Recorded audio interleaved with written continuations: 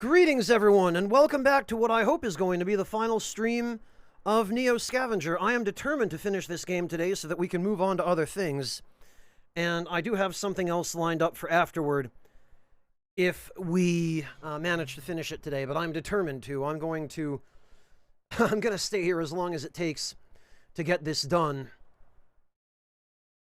And I suspect it's either going to be a very long stream or a very short stream, one or the other. Because I'm fairly sure, in fact, I'm extremely sure, that we are now at or near the end.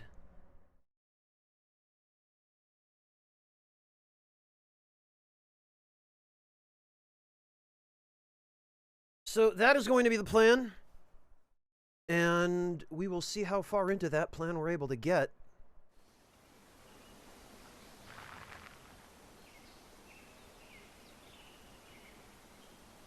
We are picking up right where we left off yesterday.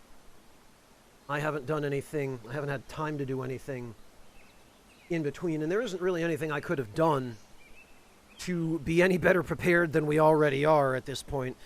Mantis Man, hello and welcome. Let me get to a couple of things before we go any further here. And welcome everyone once again. Thank you all for being here. I appreciate everybody's company. Debler, thank you for the resub. Really appreciate that. It goes. And hopefully it's going to go all the way to the end of the game today. Uhane, hello. Erevan, welcome. The Doctor, good to see you. Spartan Wolf, thank you for the raid. I'm really sorry I was AFK when you rolled in. I hope I didn't miss that completely. I hope that not everybody who was part of that raid has already pieced out to bed. And now I just need to refresh my memory on...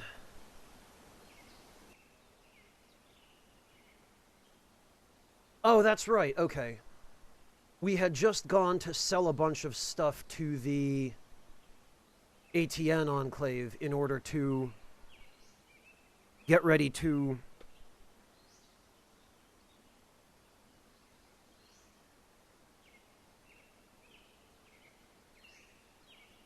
travel to our next destination.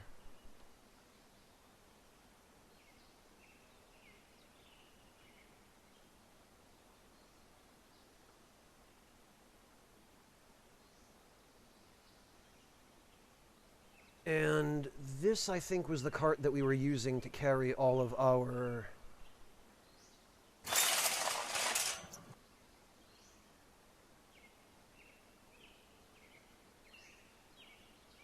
stuff, although I am eventually going to need to come back here and grab this shopping cart because it has all of my tinfoil ponchos in it, and these I'm going to need when we get to Camp Grayling, apparently.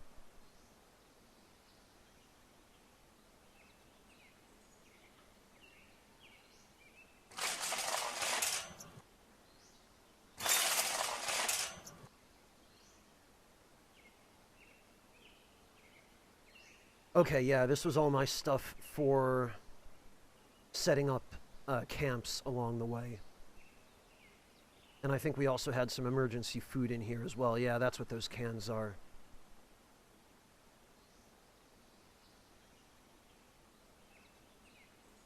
And these cans are for making noise traps.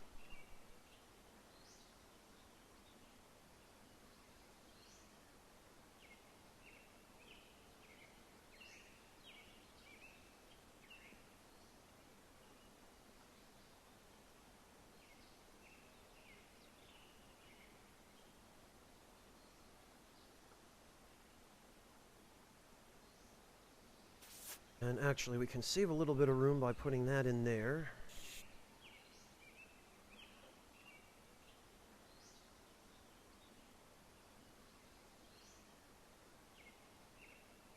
All the rest of that is probably fine.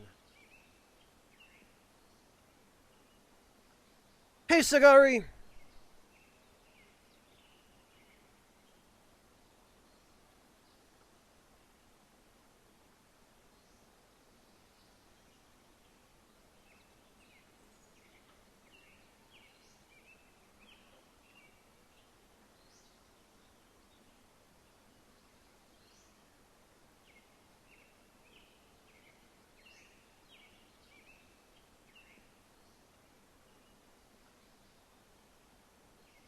Alright, I think this is everything we're going to need.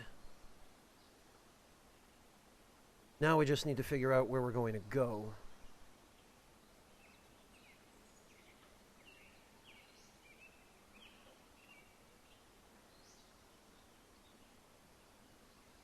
There are a few spots in here we still haven't covered.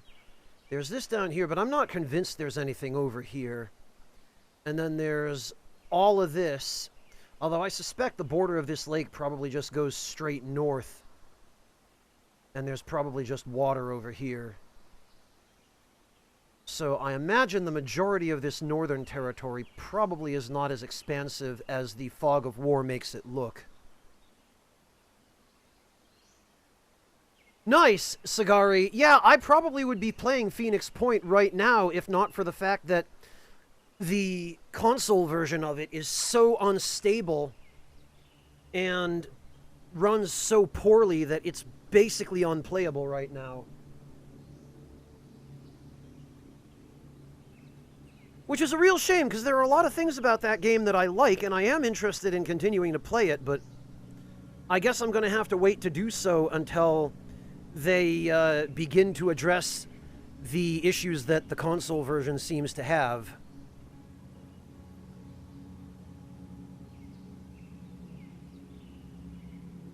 Although it did occur to me that I suppose I could request a code for the PC version from Snapshot and see if that version runs any better.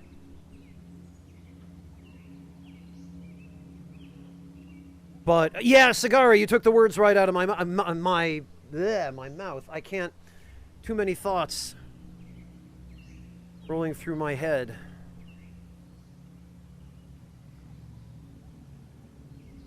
Arm glowing hot.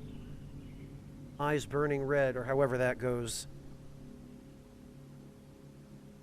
Please don't pull my devil trigger. The point is...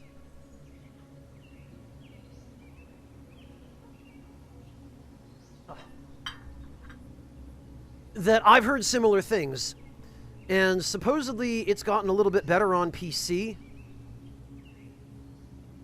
since the original release, but I am definitely still seeing complaints on their Twitter account and their bug report forums and their Steam discussion page. So we'll have to see. I have a sneaking suspicion, though, that it probably will be a little while before they do anything about the bugs on console. Because the console version of the game launched on, I think, October 1st. And they haven't even released an incremental patch to address any of the, even the smaller issues. Year 1 edition seems to still have lockup and crash bugs through last week. Yeah. Erevan, I don't know what it is with that company, but they seem to have either a really shoddy QA team, or their QA team is doing their job, but whoever's supervising the QA team is not interested in listening to bug reports.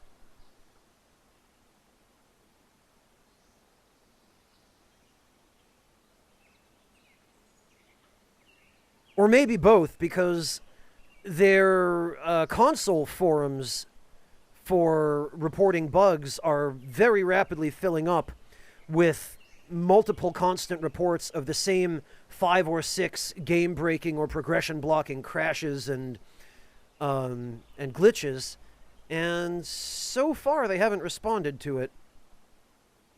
I don't know, Erevan. I think they're fairly straightforward about their team, and yeah, it's not a big team. I believe they are considered an indie studio, but they've done interviews before, video interviews, Erevan, and the atmosphere in the environment where the interviews were done seemed to suggest a relatively decent size for their studio, big enough that they've got their own offices and their own, you know, dedicated workspace.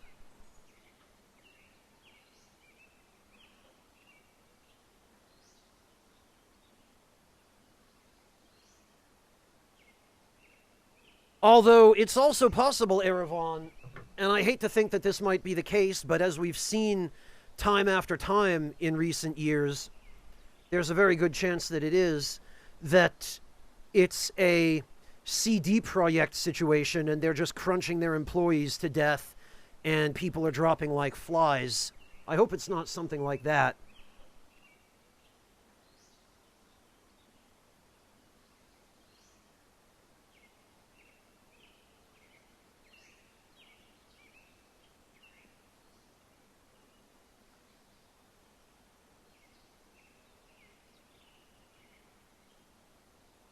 Oh, Erevan, thank you, but no, you don't need to do that. If I do decide to give the PC version a try, it's not going to be for a while. First of all, because I have a big project that I'm hopefully going to be starting on sometime within the next couple of days, and at that time I won't have that much free time to stream. Streams will be much more intermittent after that.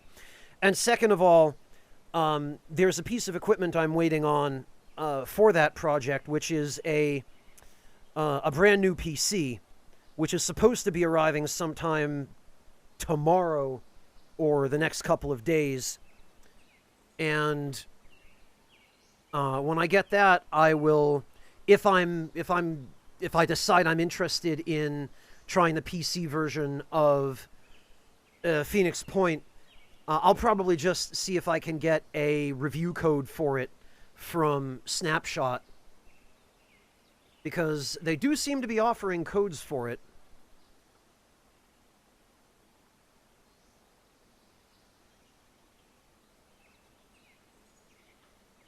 No, I really appreciate that, Erevan. It means a lot to me that you are, but this is a situation where I can get the thing probably for free and save you having to spend your money on it.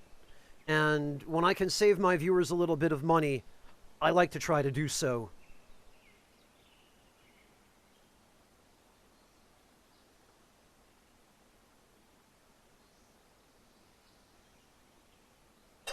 Especially if it's money they would have spent getting me something that I could just as easily have gotten for free.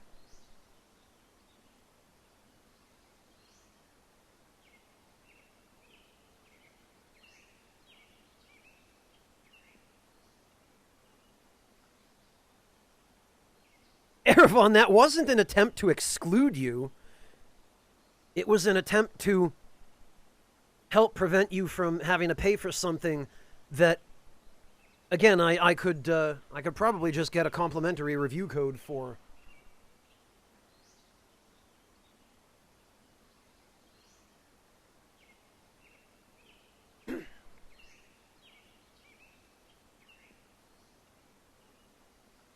And there are more ways in which you can participate here than simply throwing money at me, as much as I appreciate when somebody is willing to do that.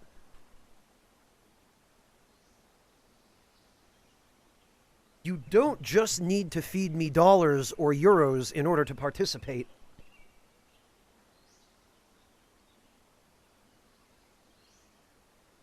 Oh, okay, Erevan. Well, I'm glad we're on the same page at least. Ah, blast it, I keep forgetting. I instinctively hit escape to minimize the overall map, and I always forget that hitting escape causes the game to exit full screen mode for some asinine reason. Oh, I'm sorry to hear takoyaki didn't work out for you, Erevan. Did you follow a recipe for it, or...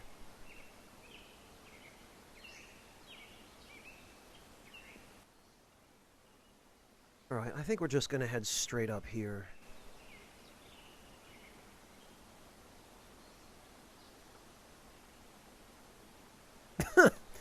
Bliatman, huh?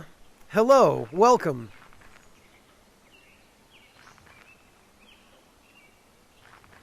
Huh? Oh, geez. Okay, well... One of those poor ATN guys got killed here.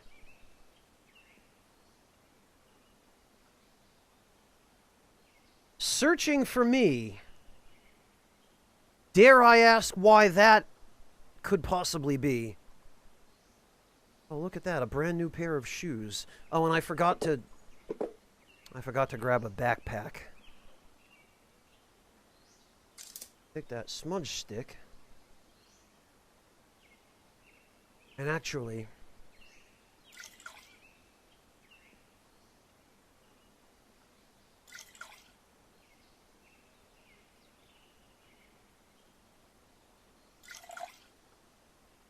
classified info, huh? Okay, well, I suppose I'd be a hypocrite if I couldn't respect that.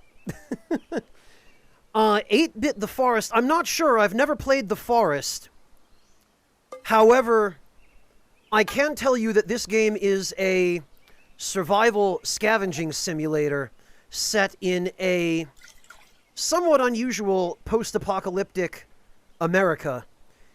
And it's unusual in that it's not just a generic zombie apocalypse or a Grey Goo scenario where nanomachines have taken over and everything is just being controlled by computers or something along those lines, but rather more unusually, it's an apocalyptic situation where supernatural stuff is going on in combination with the exacerbation of real-world issues like poverty and disease. So basically, there are cryptids like dogmen and Enfield horrors running around attacking people, but also the collapse of society seems to have been due, at least in part, to a smallpox outbreak and the deterioration of international relations and collapsing economies and that kind of stuff. So there's a lot going on in this game in terms of the setting and the setup.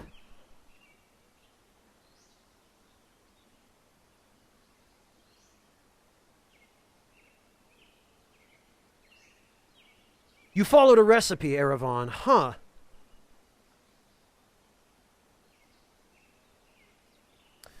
Well, Erevan, let me ask then, how did you season the takoyaki? Because usually, when you get it from a street stand, you don't just get plain takoyaki. You don't just get the dumplings with octopus and that's it. They almost always will serve it with lots of different condiments and toppings. And in order for it to really be as appetizing at home as you would get it from a stand, you need things like the hot sauce that they serve it with, the bonito flakes, some like sliced fresh scallion is always a good idea. You know my attitude toward mayonnaise, Erevan, so I'll spare you that rant again.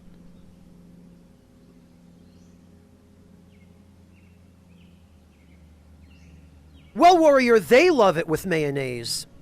But anytime I get it from a stand, or, you know, any of the times that I got it during the last visit that I made to Japan, I always requested it without mayonnaise. And in my view, it's just much better without mayonnaise.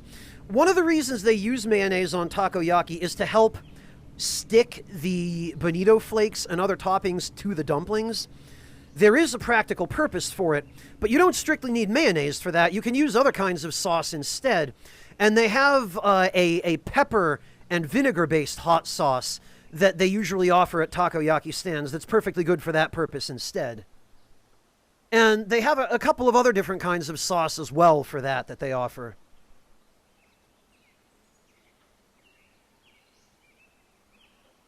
On its own, probably not, Erevan. Takoyaki really is about the combination of flavors from not only the dumplings and the octopus that are basically mandatory for it, but the 3 or 4 or 5 or 6 different toppings that you would get on it.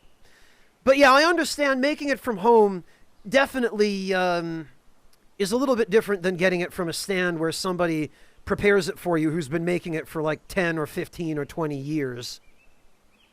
But good on you for trying, Erevan. I appreciate that you made the effort. I'm sorry to hear it didn't work out, and at the very least, you learned something out of it. You learned something that maybe you avoid, and it sounds as though you learned a couple of unexpected things about condiments that maybe you'll be going out of your way to try again.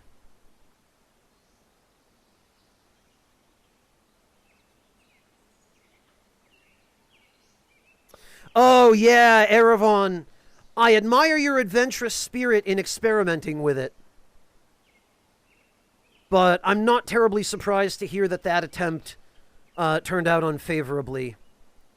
It was a good thought, and probably using other ingredients and a slightly different procedure, it could be made to produce better results, but good on you for trying, Erevan. You're learning, you're experimenting. That's how you figure out what you like and don't like, and what you will use again and what you won't. Hello, Check-in. Welcome.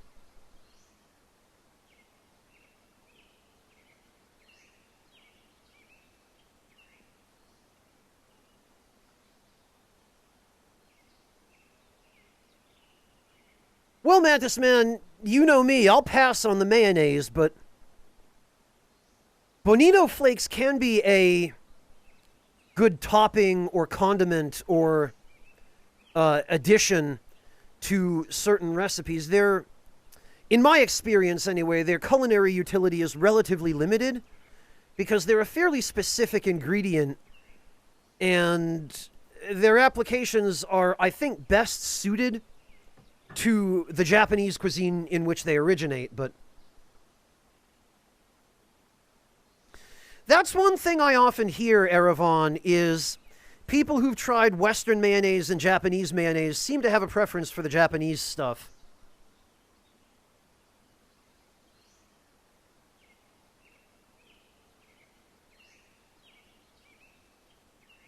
Erevan, if you make something like corn fritters, you could probably use it on that.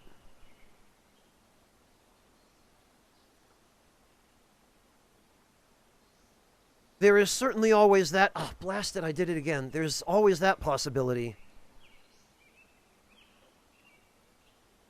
This is one of the decisions the developer made that he has admitted were not his best innovation, using Flash as the basis for this game.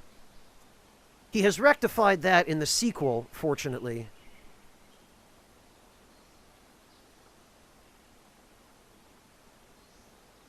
Yeah, Erevan, which is one of the reasons that they tend to mix it with mayonnaise in Japan, is on its own, takoyaki sauce can be pretty strong. I personally like it strong, but they often mix it with mayonnaise over there, or they use it in combination with mayonnaise to cut its strength down and make it a little more mild.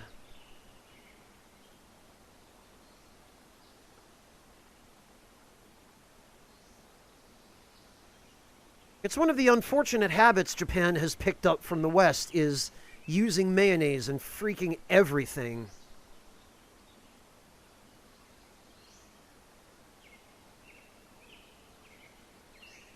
Of all the things they could have learned, could have internalized from the Western world, they had to pick mayonnaise.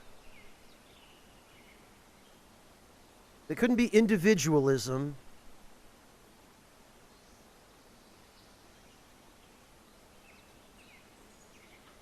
Couldn't be a progressive attitude or a mind to social progress. It had to be freaking mayonnaise. Yeah, Erevan, there's always going to be a certain amount of disappointment when you're excited to try something and then you finally do, and it doesn't live up to your expectations, but... Thank you. Yes. Sincerely. Marty! Thank you so much for the resub, Marty. It's good to see you. 10 months and you're free? Free from what? And Erevan, good on you for being willing to pick yourself back up after the disappointment and keep moving on and searching for new things that you might enjoy. Even if you didn't enjoy takoyaki, I suspect if you can find a good recipe for spätzle, you will probably like that. Because spätzle is a little bit less an acquired taste. Oh, free from Amazon.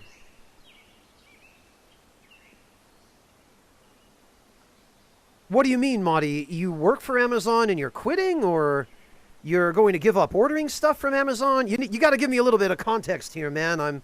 I'm not sure I follow.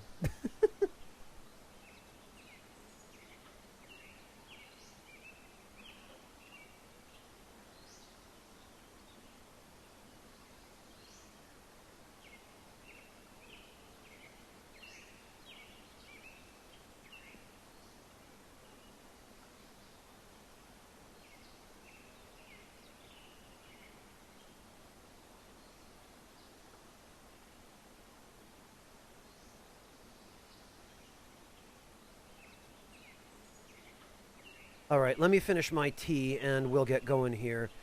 You're giving up on paying Amazon money? Oh, you mean you're canceling your subscription to Amazon, Maudie, is what you're saying?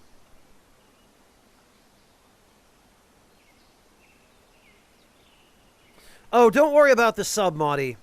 I totally understand, and if you need it for living expenses or whatever else it might be, I would encourage you to put yourself first. Okay, Maudie, I see. I gotcha. Yeah, don't worry about it. Totally okay.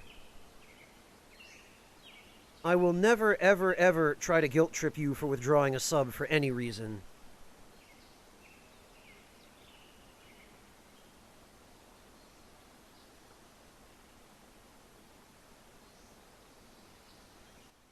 Let me check our route.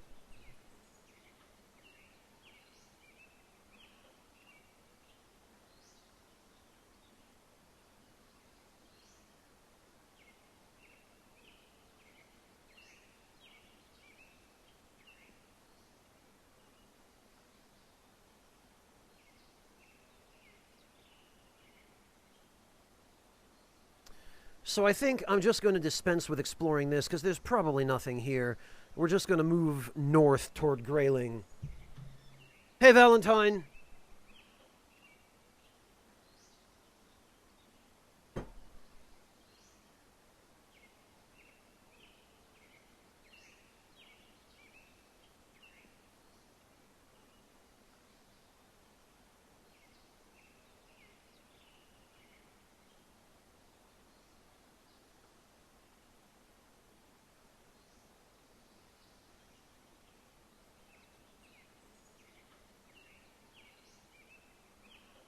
Ah, geez, Monty. Well, I'm flattered and honored that you feel that way.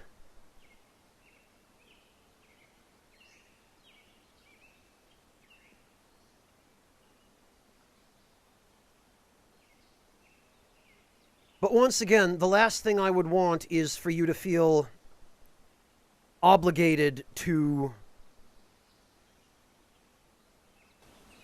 shove money in my face.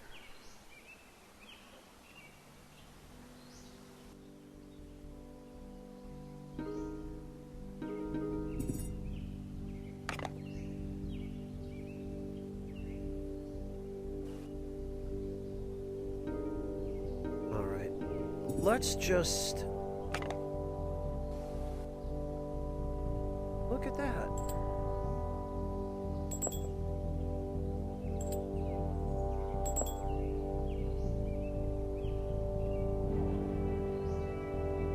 More stuff for us to sell. And a few more rounds for this gun.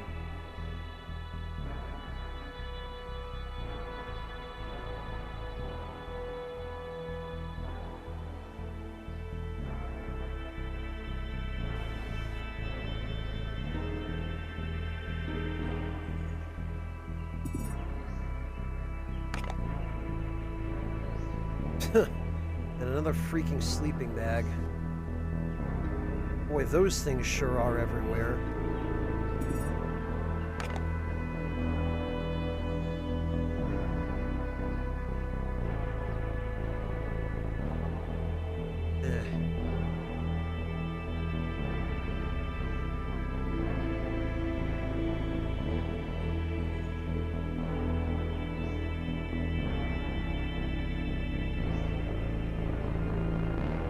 Ah, blast it. Once again. I need to just remember not to hit the escape key at all, ever.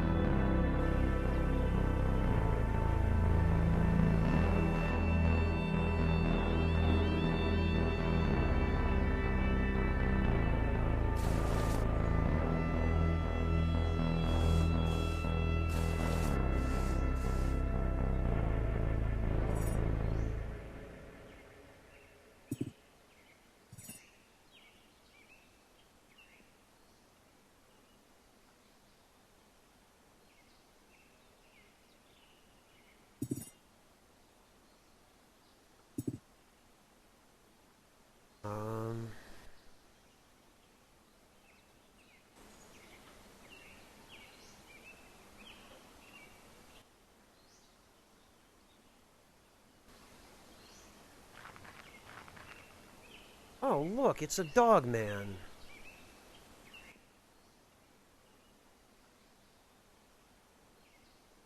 Alright, hang on. These are nearly new.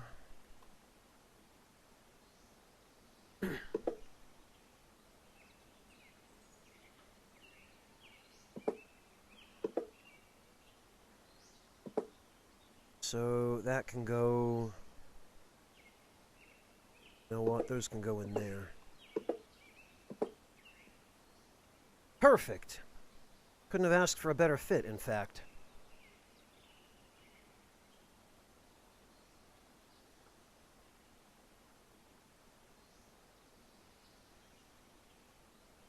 Probably not, Zyrek, no. Twitch subs help me more than YouTube income ever has. Well, Marty, that's a complicated discussion. The last channel update that I uploaded to YouTube has a comprehensive explanation of it. The short version is, it's not so much the revenue from YouTube, it's the fact that YouTube is very, very user hostile, and it's designed to be a friendly platform to advertisers and a very unfriendly platform to anyone but its largest content creators who basically aren't subject to the rules, who are held to different standards, lower standards, in fact, than anybody else on the platform, and who are given free rein to essentially do whatever they want. And YouTube, meanwhile, pushes people like me into only creating one type of content, and it punishes us for trying to create anything else. It only wants to promote stuff that gets views, and it doesn't like variety. It only wants a person to do the same type of content because the same type of content attracts the most consistent audience. Meanwhile, I cannot and will not spend the rest of my career as a content creator just playing the Souls games. I've already said basically everything I have to say about them, and YouTube just wants me to keep milking that. And anytime I make a video that isn't about Souls, it gets buried, and YouTube goes out of its way not to recommend it to anybody.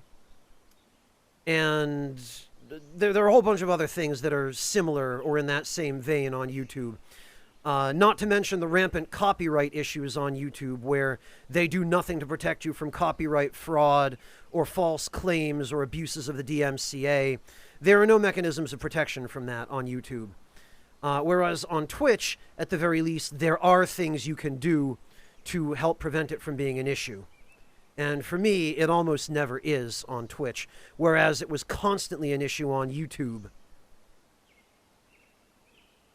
But as for the actual money side of it, Marty, ads are the part of Twitch that do nothing to help me. I don't run ads. I think they're invasive, and I think Twitch is pushing them way too hard. And I will not blame or condemn anybody for using an ad blocker here, because Twitch has a really bad habit of forcing ads that you can't turn off in any way, that you can't circumvent, and that have a habit of playing as soon as you arrive to the stream, which prevent you from being able to engage in interaction with the broadcaster when you first arrive, and which cause you to miss crucial moments of the stream. There's a whole bunch of other stuff on Twitch that, you know, that are issues that Twitch has, which are unique to this platform. But as far as money is concerned, Marty, YouTube actually gave me a much better revenue share than Twitch does. I was getting, while I was under contract to YouTube, which I no longer am, so I can tell you this bluntly, I was getting a 90% revenue split on YouTube through the multi-channel network that I was a part of. And I was pretty happy with that, actually. But on Twitch, as I'm sure you're probably already aware because this is public information, a broadcaster only receives 50% of the money for a Tier 1 sub. So for the $5 that you pay, or whatever it is to an Australian in dollary dues or, you know, dingo bucks, Twitch takes 50% of that. And so what if you want the largest amount of your money to go to the broadcaster, then the best thing you can do rather than subscribe is to simply make a direct donation, because Twitch does not take a cut of that. that goes through usually PayPal, occasionally some other service like StreamTip or Streamlabs. But you basically you pay however much you donate, and then there's a very small processing fee. PayPal charges, I think, 2.5 or 3%, and then all the rest goes to the broadcaster, and they keep that. Whereas if you sub, Twitch takes 50% of that, or they take a slightly smaller percentage the higher the tier of sub. But of course, the higher the tier of sub, the more you pay for the sub. And then there are... What else is there? There are bits, which is basically Twitch's attempt to try to cut into broadcasters' donation revenue. Good, Monty. Then I encourage you to keep using it. Because the level at which Twitch has been pushing ads in recent years has become just atrocious. It really hurts the streaming experience as a viewer, and it hurts the streaming experience as a broadcaster. Oh, Nate, thank you so much for the $20 donation. I really appreciate that. Nate says, here is an example, bitter smug. Yeah, so I guess I'd better take the opportunity to expand upon Nate's very generous example. And again, Nate, thank you. So, Marty, out of the $20 that Nate just donated, I will end up taking away probably $18.50 or $19 of that 20. Because Twitch does not take a cut of that. So, if you want, there is a use case for subs, and it is gifting subs, or it is subscribing if you want access to emotes from a particular channel. Those are the situations in which you would want to subscribe. If those are your priority, then yeah, a sub is, well, it's the only way to accomplish those things.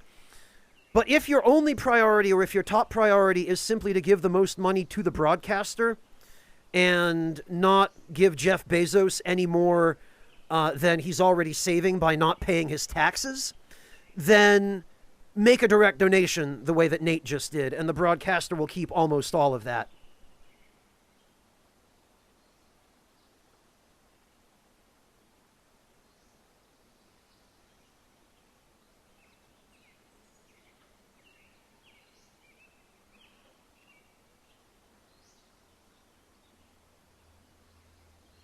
So, does that answer your question, Monty? I hope that helps.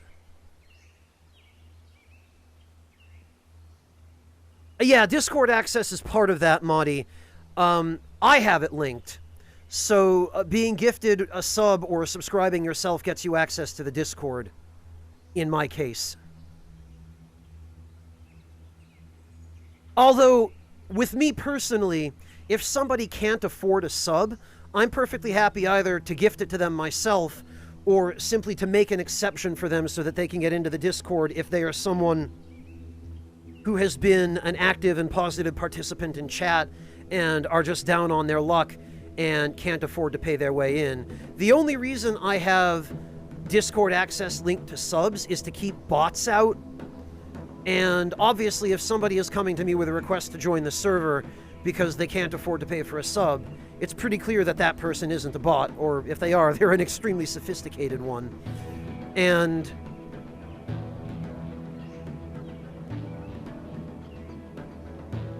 my priority is not to use that to encourage subscriptions, it's just to keep bots out and to keep low-effort trolls out.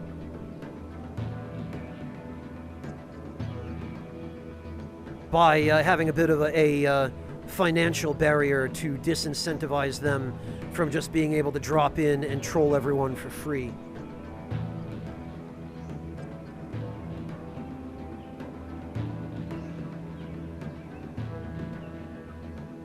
And it has worked quite well up to now.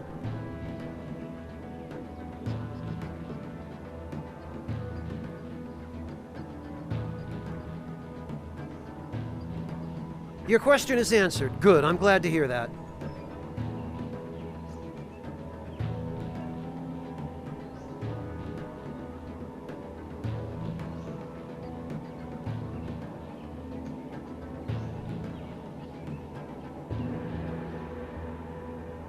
Alright, what was I supposed to be doing here? I've already forgotten. Oh, okay, I think I was dropping off that pair of boots.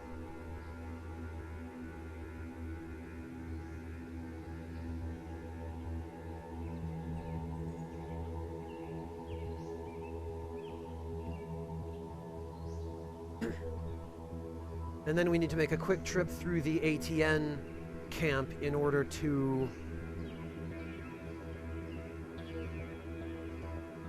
Oh, you know what? There are a couple of other things we're going to need. We're going to need these.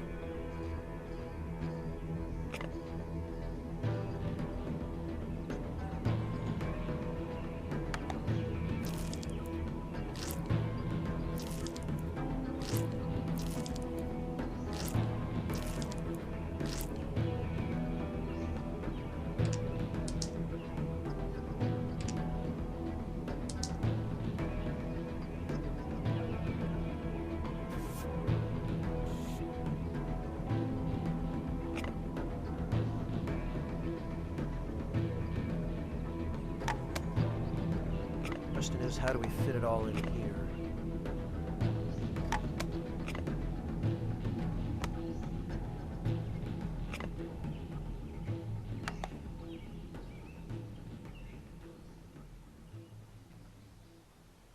Alright. In that case, those can go there.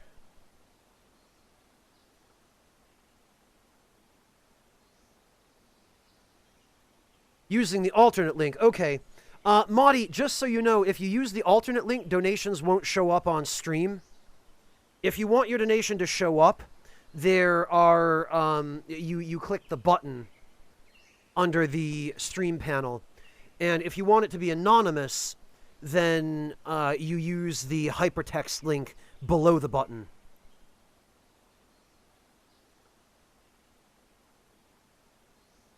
Okay.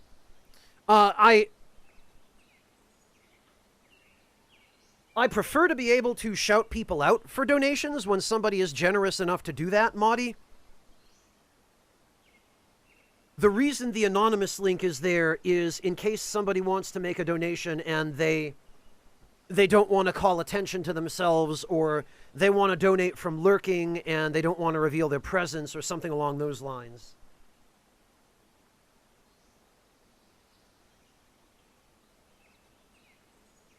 But if you donate using the anonymous link, it doesn't send me a notification on stream, because it can't, because it would give your presence away if it did, so...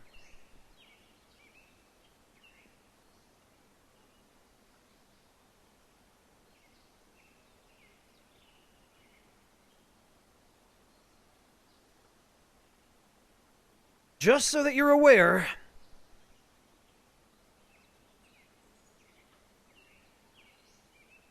Oh, you did that by accident, Maudie. Would you like me to open it up and,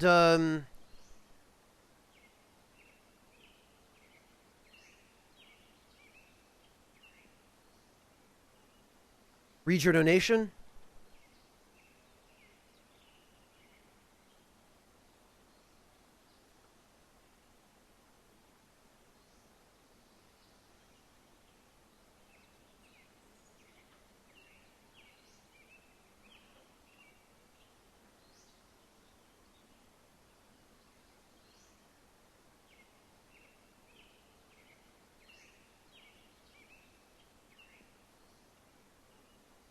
No, it's fine? Okay.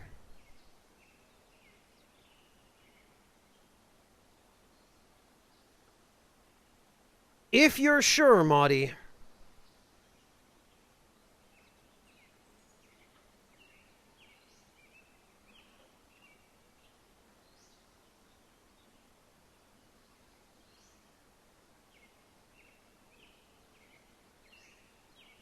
Okay, I think inventory is as sorted as it's going to get for now.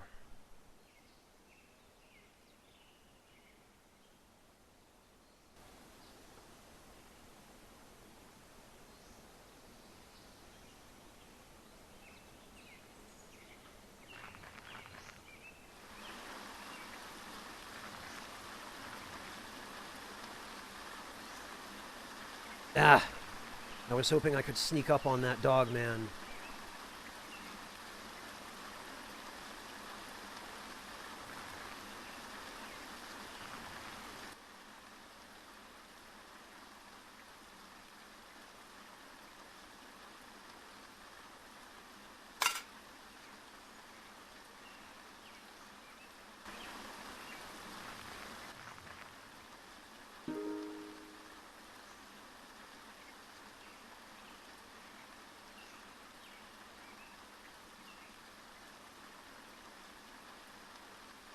Holy hell,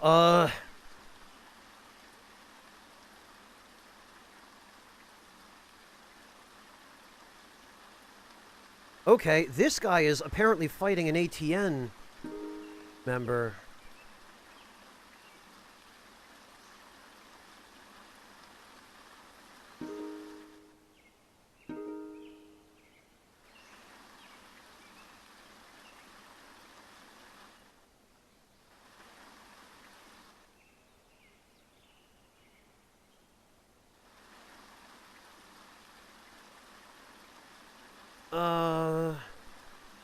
Alright, here's what we're going to do. We're going to throw a hardened spear at him. We're going to exploit his weakness to kill his evasion.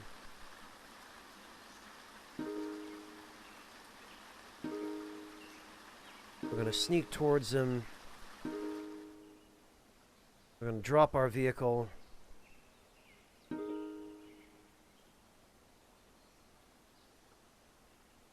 How the hell? Oh, okay, ranged attack. We have to be within 5 spaces.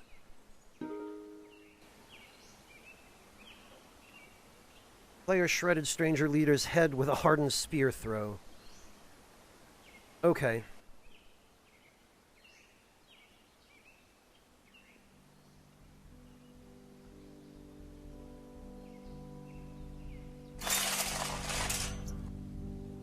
Oh, but I lost my spear. Oh, he was fighting a dogman is what he was fighting. That dogman attacked the cultist.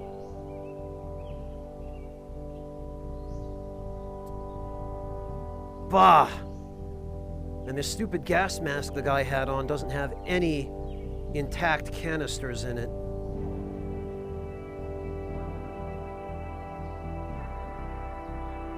Hey, Tramer!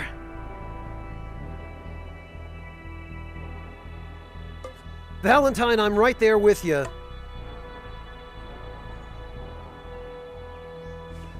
Alright, let's...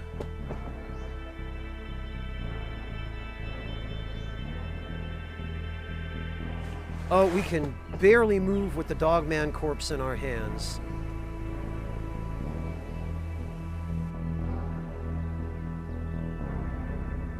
%, huh?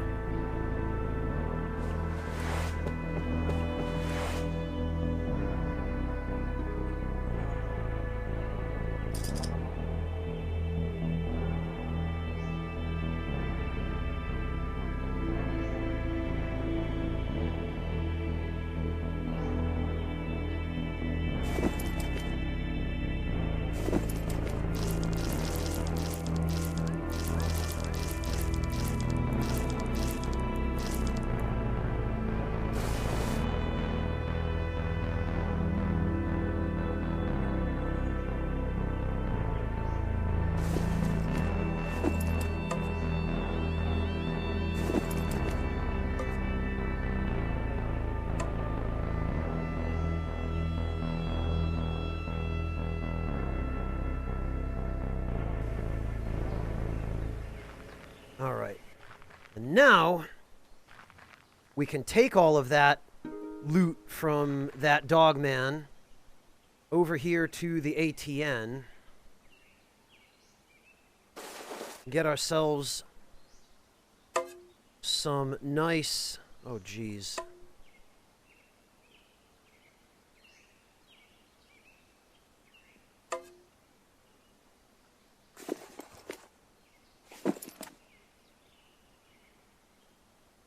I was about to say some nice money, but apparently some of the stuff that I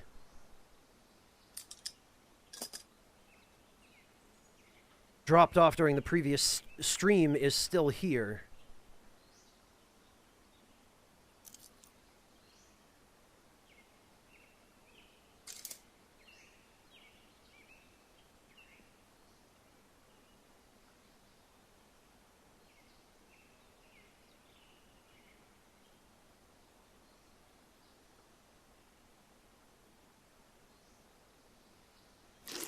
Well, we can...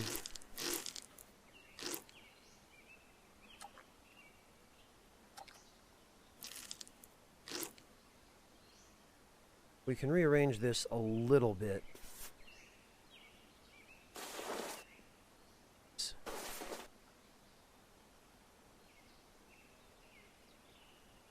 Maybe we can't.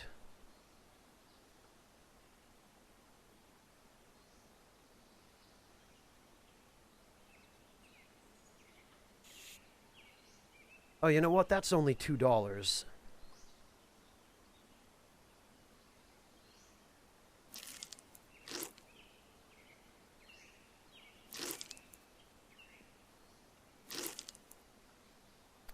Look at this. That's already another almost $200 we made from the meat. We made about $180 from the fur, then another almost $200 from the meat. So we're doing okay.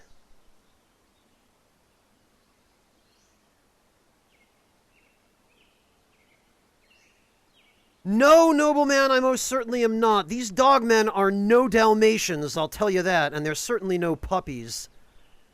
They're like 9-foot tall, bloodthirsty, man-eating monstrosities.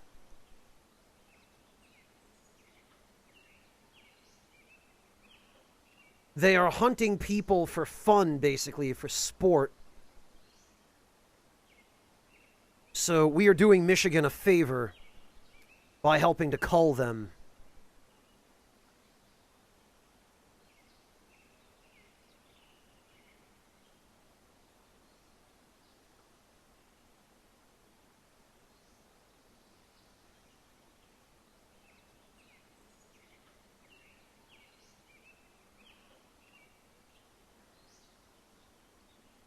Not exactly, nobleman, no. Hey, Drobberfawn, welcome.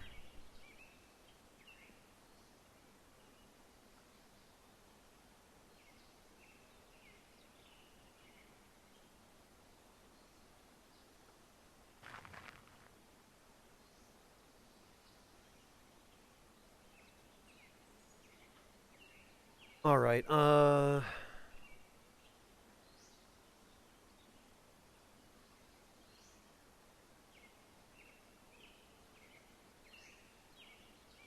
Zyric, could you possibly make any less effort?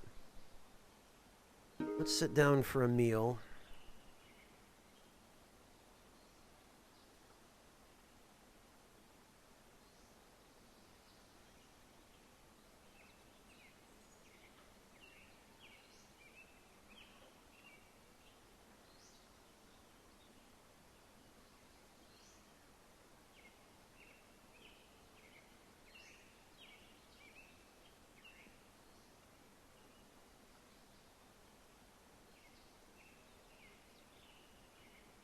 Yeah, Zyric, I figured. Alright, I think we're done here. There's no reason for us to use the sweat lodge.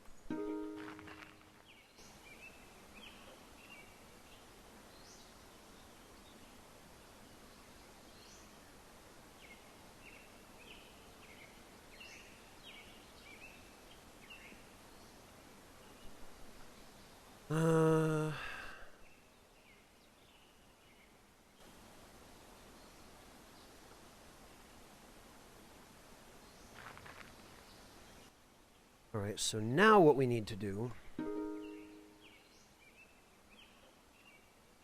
is we need to cook the remainder of this meat before it spoils.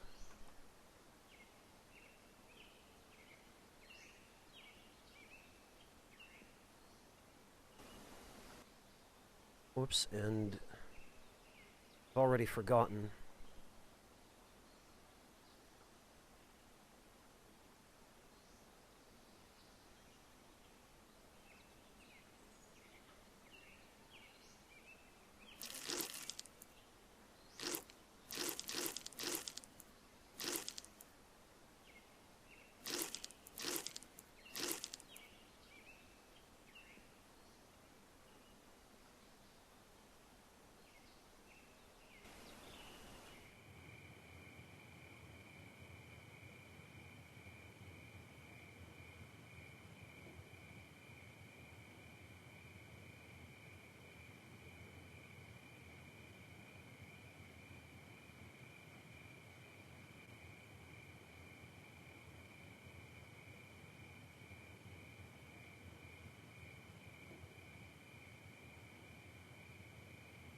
Oh, nobleman, come on.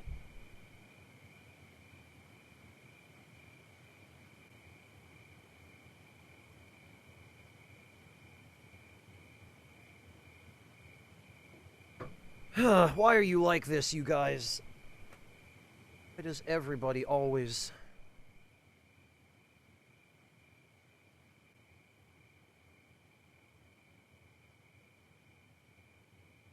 Okay.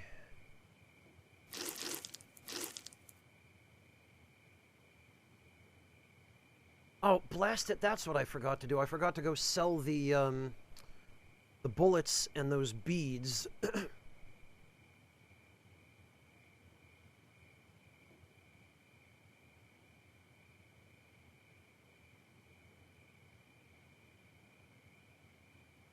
Well, Zyrek, making lunch is much more important than making puns. I will say that much.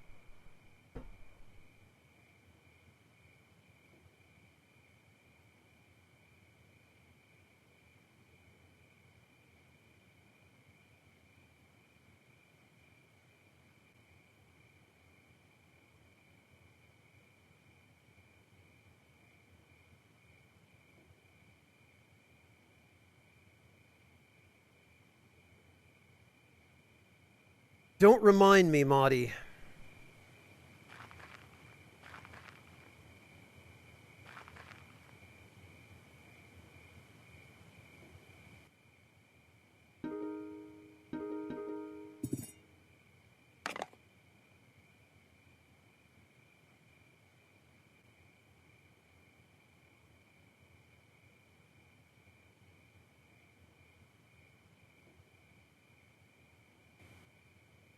Right, we need to pass time till morning so that I can get back to the Enclave without preventing the trading post from updating.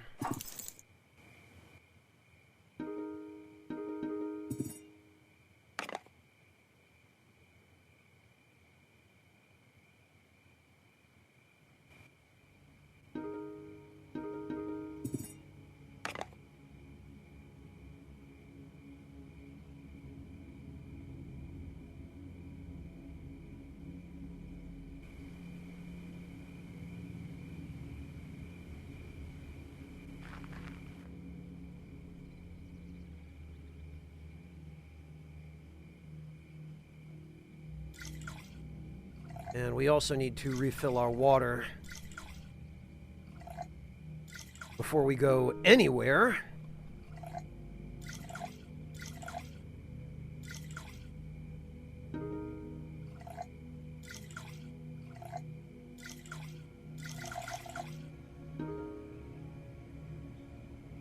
Because we do not need to be dying of thirst as we are exploring hostile territory.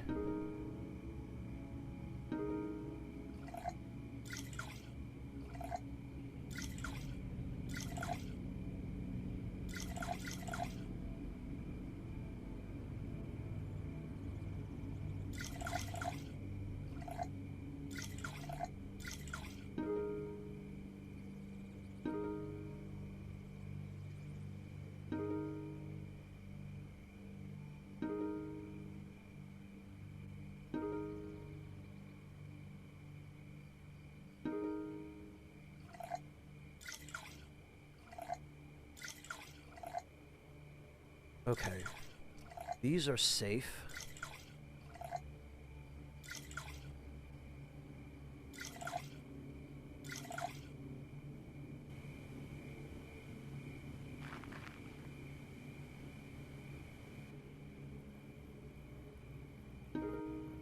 So we're going to rest at this camp now.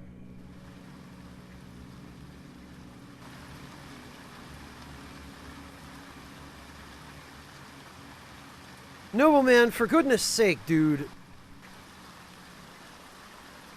There's reaching, and then there's what you just did.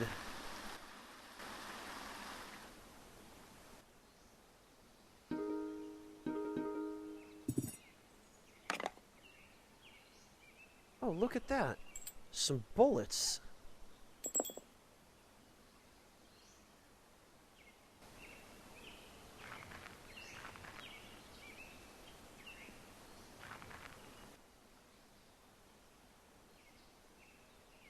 Oh, and another one of these guys dead. Boy, what do you call it? The survival rate for these ATN warriors is apparently pretty near 0.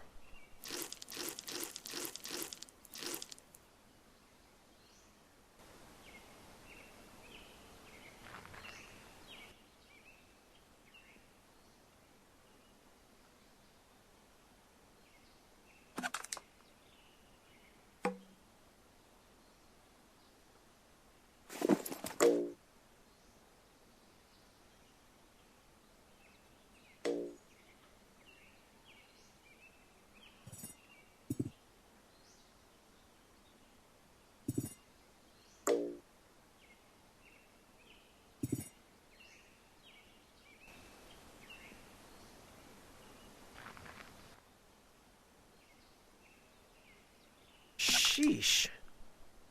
Yeah, they're dropping like flies out here. Well. Oh, you can only have up to 3 smudge sticks at once, huh?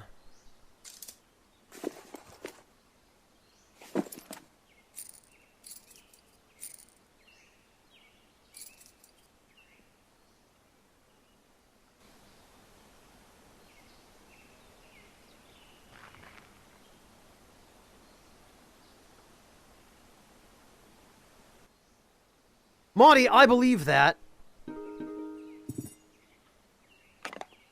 Then again, I've never really been a big fan of sprinkles, not even when I was a kid. I always felt like they were unnecessary, and even as a kid, I never liked the way they tasted.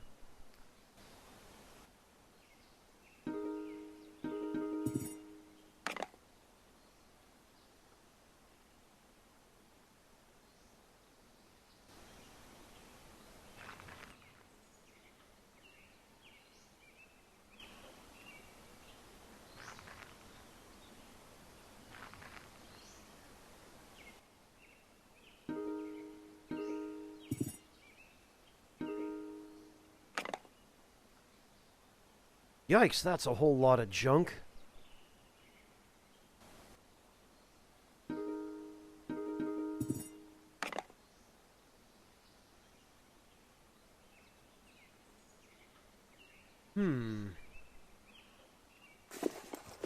However, that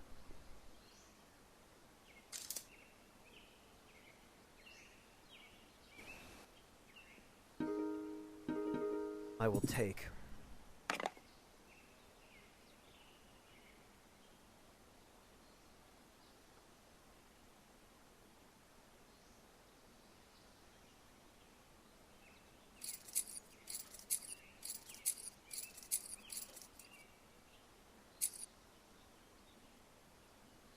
Oh, for goodness sake. Yeah, getting items in this game to stack properly is a little frustrating.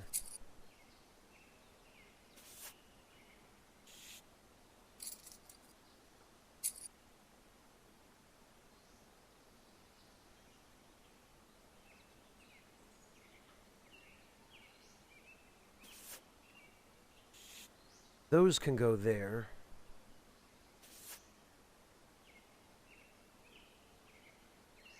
Those can go there.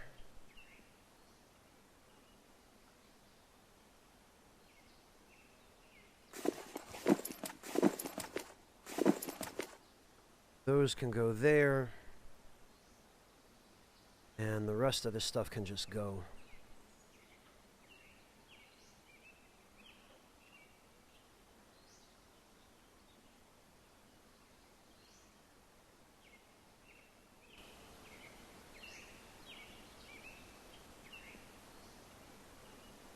Yikes, Mantis Man, that's awful. Your poor wisdom teeth.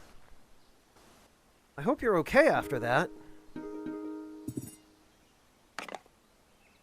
Also, Mantis Man, I'm morbidly curious as to how falling up a flight of stairs could possibly result in breaking the teeth that are furthest back in your mouth. morbidly curious, but also part of me doesn't want to know.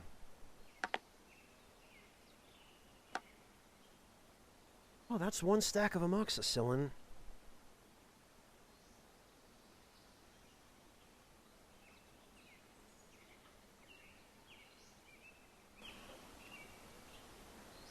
Although, Mantis Man, maybe there's a silver lining to that, which is you certainly didn't need to get your wisdom teeth surgically removed after that. If you could call that a silver lining.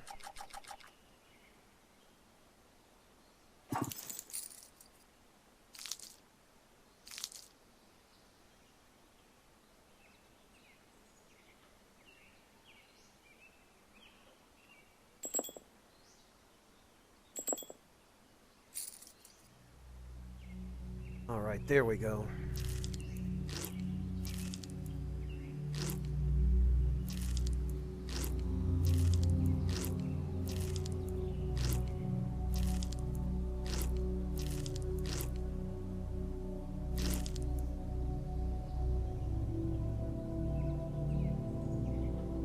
Jeez, Mantis Man.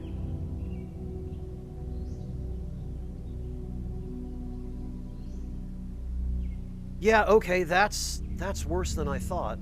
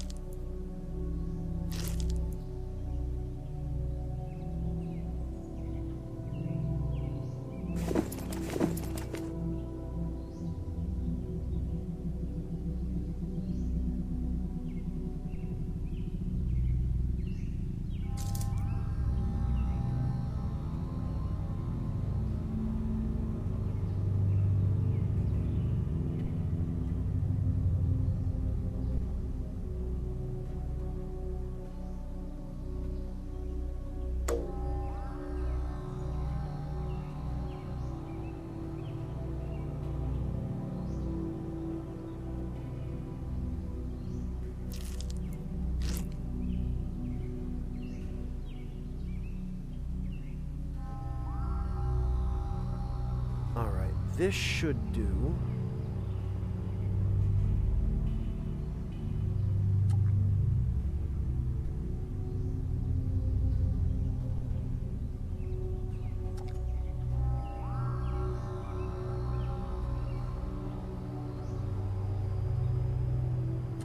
And we'll grab some edible mushrooms on top of that.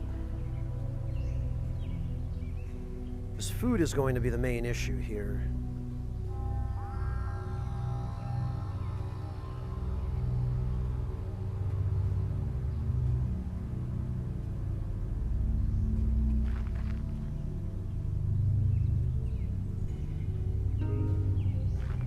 Right, now we can head out.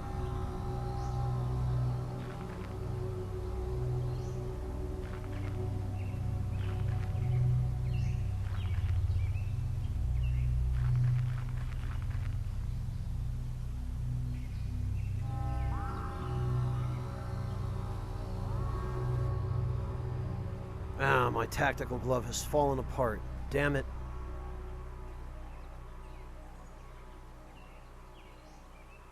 Oh, that must be what's left of my tactical glove. I wonder if I can remake that. I wonder if I can...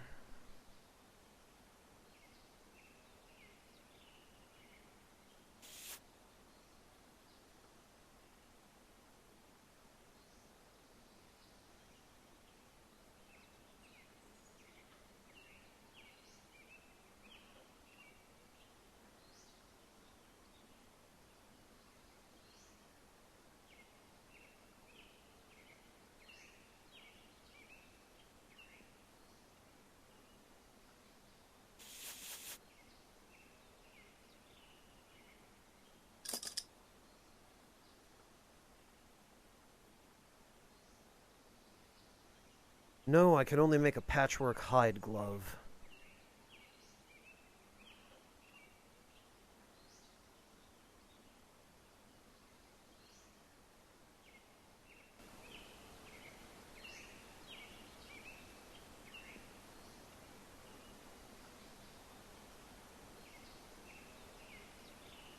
Yikes, Mantis Man. Jeez.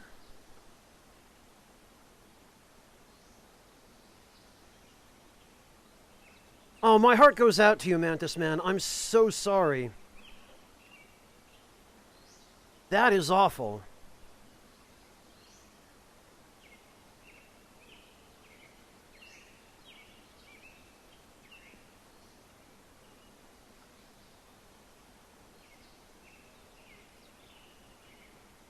Sheesh, nobleman.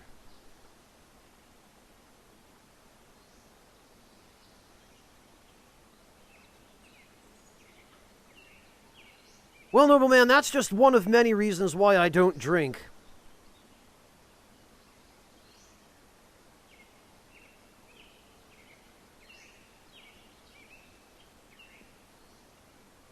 Because the last thing I need is to wake up face down in the alleyway behind the local tea shop with no memory of how I got there.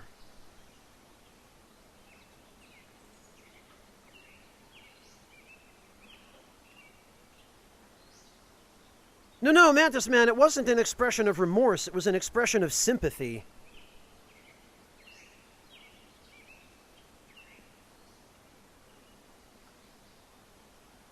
As in, I wish that didn't happen to you.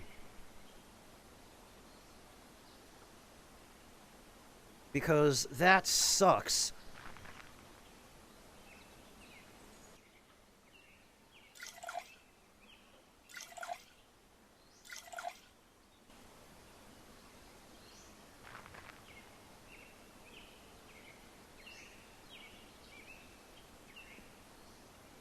Yeah, Monty, the chat command is still there. It's just, these days I tend to stick with one tea for a longer period of time.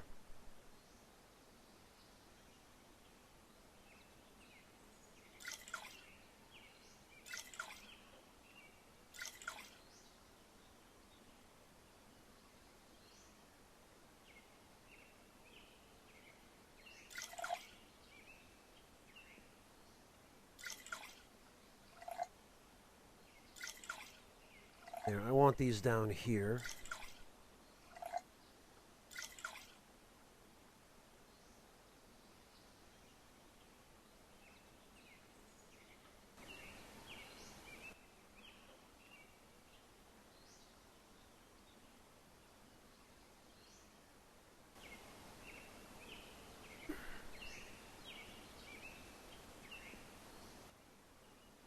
All right. In that case, I think we are ready to start heading north. Or northeast, rather. Let me just make sure I have everything. I think I do.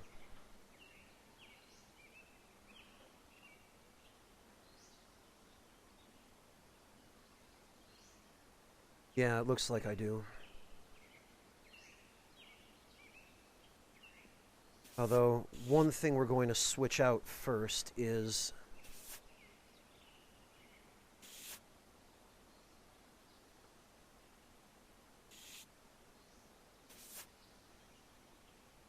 we're going to put these here so that I can hold more if I find them.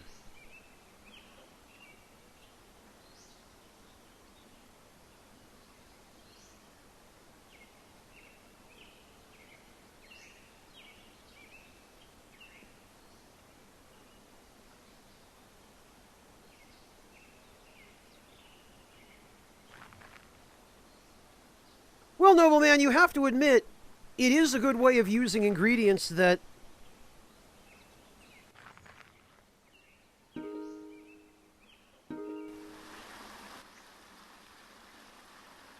you, might not otherwise have the opportunity to use. I was worried that that guy was stealing stuff from my camp. But I don't think he is, because I'm pretty sure he can't see my camp.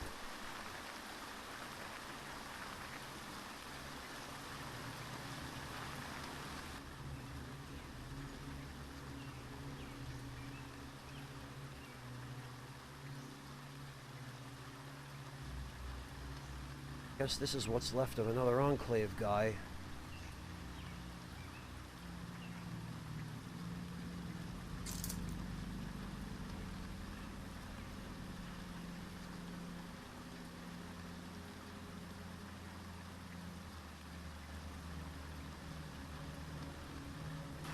We can get rid of that, I suppose. It's not like we're going to need it.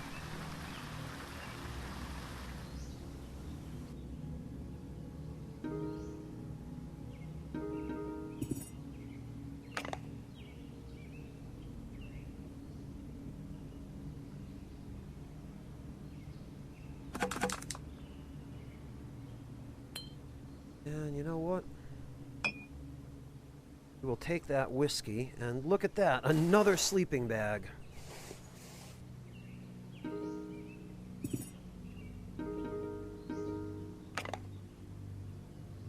And another freaking sleeping bag.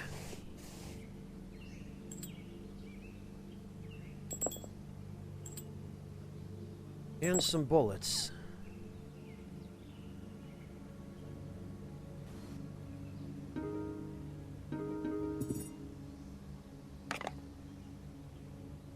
My God.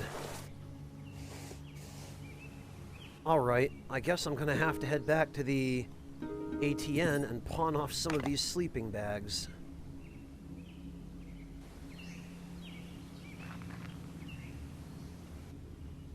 Oh, and along comes the dog man, and the stuff here respawns.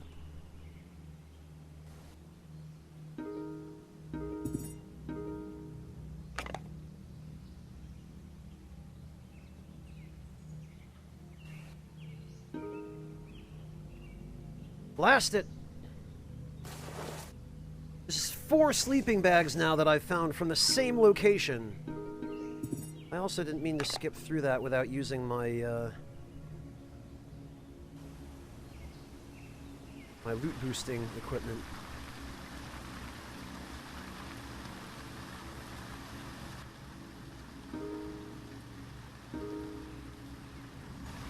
Ah, and again, I accidentally skipped through.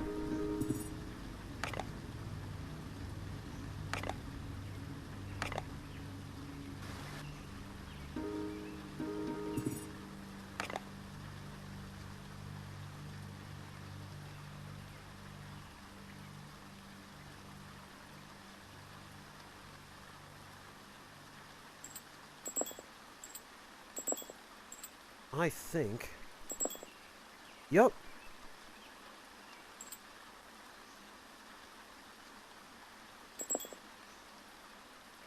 So we are going to have to make another trip back.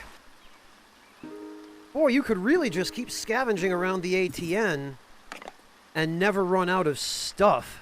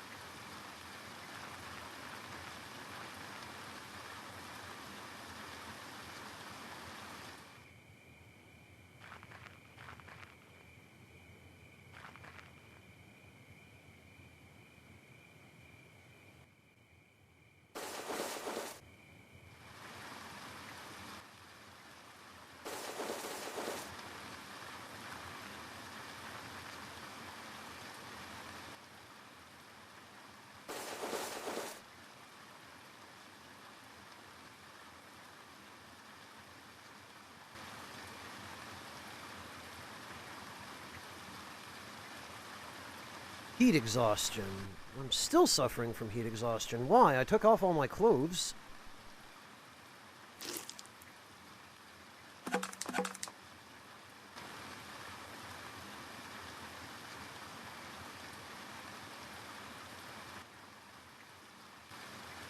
There we go. Sheesh.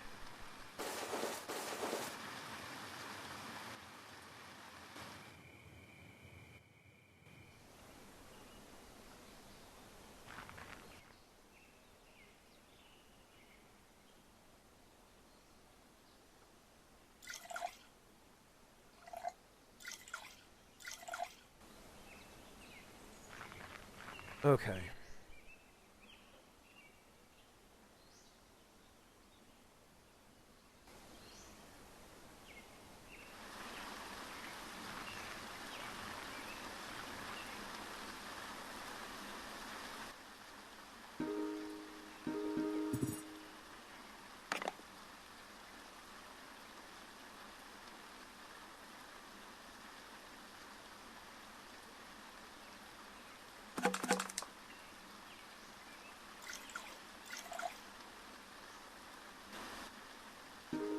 Let's just check this last place before we go in, see if we can maximize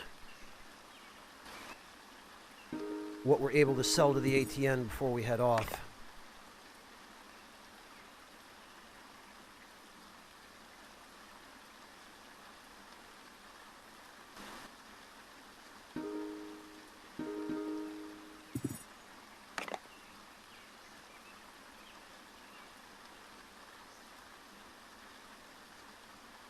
Yeah.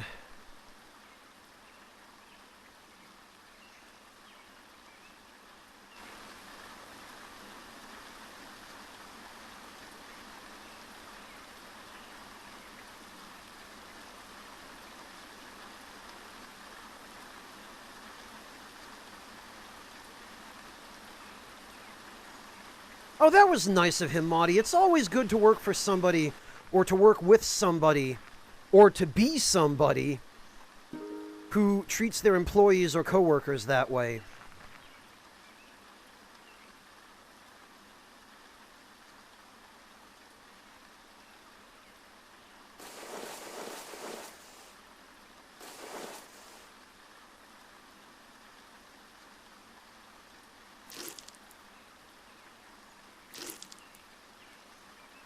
Blast it, and that meat had a chance to spoil.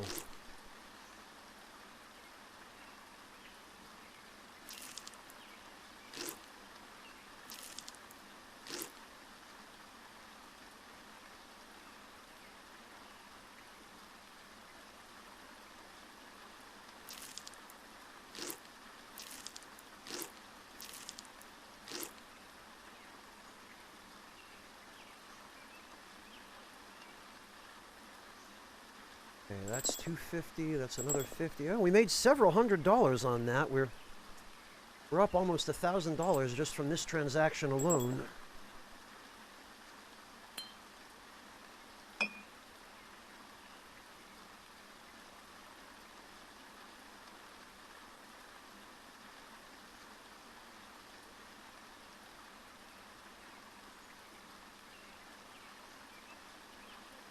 All right, and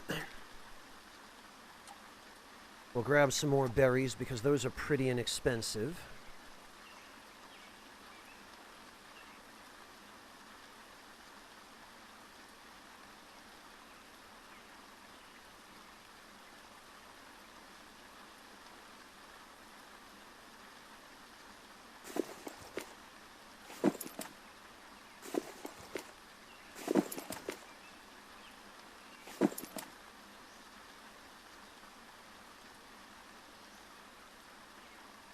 Okay, those are still worth keeping.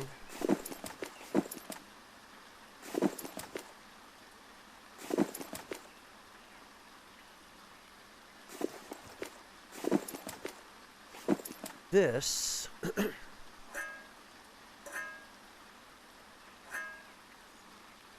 we can replace.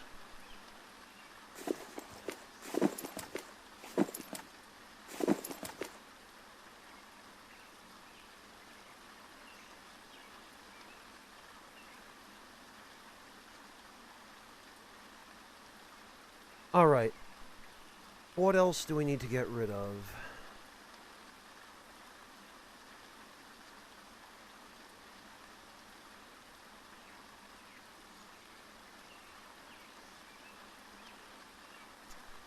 We don't really have anything left to get rid of from the looks of it.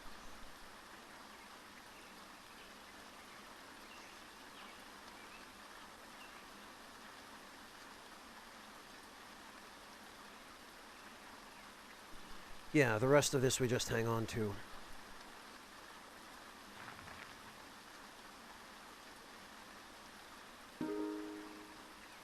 And we'll get our daily meal from here.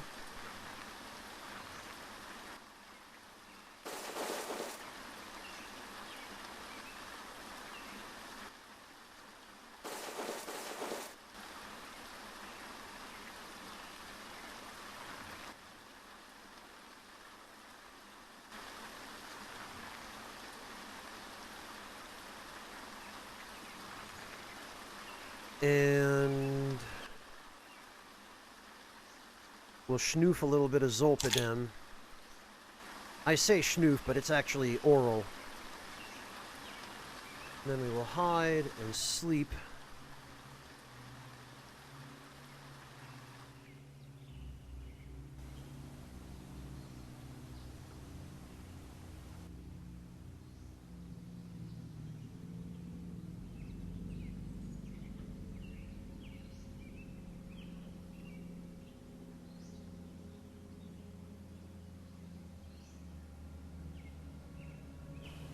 Okay.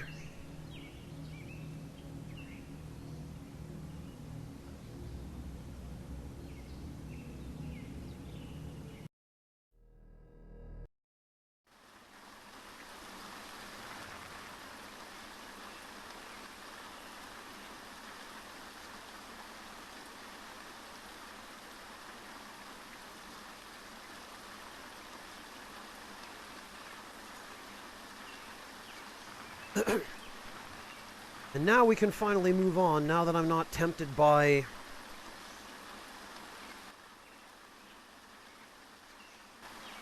the promise of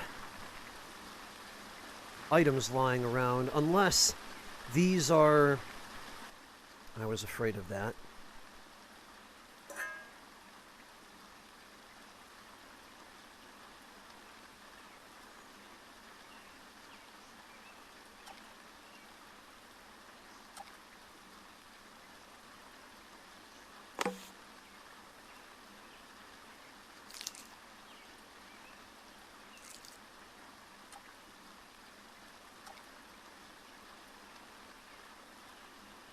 That's all junk.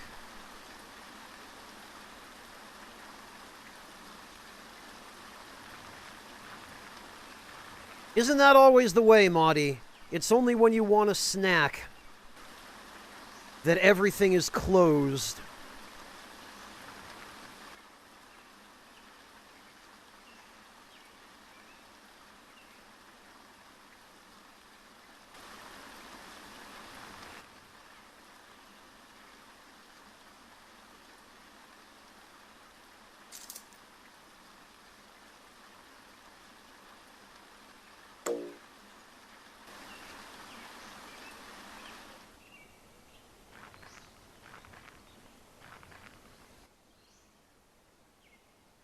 Huh.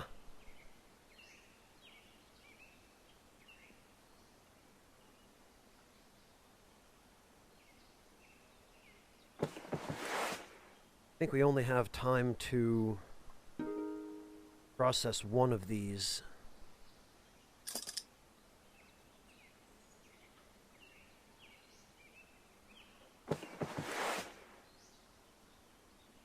Yep.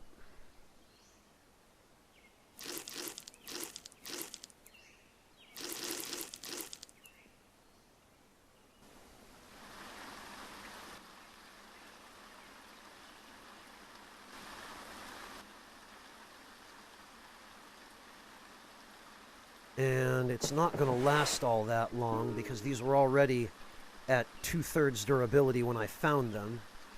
I'm guessing that guy whose body I just stripped is the one who killed these.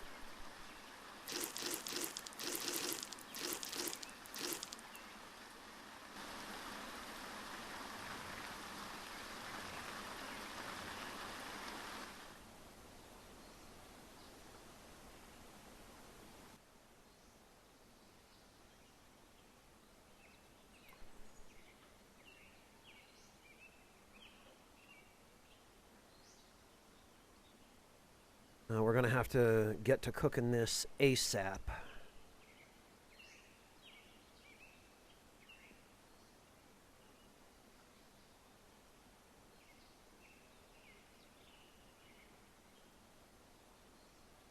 And we're just going to have to cram this in our face because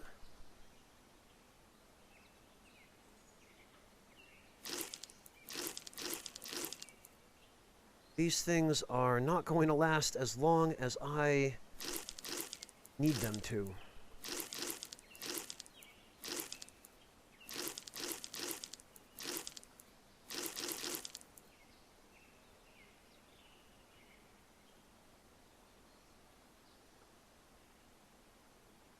I guess we could have some ketchup with this venison.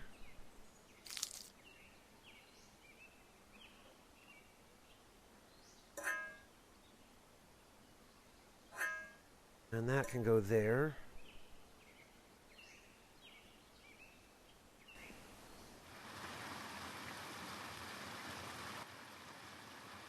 Yeah, isn't that always the way, Maudie? I do my best thinking at ungodly hours of the day, too.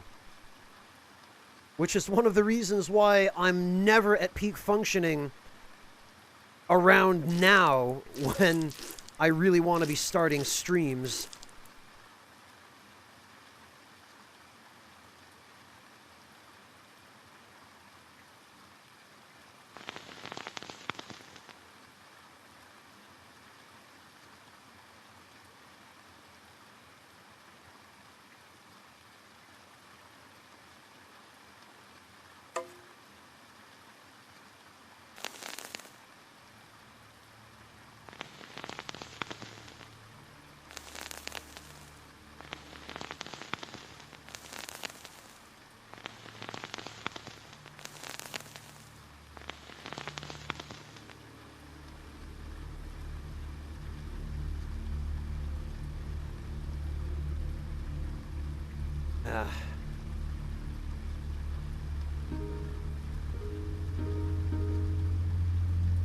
Of course, it uses from my pack first.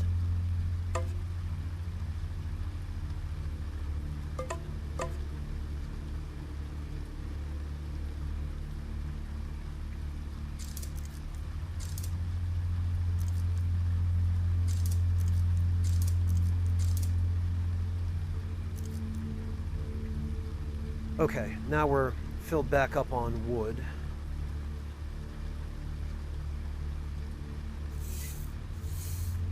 I am going to take some of this ash with me so that I can make some preserved meat.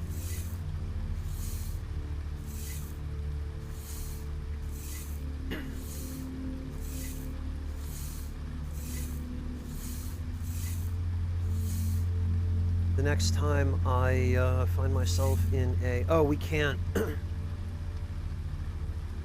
Freaking fantastic.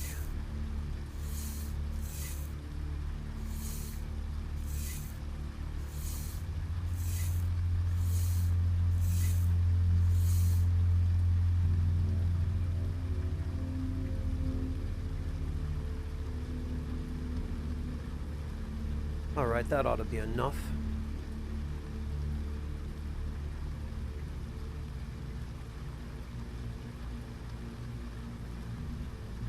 Well, Mantis Man, with the only problem being that it's really difficult to stay on a consistent sleep schedule when you are intent on making use of the hours of the day that your body likes best. Because your body may prefer it, but your schedule may be another story. Well, your schedule and your responsibilities and everything.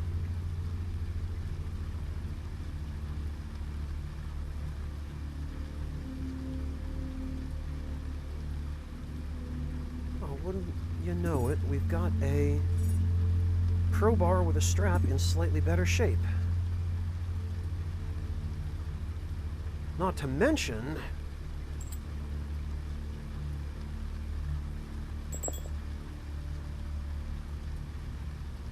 some bullets.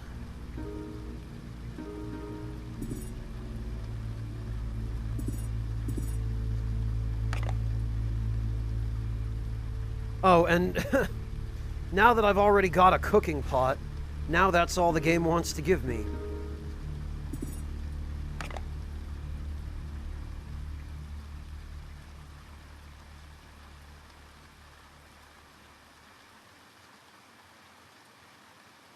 Oh, okay, Mantis Man, I see. Thank you for clarifying.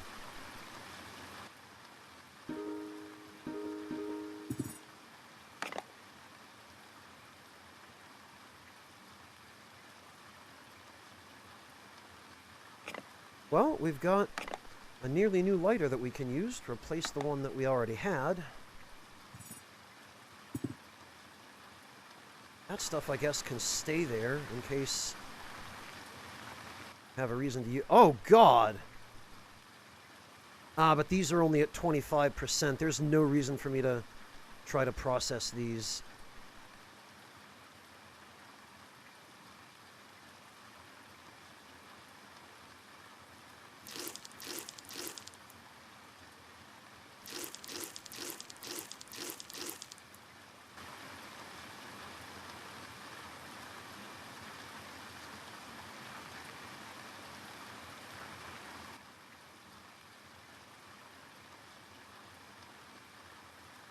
Oh, this must have been a dogman, because the meat doesn't say human.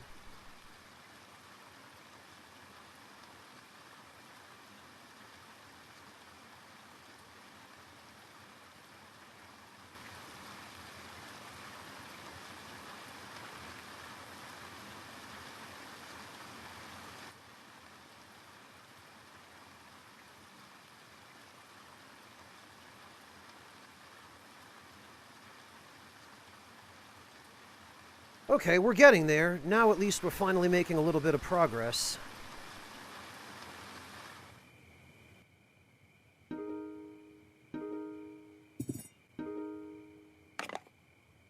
And progress in the actual direction I want to go. For a change.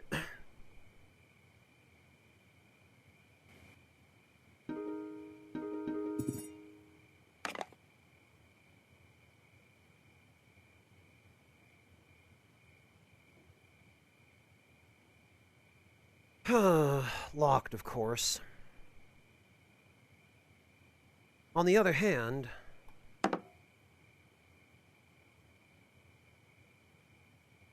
this battery still has quite a bit of charge left in it.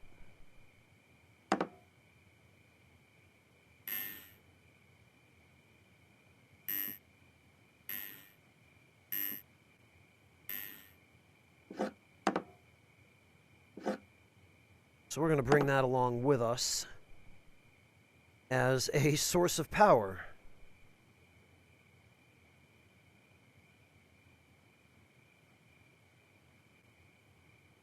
And how about that? A working flashlight in decent shape.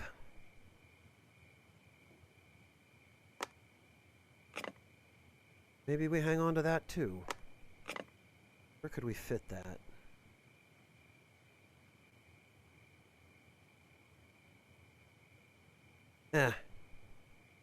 Here, that should do.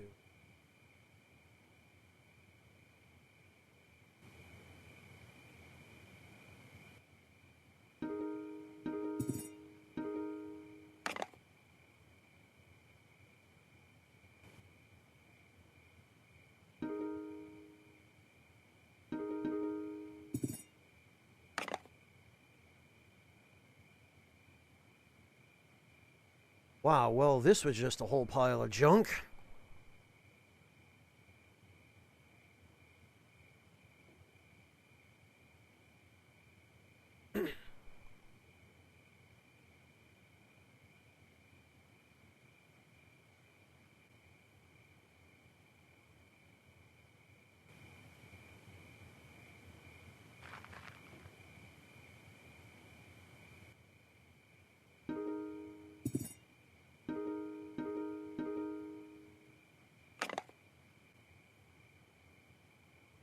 Eh.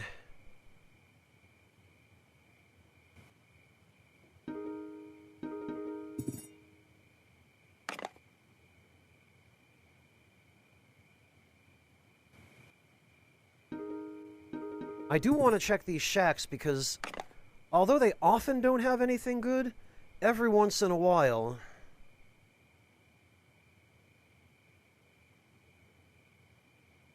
they'll have bullets or guns. Black cargo pants, huh? 95% condition, huh?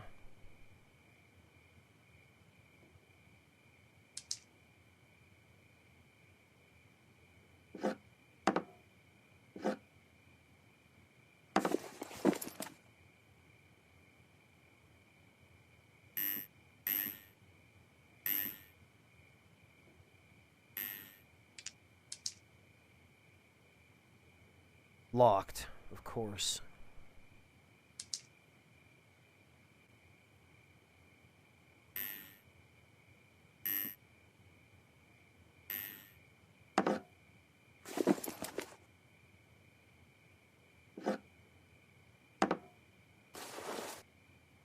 These we will hang on to, though, because they will make a suitable replacement for the ones we already have when those disintegrate.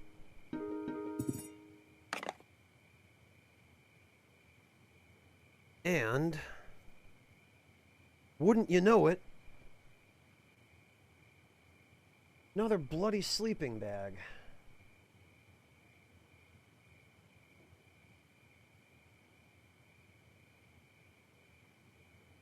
And a nearly dead lighter.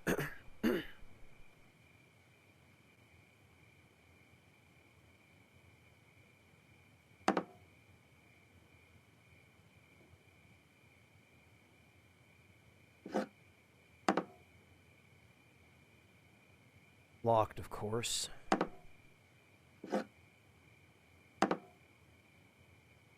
So that does us no good.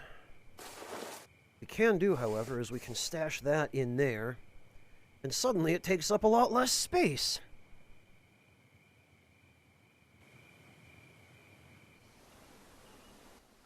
Oh, and now there's a dog man down south of us. Probably terrified to engage us like the coward he is.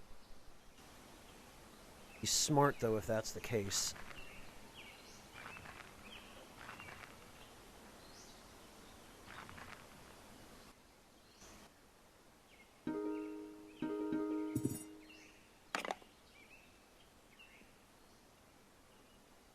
Because he'd get slaughtered.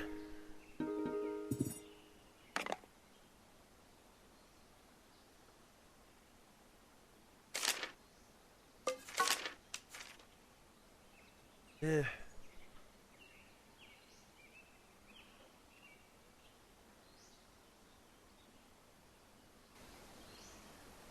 Oh, a dog samurai? Nobleman? Yeah, I'm not surprised.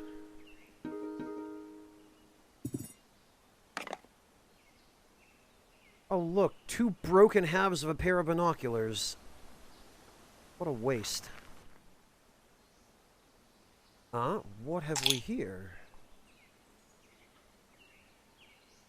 Zolpidem, huh?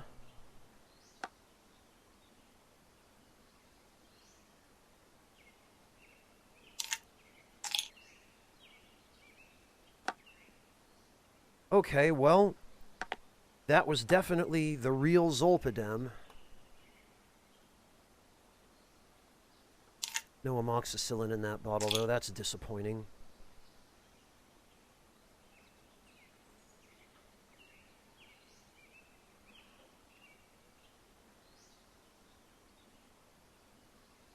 Right, how much of this is... oh, this stuff is about to expire.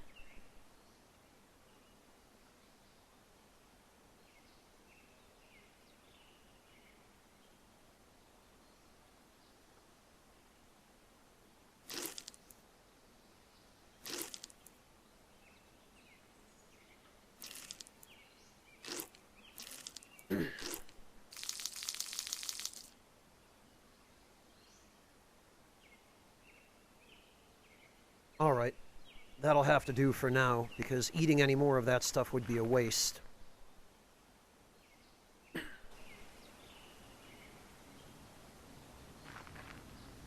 Oh! A dog man walked up, took one look at me, and noped right the hell out. Smart dog. Unfortunately for you,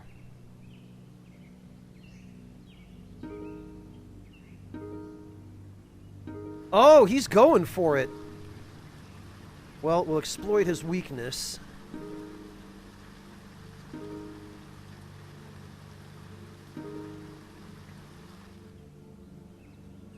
We'll wait for him to charge at me again. And then we will... doink! Crippled, stunned, and bleeding. And then we will... doink!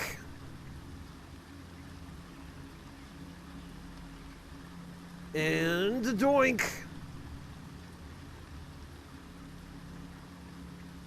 And we'll go for the melee surge. And he's dead.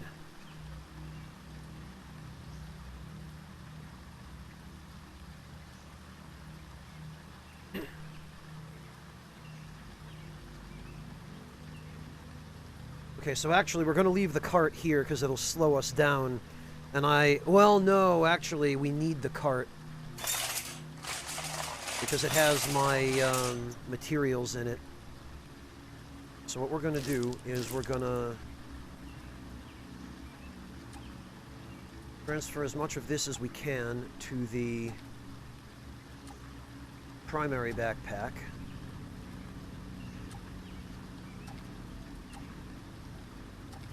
And then this backpack will just be dedicated to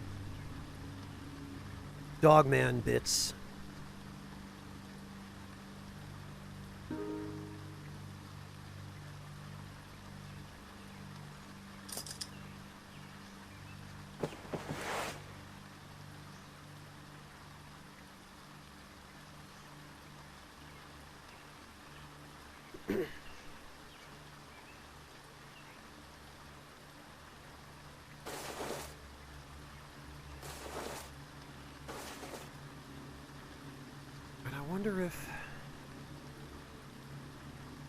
Nah, there's no way we're fitting that pelt here.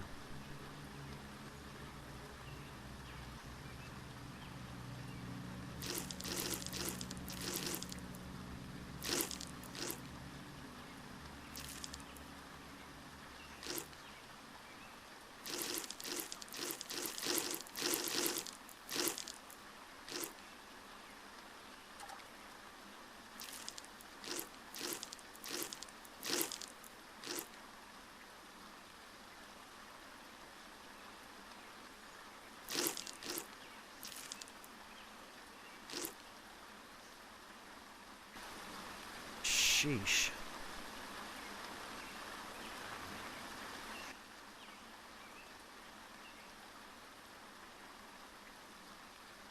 Alright, so we need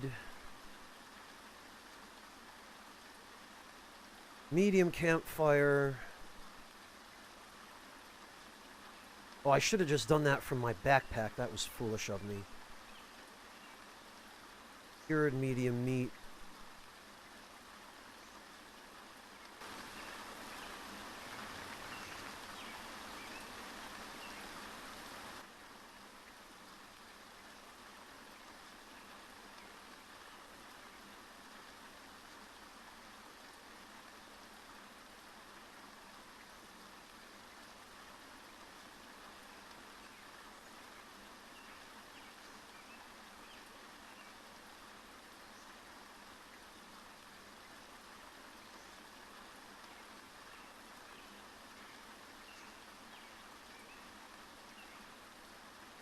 Okay.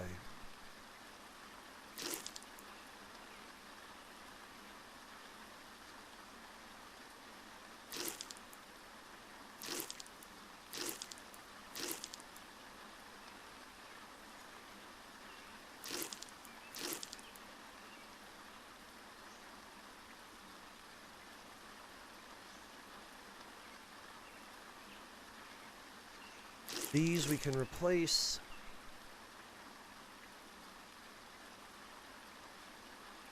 Well, nobleman, in a survival situation, you eat what you gotta eat, right?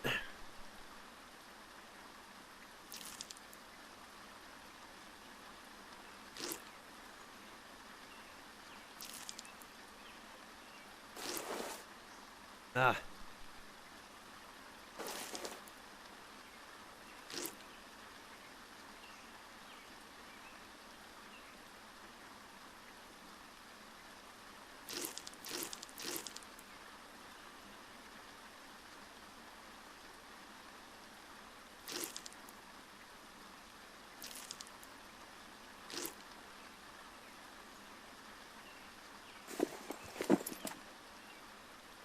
The only thing now is...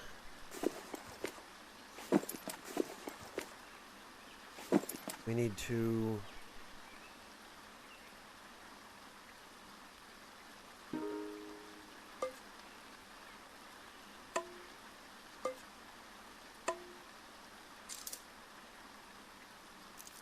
replenish those.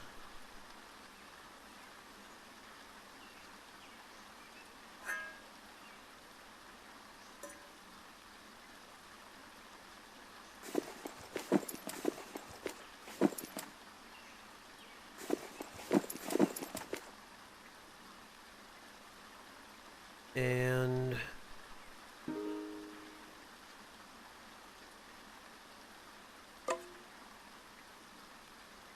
wait, what?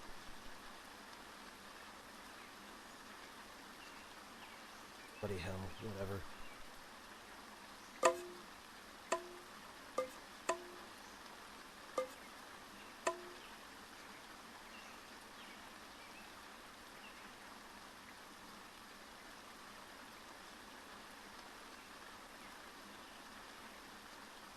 So we want that.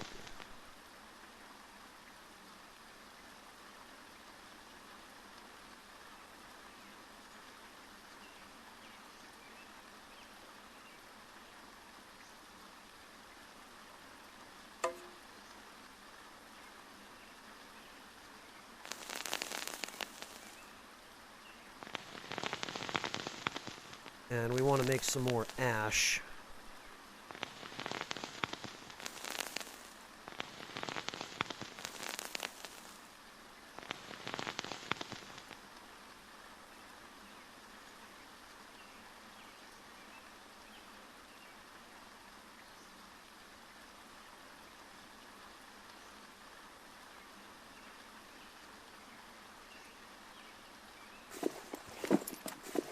And actually, we're going to need that room.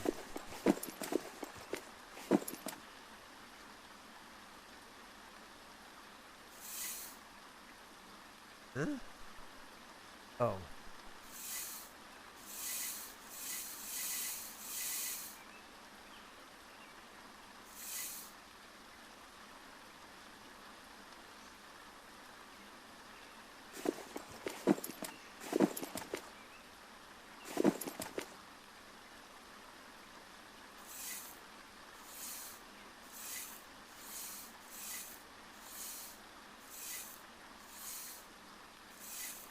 This should give us just enough ash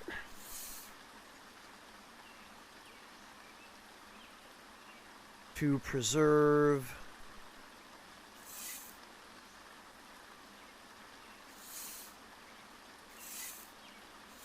another dogman if we run into one.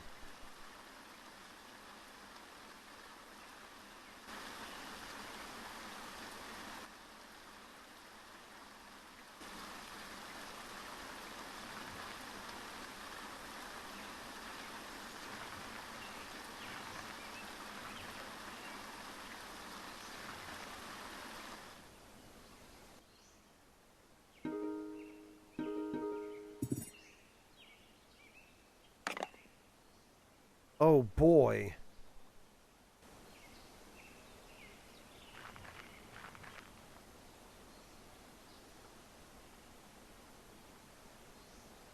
Stranger, huh? Just standing there. I wonder if that guy is a bad mother. I've never explored up north, which should be obvious from the fact that I've not unlocked the Fog of War in this part of the map. So, other than dogmen, I don't know what sorts of enemies you run into up here.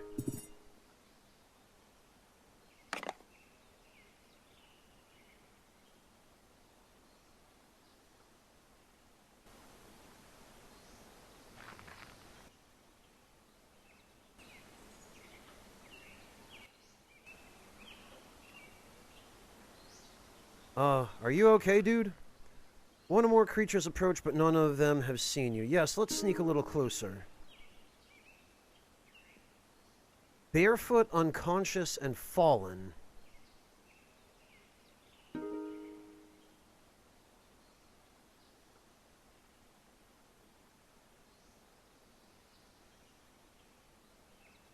Barefoot and fallen. Talk?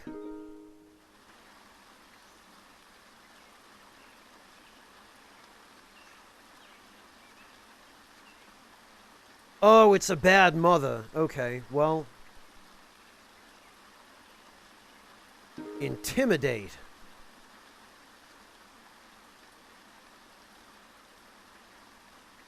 And he's going to charge at me, so I'm going to exploit his weakness. It looks like this guy just wants to die. He's really asking for it. He appears to be wielding a broad spear, which might be problematic. Demand his surrender.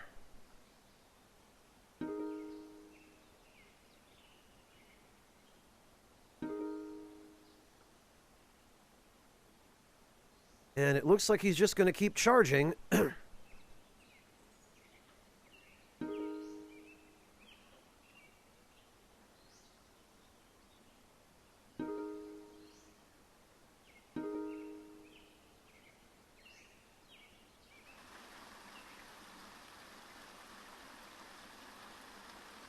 Oh, now he's trying to retreat.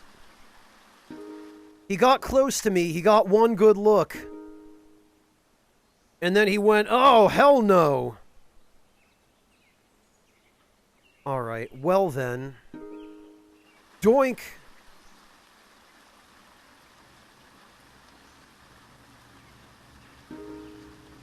Doink. Oh, I missed.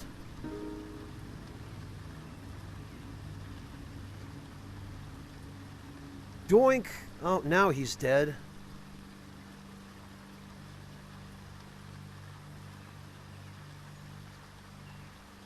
And we'll finish him.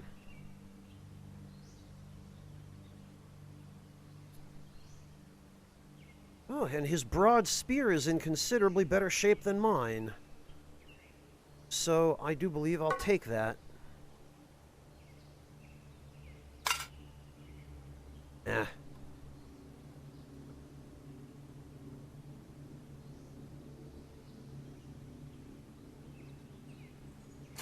After all that trouble, he had nothing good.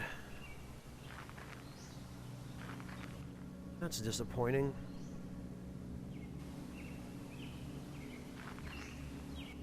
Yeah, and a very dangerous one, Mantis Man, except that because we are now so intimidating and scary,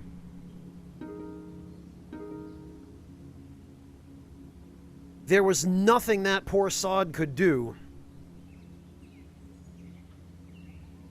So our course of action here is going to be, we're going to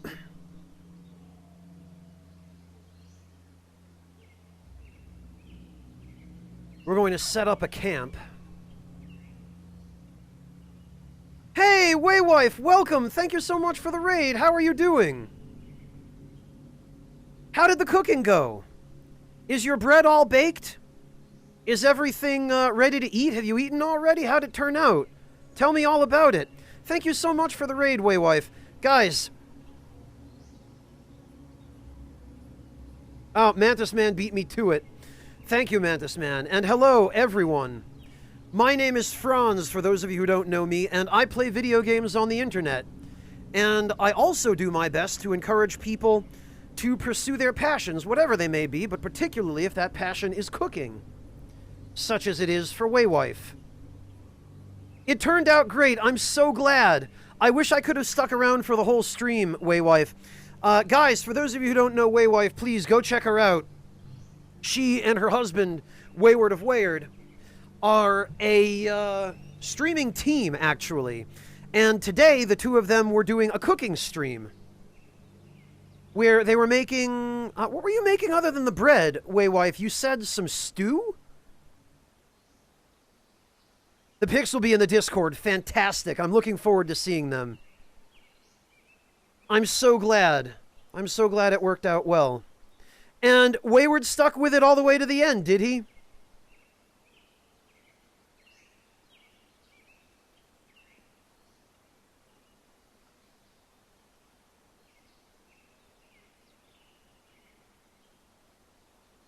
Ah, French-Canadian stew. Okay. I thought I remembered... I think it was Dragonab who mentioned that you were making stew. But now that you mentioned the name of that stew, I do remember you telling me in advance that that was going to be on today's menu.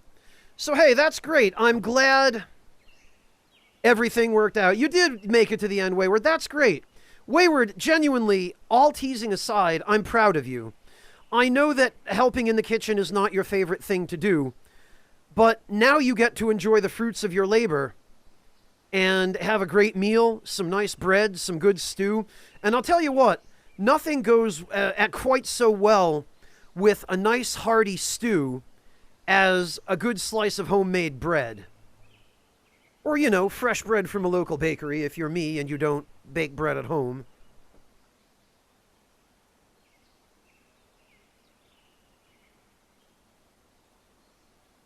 That's awesome, Waywife. See, so the two of you did work well as a team. I knew you would. I knew things would go just fine. Hey, no worries, Wayward. Thank yourself for the effort you made to contribute to today's meal. And from the sounds of it, you're probably going to have leftovers, so it'll be tomorrow's meal possibly as well.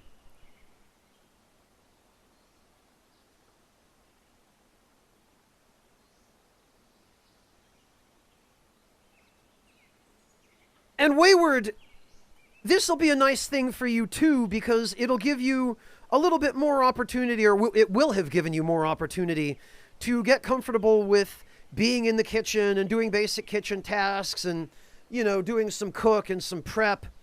And that way, if Waywife is out of town for whatever reason,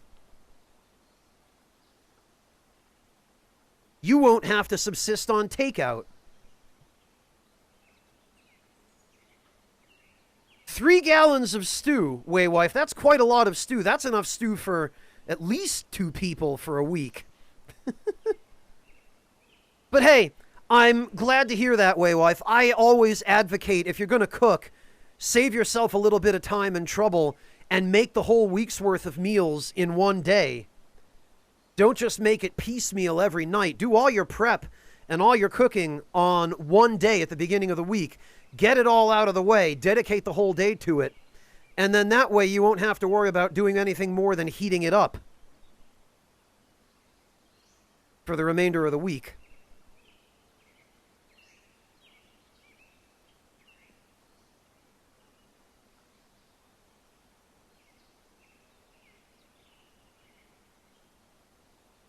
In any case, you two, I'm really glad the rest of the stream went well. I'm glad that everything worked out, and you two now have some great food to carry you through the rest of the week.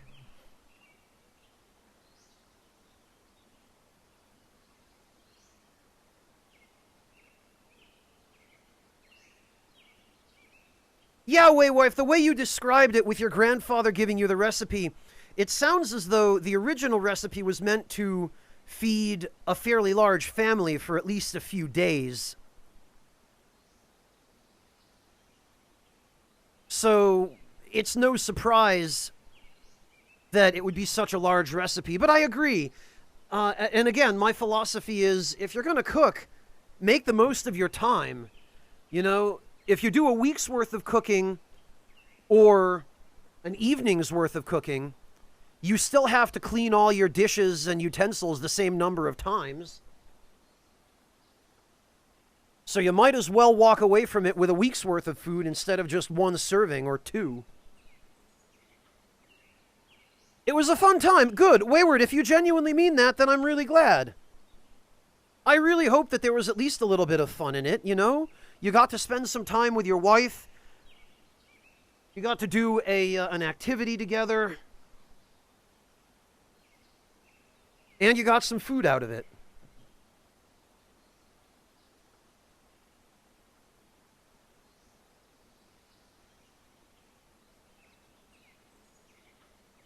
Wait, wife, 200 cookies seems like a lot of cookies even for a large family for a week. I don't think I know any family that goes through 200 cookies in a week.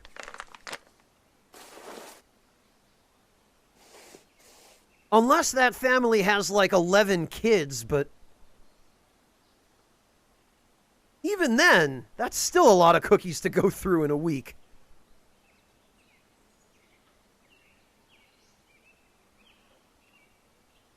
Family of 18 for your grandfather. Oh. Okay, that explains it, Waywife. That's like 2 or 3 cookies per person per day. So, yeah, that definitely puts it in perspective. My God. Hello, McBonley.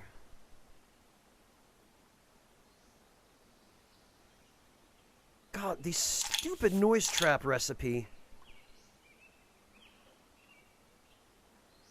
Always pulls ingredients from the worst possible place.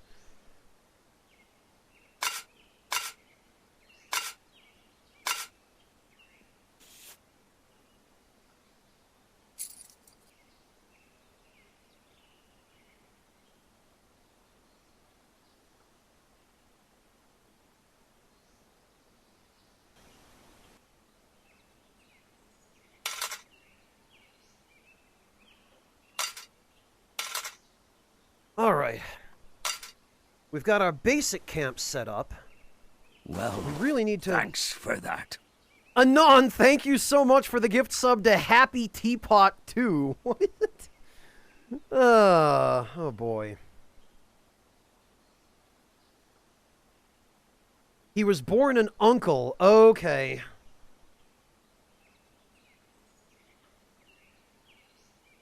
Oh, and then he cooked in logging camps during the winter.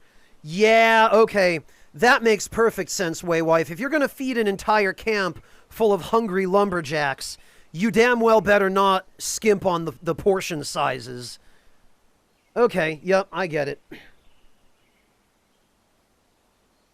Yeah, that sounds right. And they probably needed every last calorie in that diet, Waywife, for the kind of work they were doing and the intensity of that work.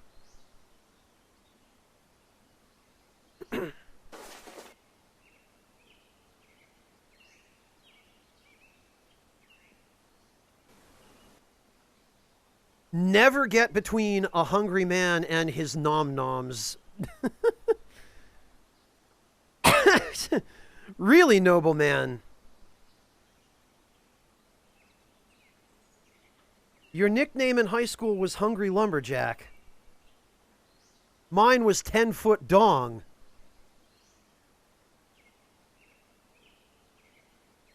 See, the kids in my high school were much less original.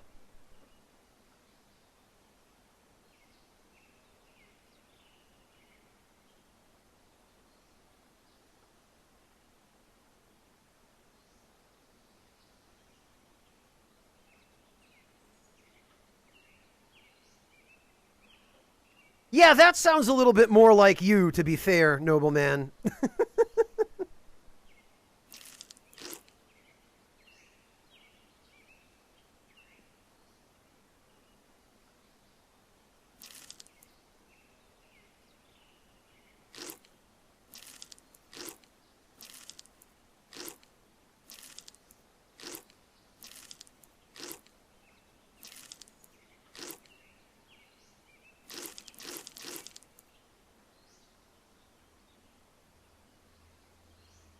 Oh, wow, these berries last quite a long time, I'm realizing.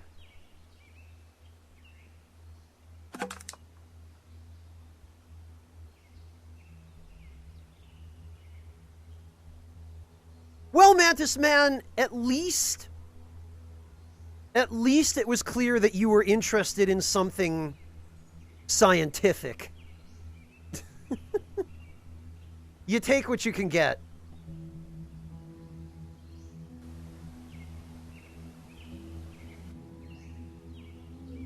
Speaking of taking what you can get, let's scavenge this area before we have to sleep and all of the... Ooh.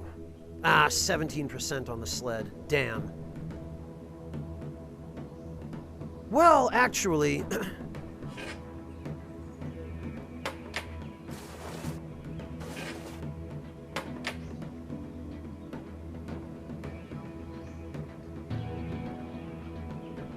there is a use for that sled, which is... we can consolidate a whole bunch of inventory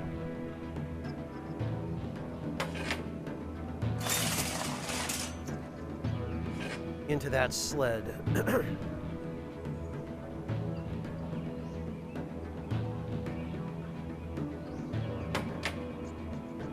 So that Dogman coat now takes up a whole lot less room, and this sled now gives us a whole bunch of storage for this camp.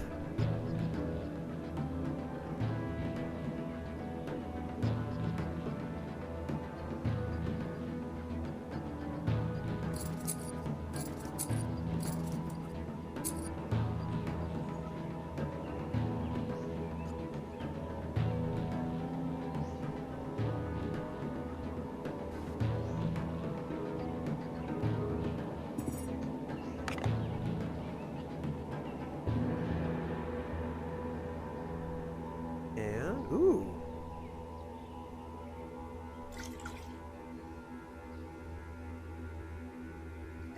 We got some whiskey. And a meat cleaver in fairly decent shape, actually.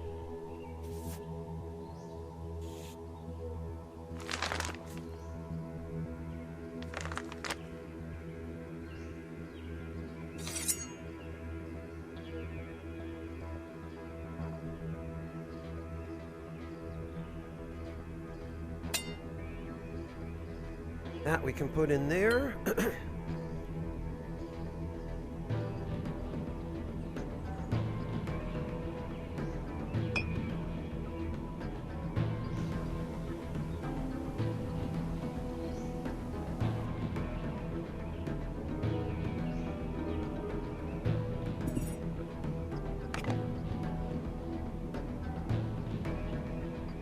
This stuff isn't really useful. Although,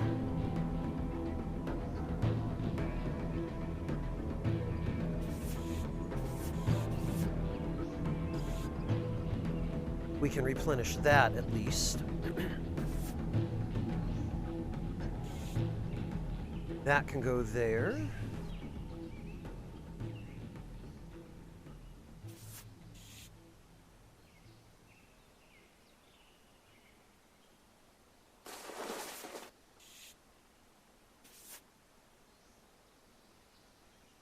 We can put some clean rags there.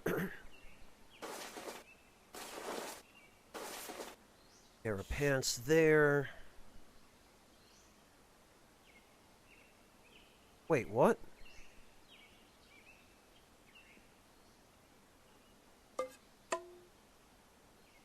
Oh, why the hell? Ugh.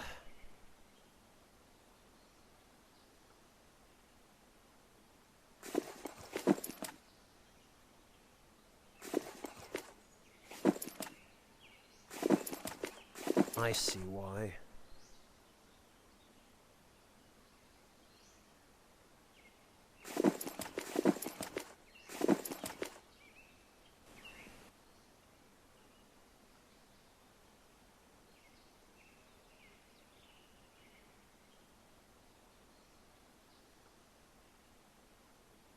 Okay.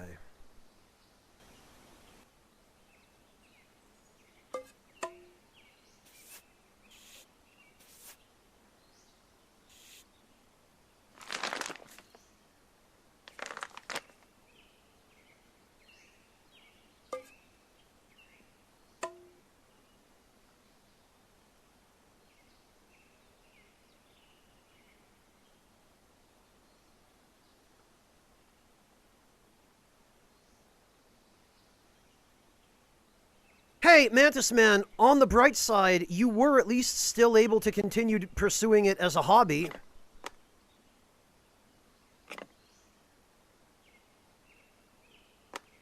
So that's a good thing. And hey, look on the bright side. Sometimes things like that are easier or more enjoyable to pursue as a hobby than they are as a job. Because you get to pursue them on your own terms, you know?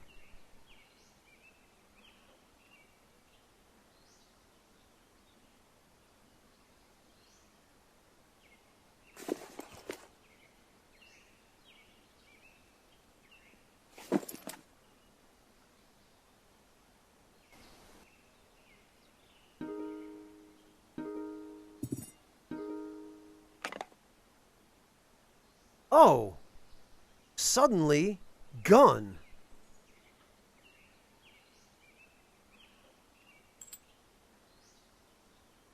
It's only got about 20% durability left on it, but...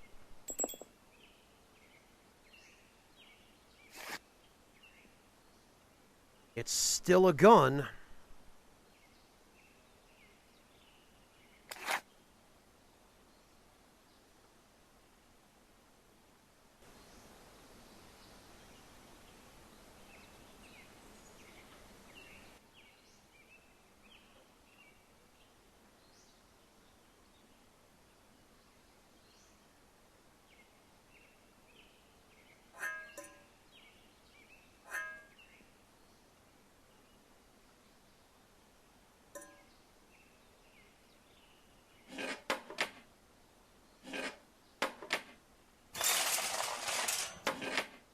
We can organize this a little better.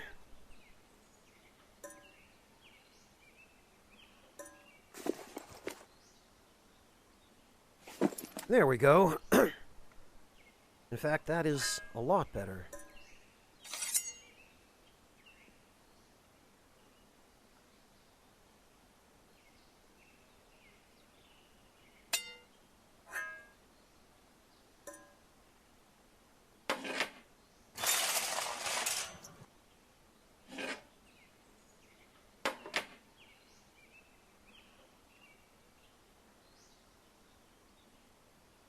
Alright, now what do we need to eat? What's about to go bad? Not really any of this, actually. Probably mostly the, berries.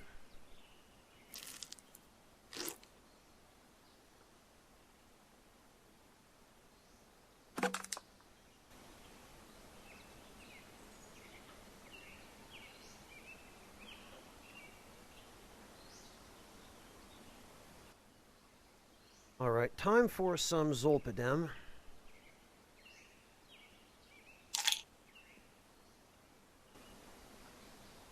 And time to make ourselves scarce and get some rest.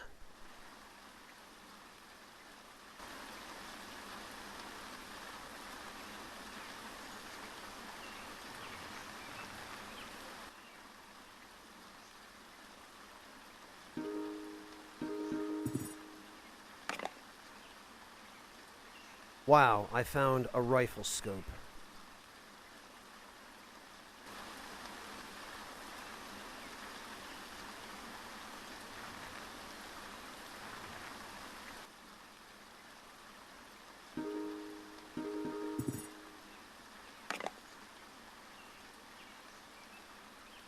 Oh, you need to ask a technical question. Sorry, Wei, I think I might have missed it. Wayward's grandmother makes what she calls pasta, but you're not convinced it's the correct term because it's only water and flour. The dough doesn't rest. You don't work it in that much to develop. I take it you mean gluten?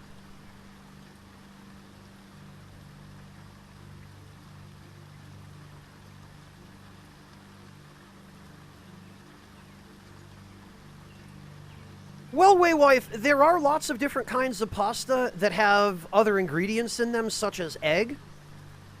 But noodles are considered to be a type of pasta.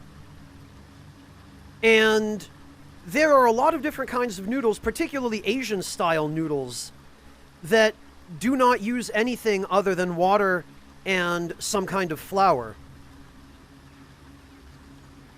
So pasta in the Italian sense, and by extension and through cultural inheritance the American sense, you usually tend to think of pasta as something that has some kind of, I don't know, a binder like egg or maybe a leavening agent or something in it.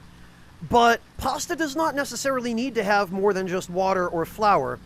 Again, if you look to Asian cuisine, there are lots of different kinds of noodles like udon and soba and even ramen, where they don't necessarily use any ingredients that are more complicated than that. And as a matter of fact,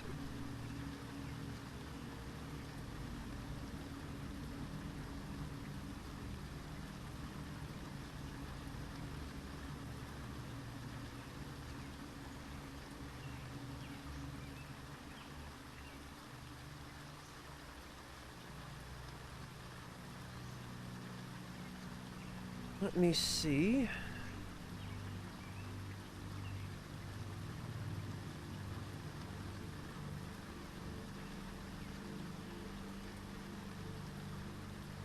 Here is a good example, Waywife. Take a look at that.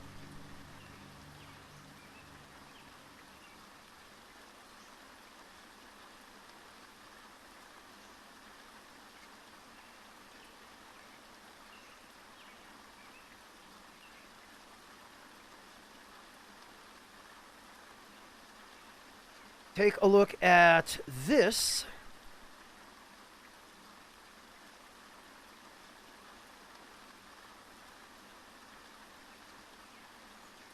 Well, Waywife, that all depends on which cultural perspective you have when you're examining the recipe, right?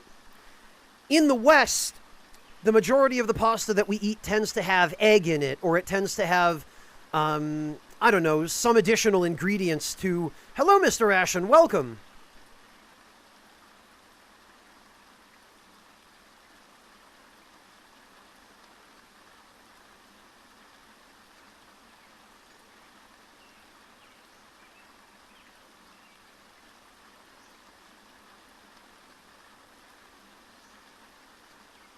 And, Waywife, let me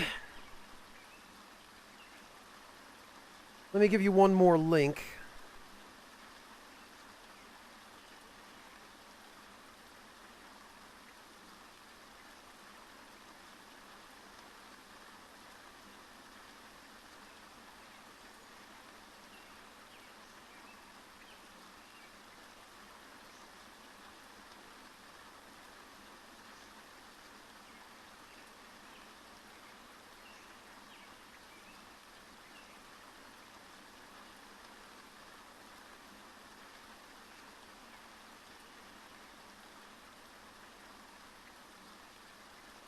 Here you go.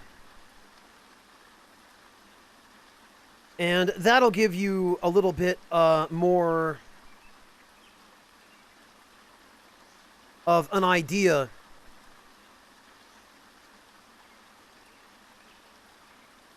Because if you look at pasta from the perspective of ravioli or spaghetti or linguine or tortellini or anything like that, then, yeah, you come into it with particular preconceptions about what pasta is.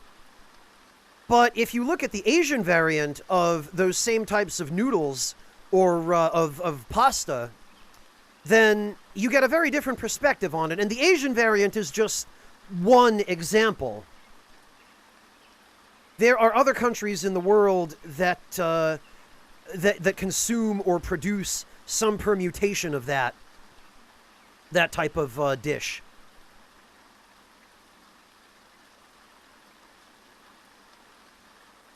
No problem, Waywife. I hope that helps. There are all different kinds of pasta in the world whose ingredients are just about as diverse as the countries that they come from. So, hopefully that will, without loading you down with too much homework to do, at least give you a little bit more of an expanded perspective on what pasta is, or at any rate, what it can be.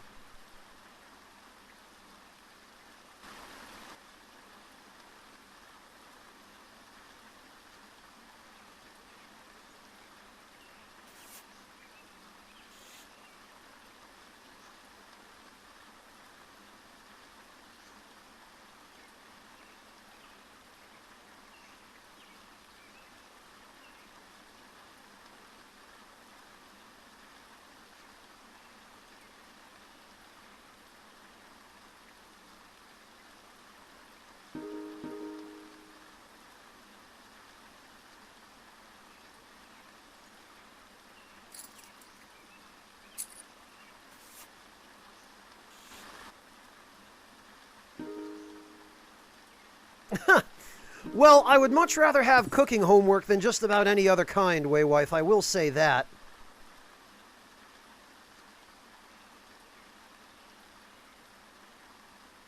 Oh, look, more whiskey.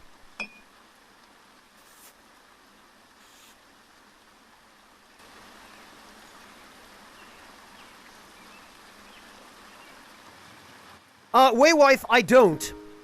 I'm only operating on hunches here. This is my first time playing the game. I mean, it's not my first stream of it, but it's my first playthrough.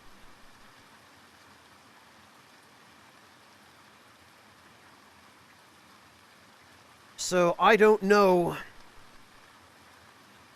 where this road leads.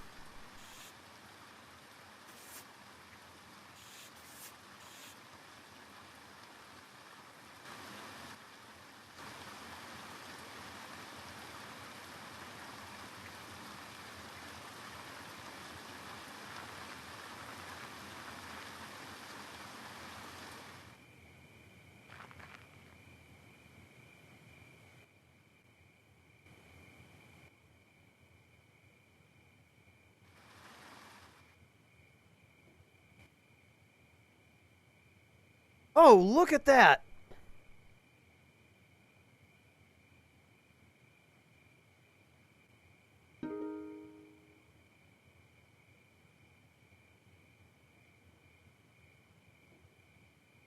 Some dogmen think they can sneak up on me, huh?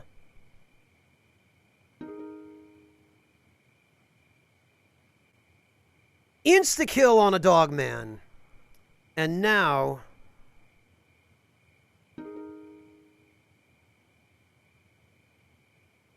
stab him, trip him, stab him while he's on the ground multiple times.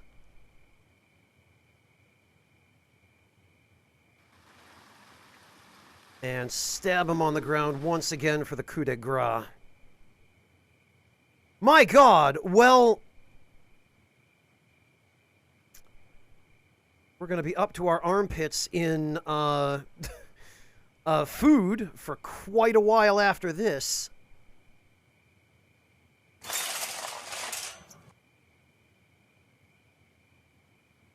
Stupid freaking dogmen. Mantis Man, the funny thing is, these enemies are some of the most dangerous enemies in the game when you first start out. But I've learned so many perks for dealing with them. I've learned elusive and unstoppable. I started off with strong, tough, and proficiency in melee combat. And I'm equipped right now with the best weapon in the game, the broad spear, which gives you long range from which you can hit enemies outside of their reach, and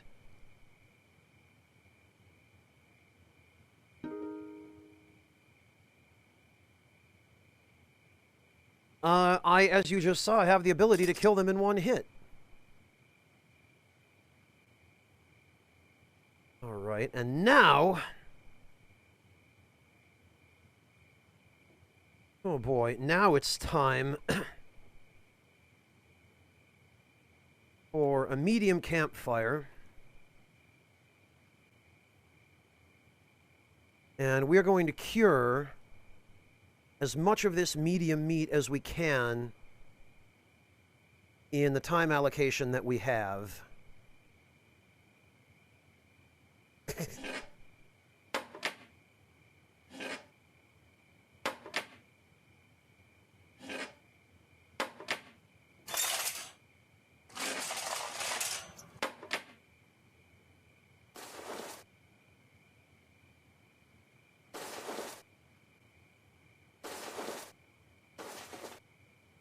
This right here is some redonkulous nonsense. Just this 3 dogman coats because these idiots can't stay away from trouble.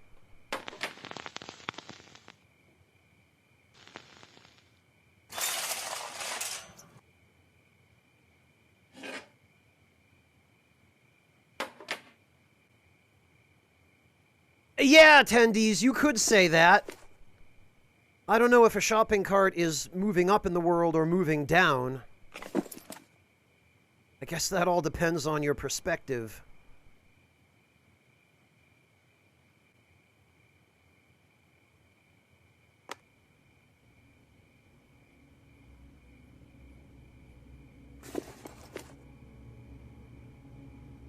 That can go there, I suppose.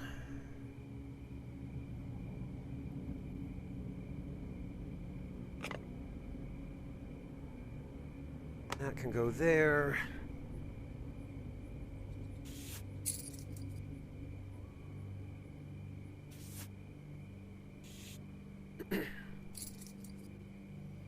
That can go there.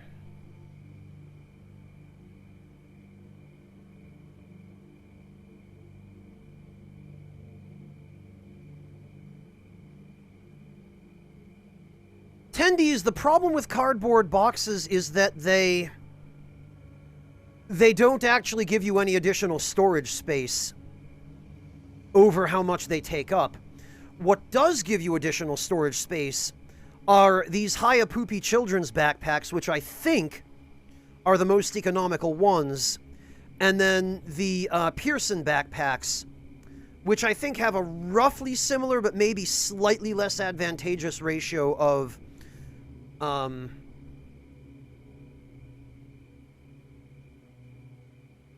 how much extra space they give you.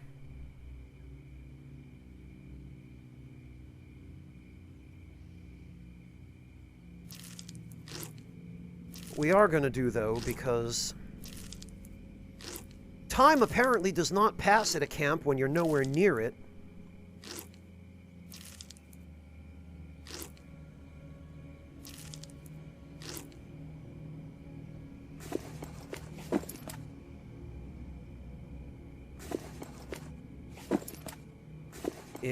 We are going to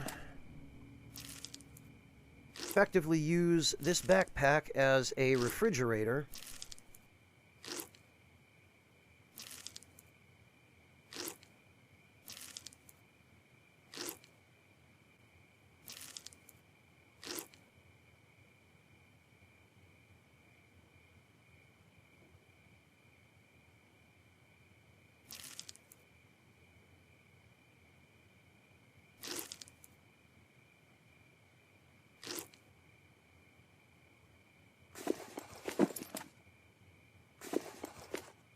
And we're going to keep that in our camp. Yeah, attendees, some do and some don't. Like the Pearson backpack in storage, I believe is... Yeah, okay, that's 6 wide because the meat is 4 wide. And 7 tall. So this is 7 by 6. When you have it lying on the ground, but the actual inventory it has is, whoops, I think 10 by 10. That's 4, that's 8, yup, that's 10. And then 4, 8, yeah, it's 10 by 10 in terms of the actual storage it gives you. So if you do what I'm doing now, which is you've got a bunch of these backpacks, and again, for the Hayapupi backpack, it is, I believe, 1, 2, 3, 4, 5 by 1, 2, 3, 4, 5, 6, 7. No. 1, 2, 3, 4, 5, 6. That's 5 by 6. But the actual storage space this gives you is 8 by 6. if you actually count it out. So either of these work well for giving you more actual storage space than you should have. But the cardboard boxes, the space they have inside is exactly equal to how much space they take up outside.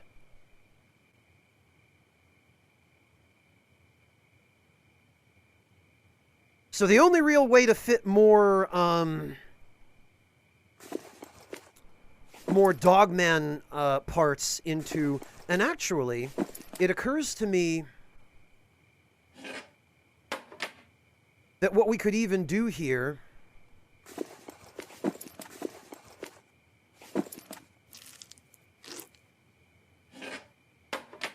is move this out of the way for a start.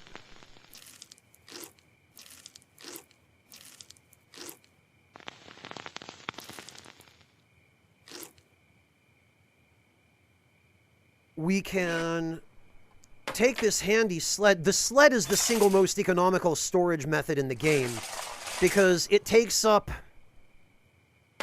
What does it take up? 1, 2, 3 by 1, 2, 3, 4, 5, 6, 7, 8, 9, 10, 11, 12... It's like 3 by 14, but the amount of stuff that it can actually store is something like 12 by 10. So it's ridiculous.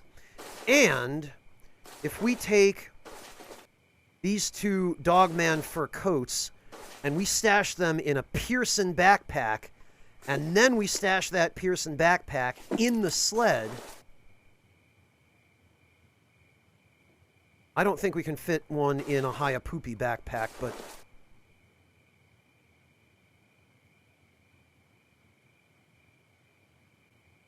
You see how we get vastly more storage space out of that while still having lots of room left in the sled.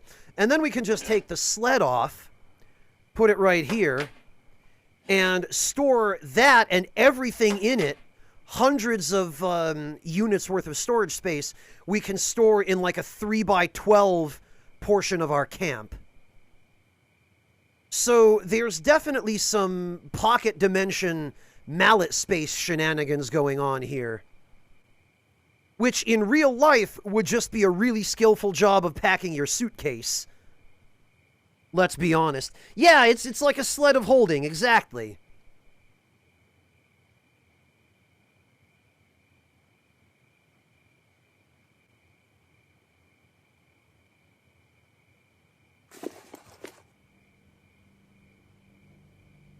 So we're going to put that there for the moment.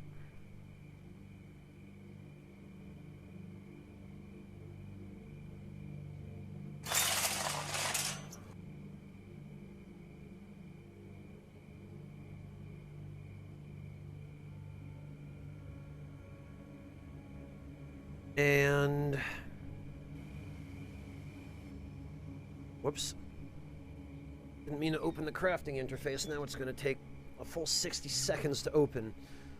We are going to wait one turn. And we are going to go on preserving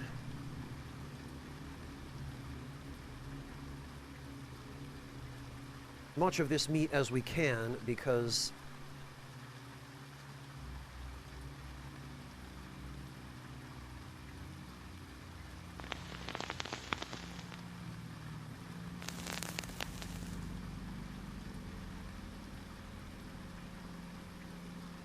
I do not want for that to go to waste.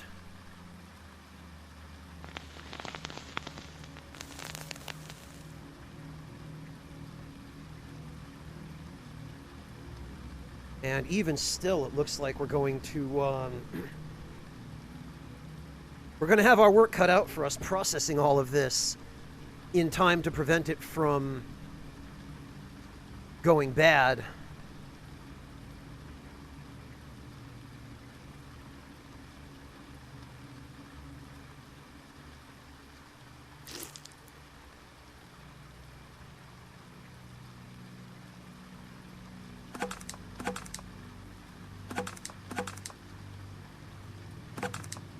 Now we just need to find a source of water around here to make up for all this cured meat.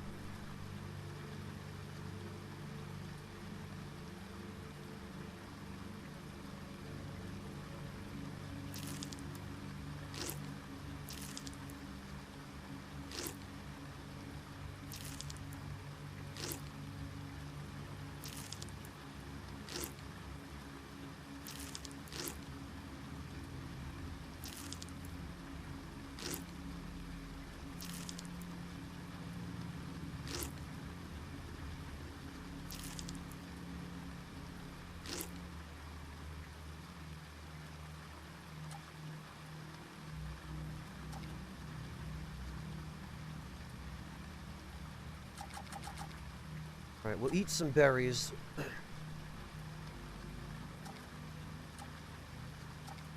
We'll hang on to the mushrooms. Take more of these.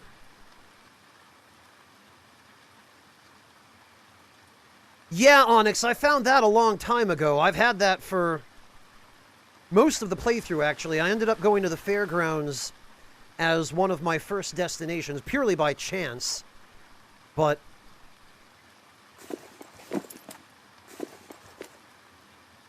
nevertheless, that's one of the first places where we ended up. Man, this is me in real life, just backpacks full of beef jerky. Well, Onyx, I mean, eventually I figured out for certain what it did, but even before figuring it out, it was pretty obvious what it probably did, right? Because who's not going to be scared to hell of a post-apocalyptic battle clown charging at them with a crowbar? Hey, Boomalope!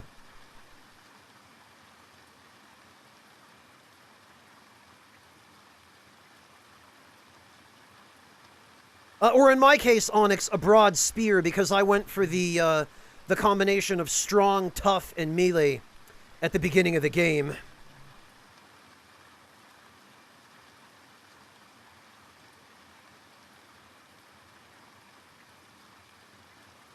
Yeah, Onyx, I'll tell you what's not obvious. The fact that you miss out on half the freaking story if you don't take the hacking perk. I wish I'd known that at the beginning.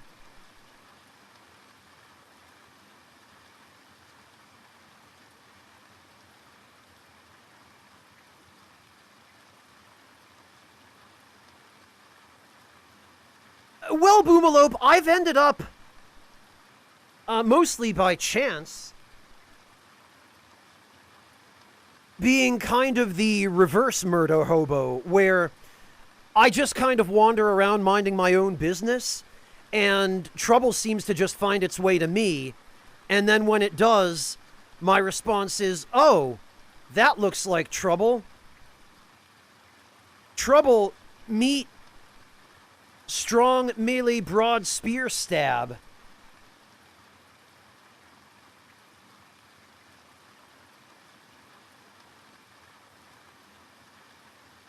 Oh, I know, Onyx, but I mean, when I say you miss the story, I guess what I'm trying to say is you miss a lot of the lore or the exposition.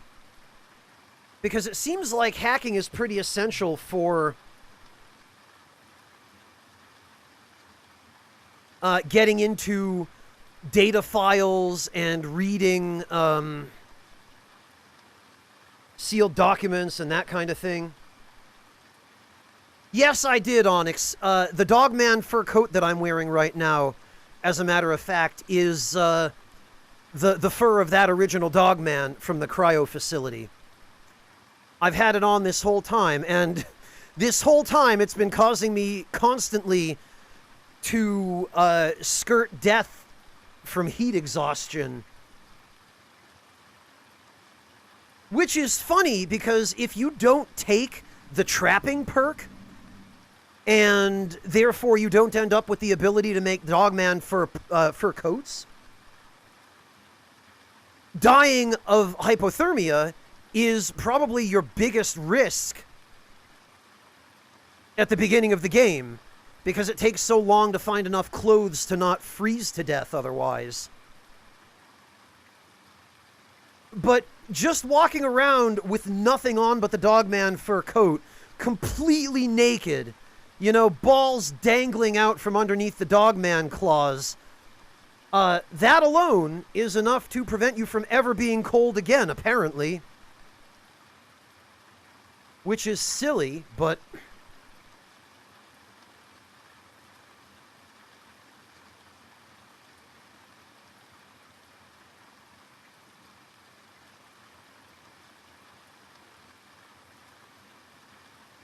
But apparently that's how it do.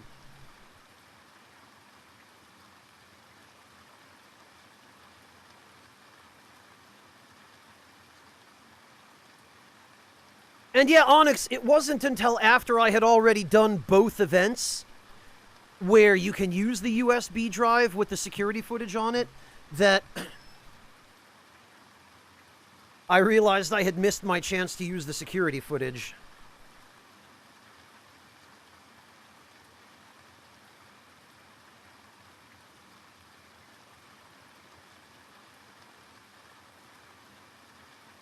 The car thing that gives you a sleeping bag? What? What are you referring to, Onyx Virus? I'm not sure I follow.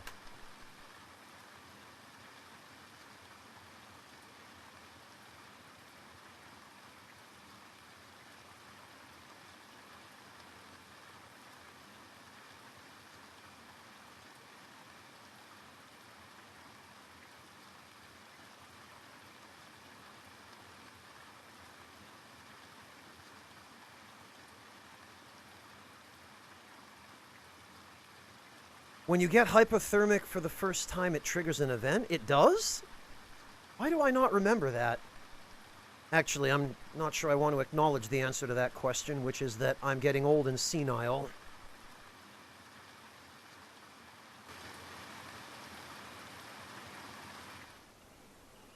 Oh, look, and another freaking Dogman.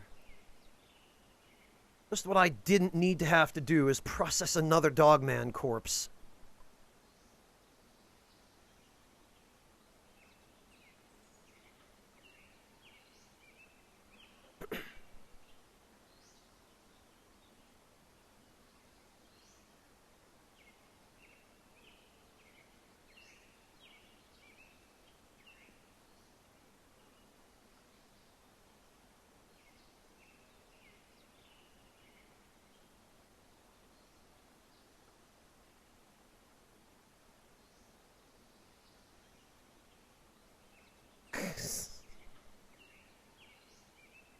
Look at this. I've spent literally the past day doing nothing but cook Dogman meat.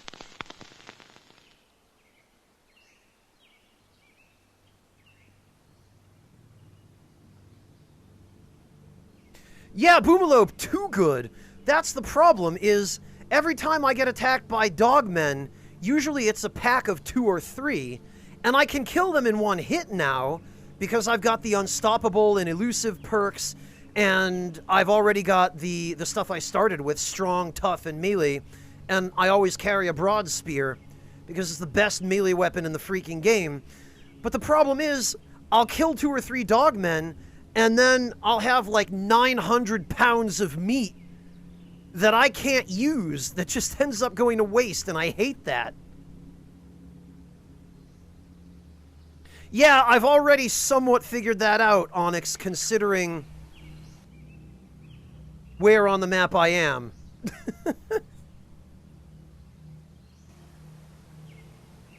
Marty, I don't know. This is my first time getting this far in the game, so I have no idea what the end game is. We've been pointed... Yes. Seustown, thank you so much for the Sincerely. resub. Welcome back. Marty, we've been pointed toward Camp Grayling, but I don't know if that's actually the end of the game or just another event.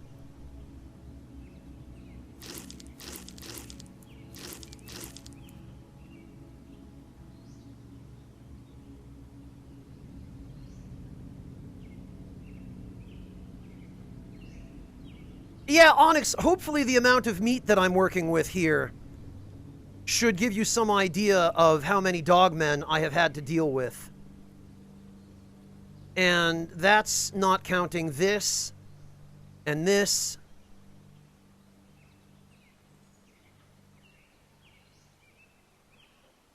and a bunch of meat that I've already used.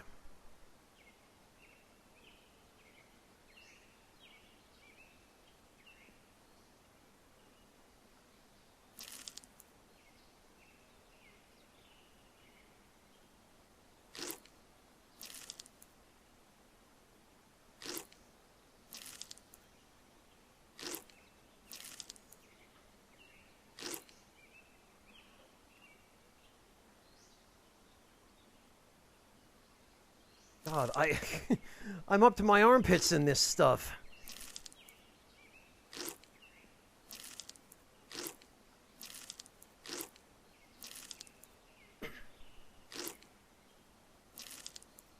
There. Sheesh.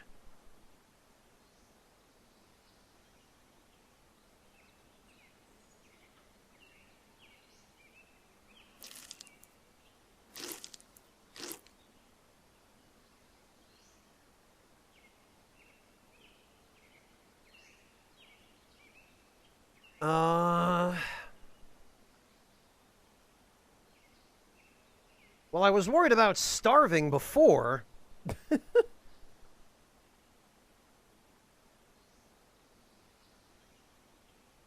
But now, I'm worried about all this food going bad. It's literally either feast or famine with this game. Either you're desperate for food and starving to death, or you're so up to your armpits in food that you wish you had somebody to share it with, but you don't.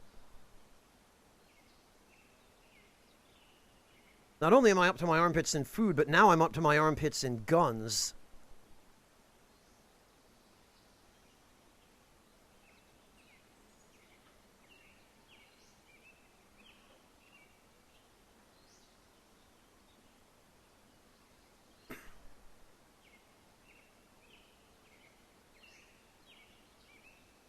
I figured as much, Boomalope. We already got the warning about the microwave defense system.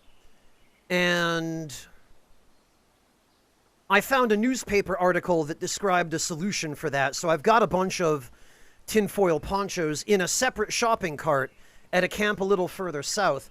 But I wanted to establish a couple of camps that I could use as way stations on the trip up there so that I didn't have to bring a shopping cart with me that had nothing in it for survival supplies and just a whole bunch of tinfoil ponchos. So I've been working on getting a logistics chain going.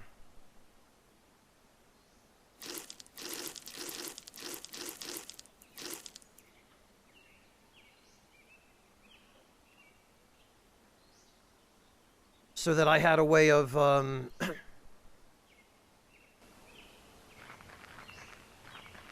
dealing with that.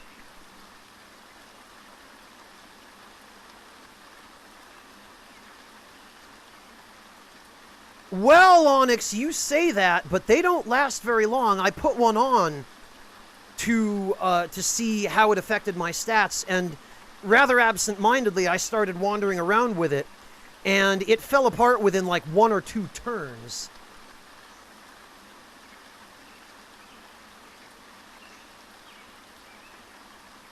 So I figured since I keep finding potato chip bags anyway, I just collected a bunch of potato chip bags and made like 6 ponchos, which I am confident 6 will be enough.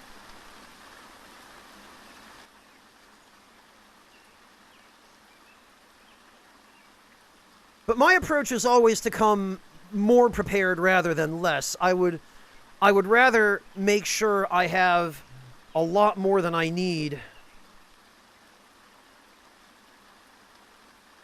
than not enough. I don't know which one that is, Onyx. I got the... What did I get from him? I'll be able to check in a minute.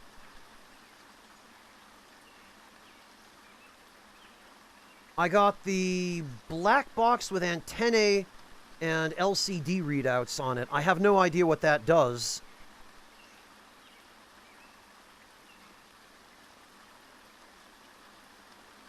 But it's immaterial because I've got plenty of ponchos. So however long I have to be exposed to the microwave machines of death, I think at this point I'm equipped to deal.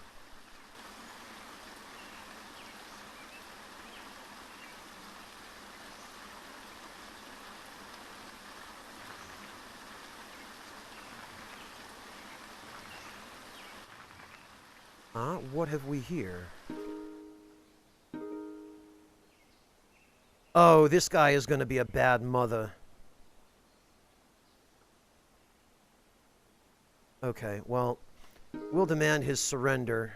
Oh no, it's a Martha's Army soldier.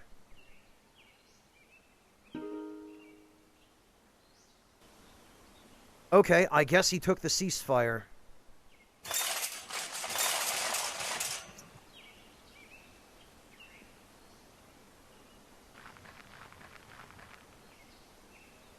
Black box gets you through the fence. Huh, okay.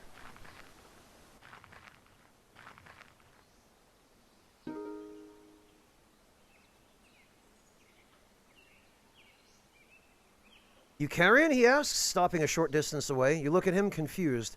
Tracking devices, he exhales. Bugs, hardware. Got anything switched on? Why are you obsessed with being tracked? You kidding? Do you have any idea how we got here? He gestures around him. Where, Michigan? Does this look like Michigan to you? He looks genuinely disturbed. See anyone playing in their backyards here? No? 24-hour quick marts? Air traffic? You admit you don't. Ever wonder why? He asks. You have no idea. 'Cause they knew right where to hit us. You're both silent for a few moments. That's a new one on you.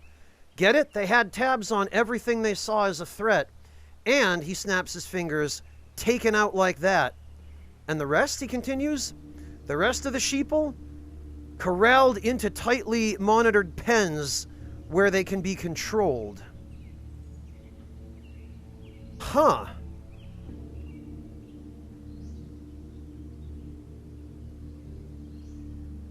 I wonder how much of this is true and how much of it is just the insane ramblings of a conspiracy theorist.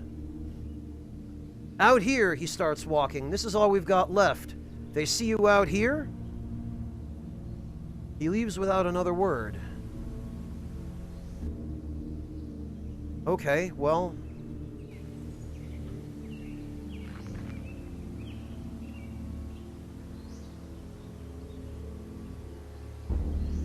I have a sneaking suspicion, Kowalski, that probably wouldn't help.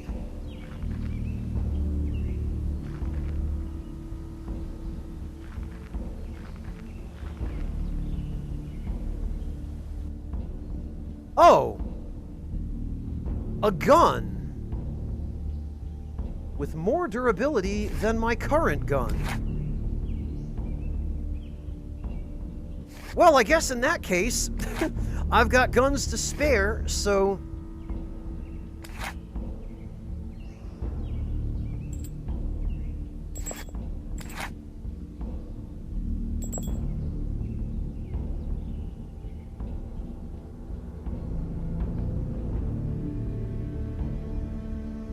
Not only a gun, but just a gun lying on the ground. In 80% condition, like somebody just threw it away. Somebody went, nah, you know what I don't need in a dangerous post-apocalyptic world? Self-defense. That's what I don't need.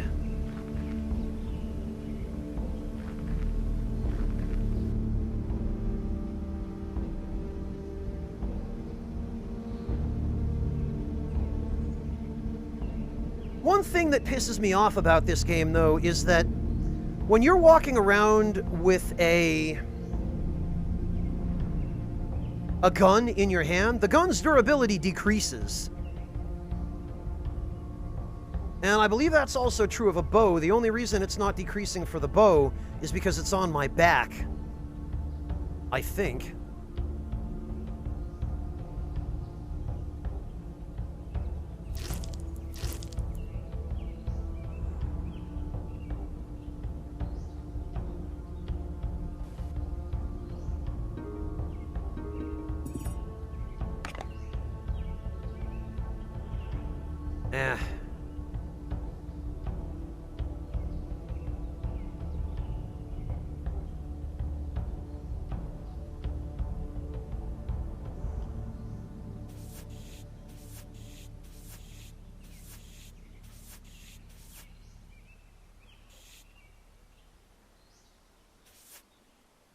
Oh, we can't put string...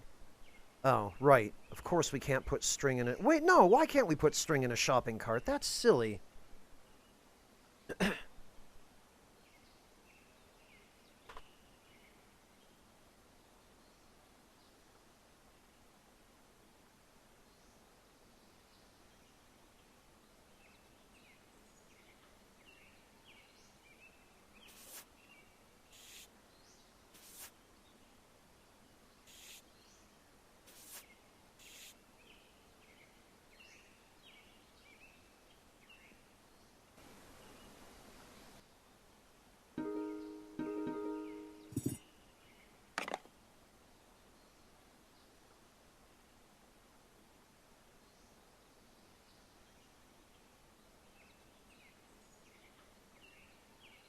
If I could find a backpack, would be really nice.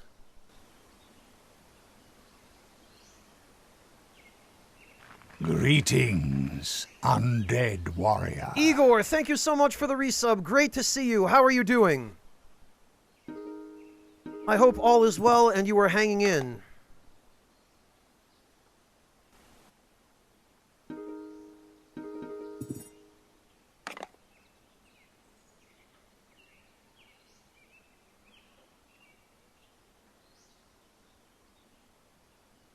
Nothing good there. Huh. That dog man took a look at me and went, oh, maybe not.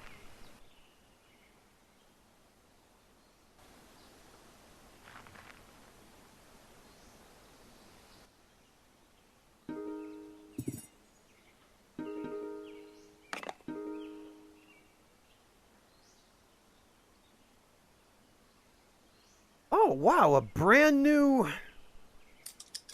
multi-tool.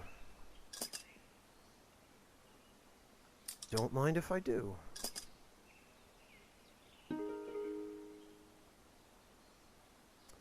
Good to see you, Igor. How are things? Oh, look, and another multi-tool in much less good shape. Glad to hear that, Igor. I'm glad you're hanging in there.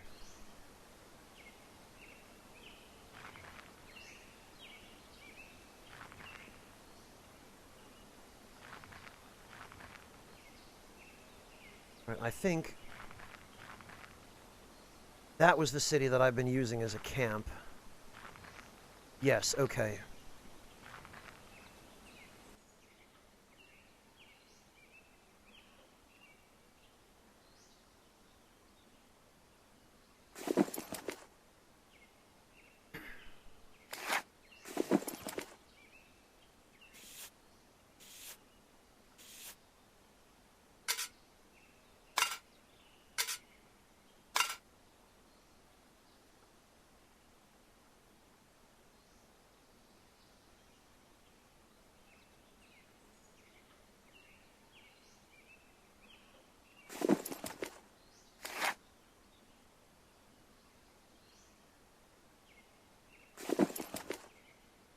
Sleep is good, Psycho. It most definitely is.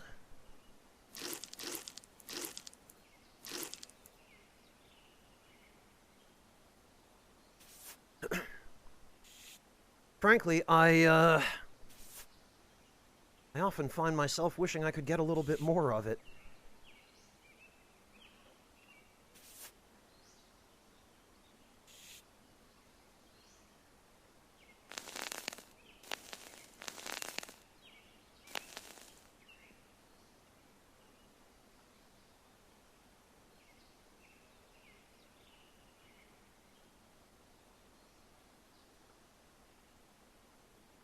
Yeah, I know that feeling, Igor. Can definitely relate to you on that.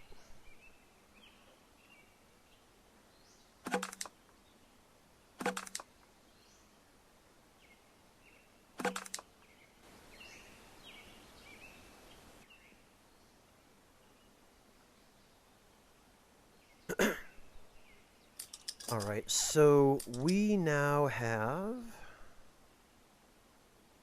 Oh, right. We now have a multi-tool that we can dedicate to camp.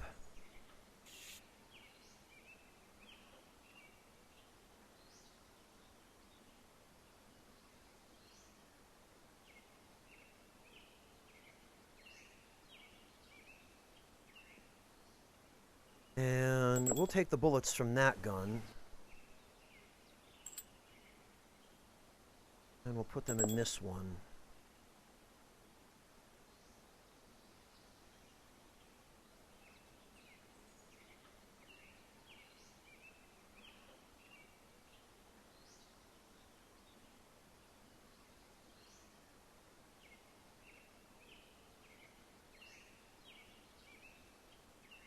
Well, Kowalski, at least you've got plenty of advance notice, and at least this is an opportunity for you to find something better that makes you happier.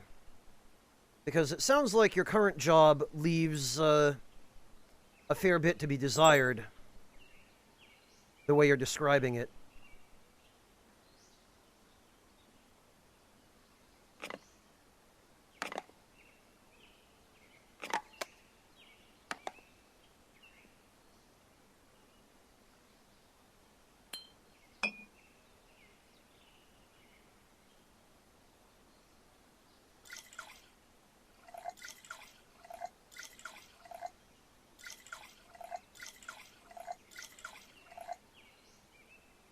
That can go in there.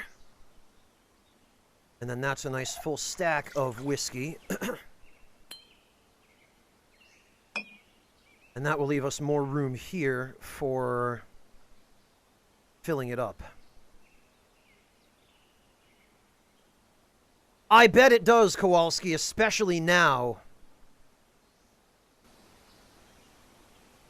I do not blame you at all for wanting to move on from that.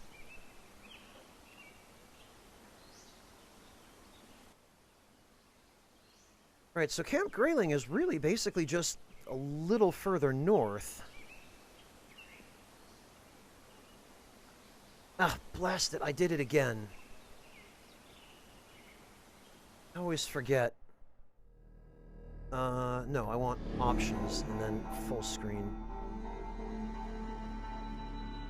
And then continue.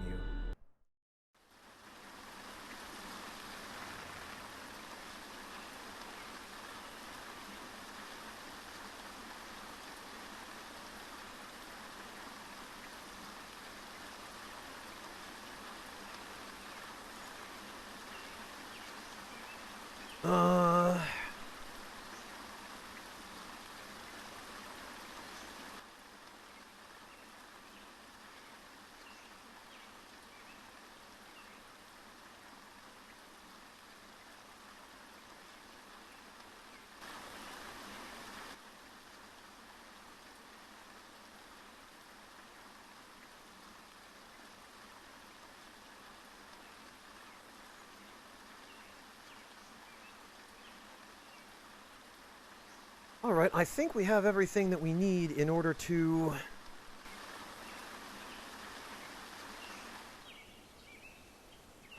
continue working our way north, and actually it would be nice to find a water source somewhere here. Holy hell, look at all this crap on the ground. Okay, well, when I said water source, I wasn't necessarily thinking bottled water stripped off a dead guy, but I'll take that too. And I'll take a multi-tool at 80%.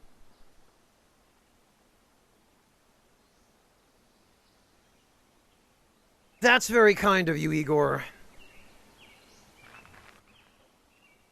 Oh!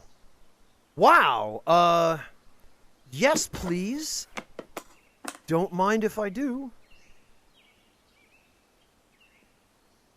That's got nothing but junk in it. That has some berries.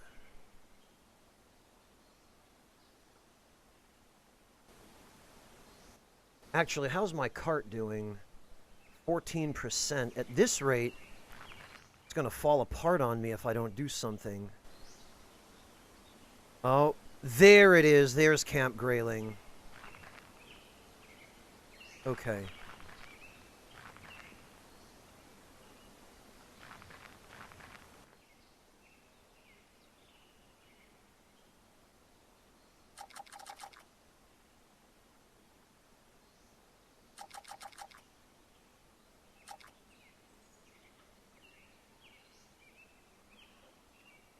And we definitely don't want to try to drink from a marsh.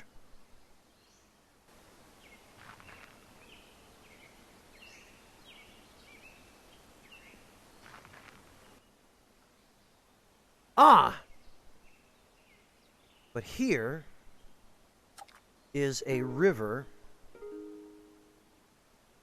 So what we can do...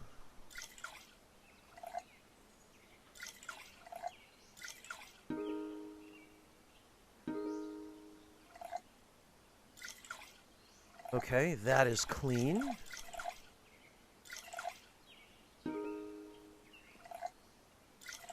That is not clean.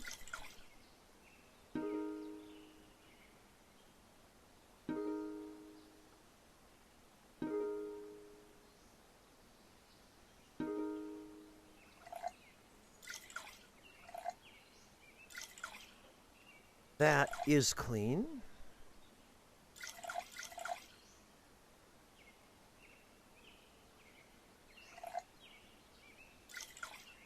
We'll put those down there.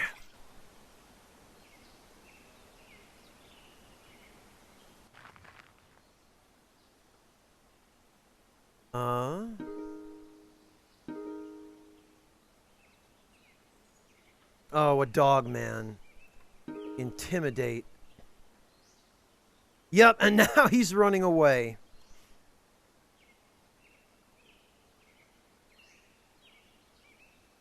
Alright, we'll just exploit his weakness and we'll give him a chance to leave.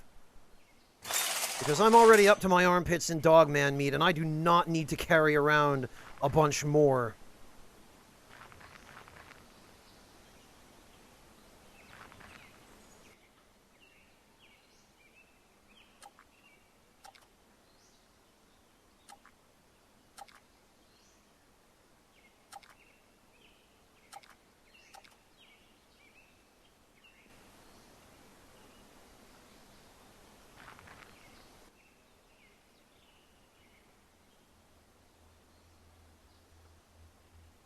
Alright, now I need to find a suitable location near Grayling. This ain't gonna be it.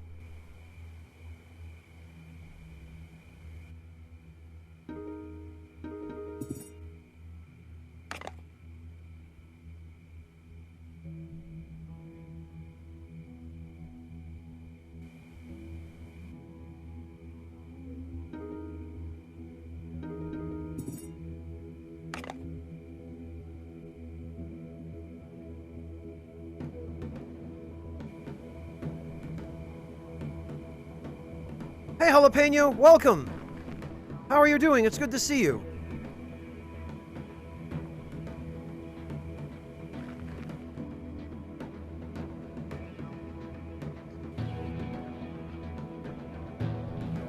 Nothing, huh?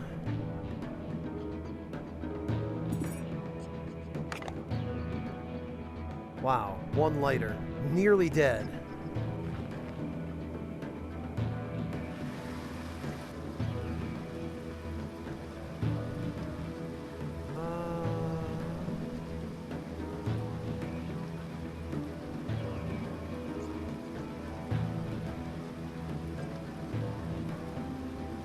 This'll do if I can't find anything else.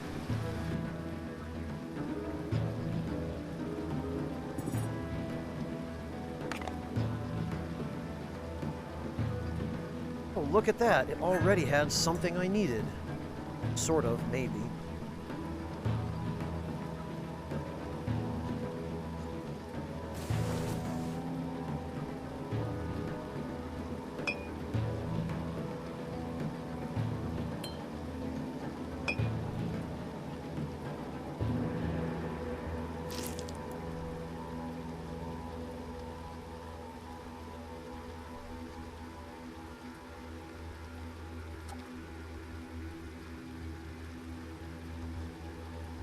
Almost done catching up with FF14. Oh, you're probably still working on one of the expansions, huh, Jalapeno?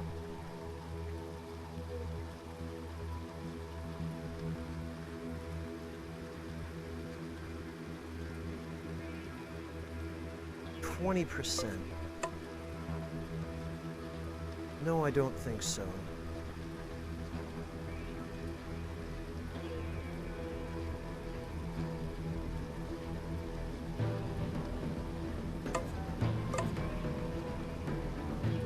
There we go.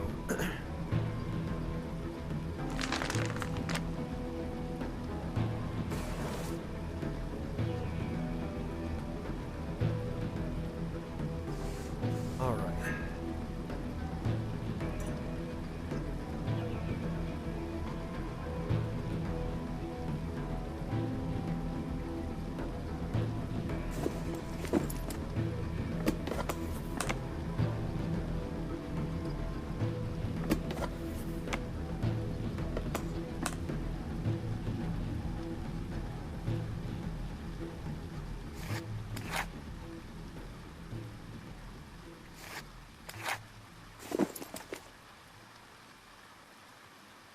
Nice, Jalapeno. I bet you're eager to get to the adventuring, to the new expansion, I'm guessing.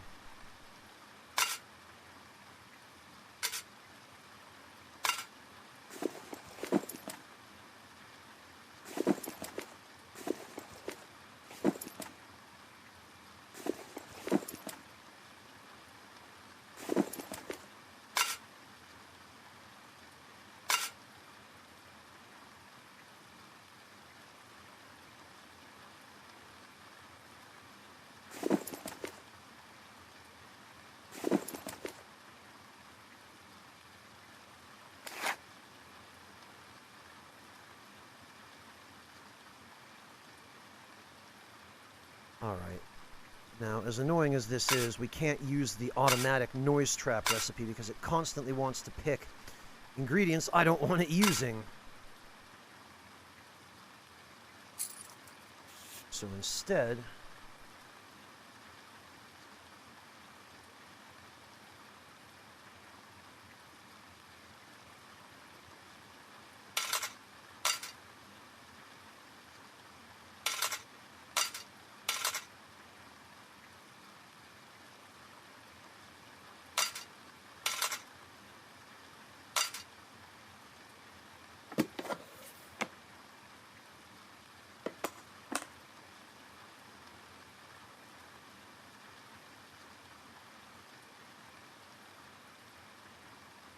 Instead, I think we will use this, and...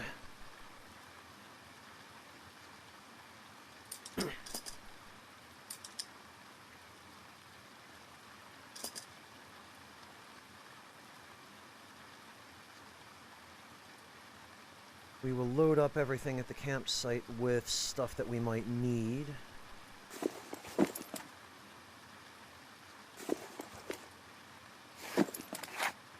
Because I'm already kind of up to my armpits in medical supplies.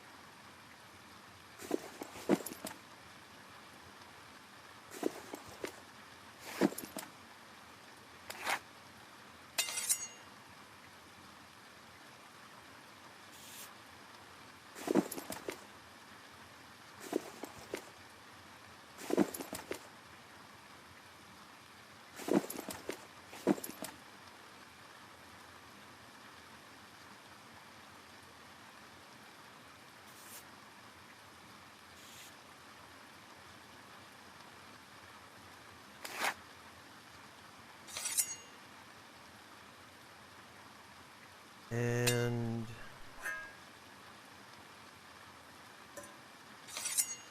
oh, that's 6, huh?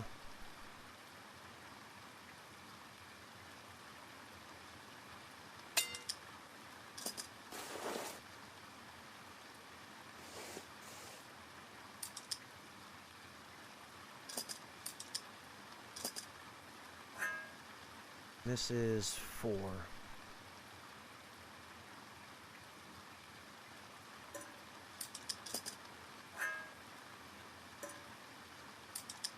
Well, that's fine.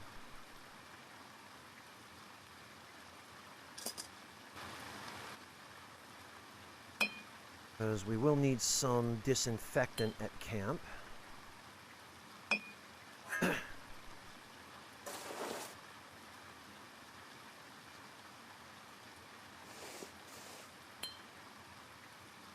There we go. Now that's effective use of space. Let's see, Jalapeno. Your dad was telling you next week you're going to Mexico. You can see your grandfather. He asked what you do on Sundays, and you said you stream.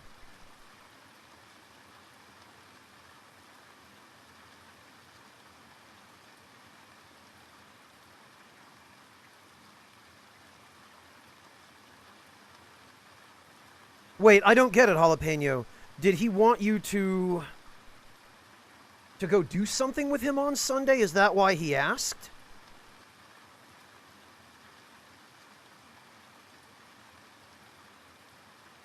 And what, you were unable because of your stream schedule?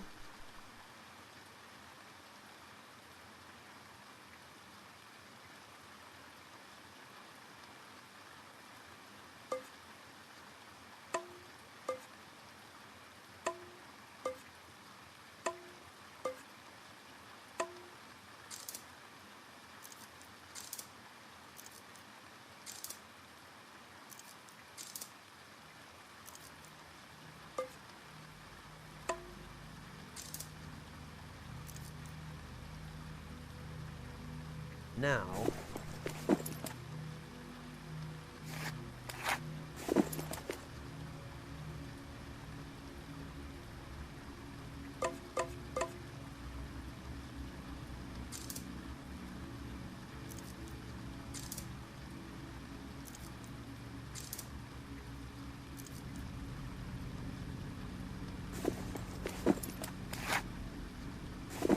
there we go.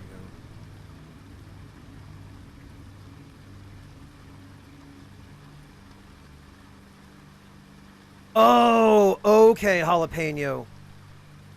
I see. Yeah, I'm completely with you on that.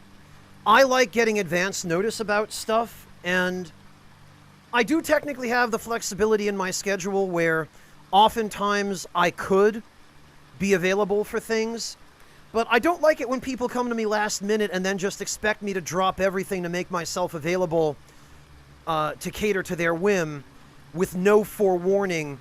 And, you know, not even a little bit of basic respect to give me some advance notice, you know, not even a token effort to try. So, if someone comes to me and it seems to me as though they're going to try to take advantage of guilt-tripping me into doing something for them last minute, I'll usually decline, purely on principle, because I don't want people getting into the habit of expecting me to just drop everything for them with no notice.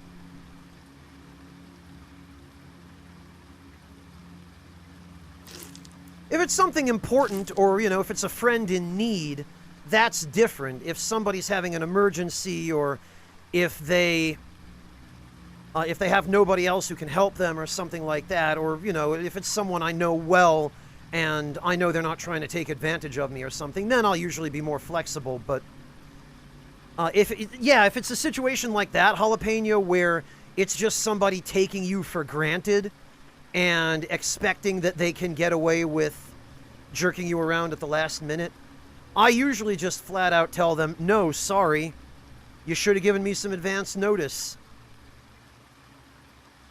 I'm very, very not into being approached out of the blue and having someone try to guilt trip me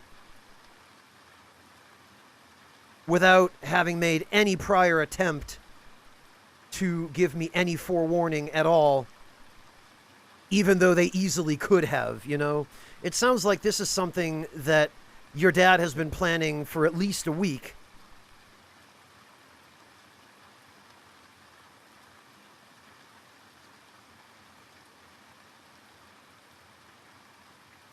So I don't blame you at all, Jalapeno. Doesn't mean you have to be mean about it, but it doesn't sound like you were. It's just, you know.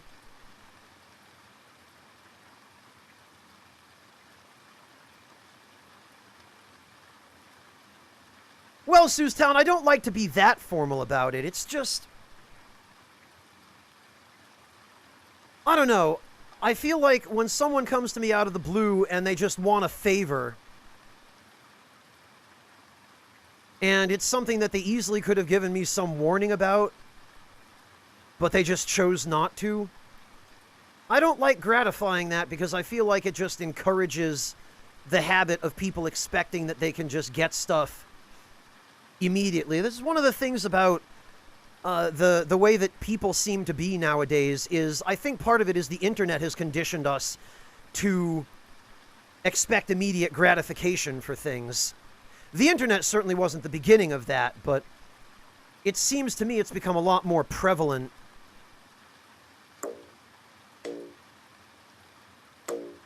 since people began learning to take the internet for granted.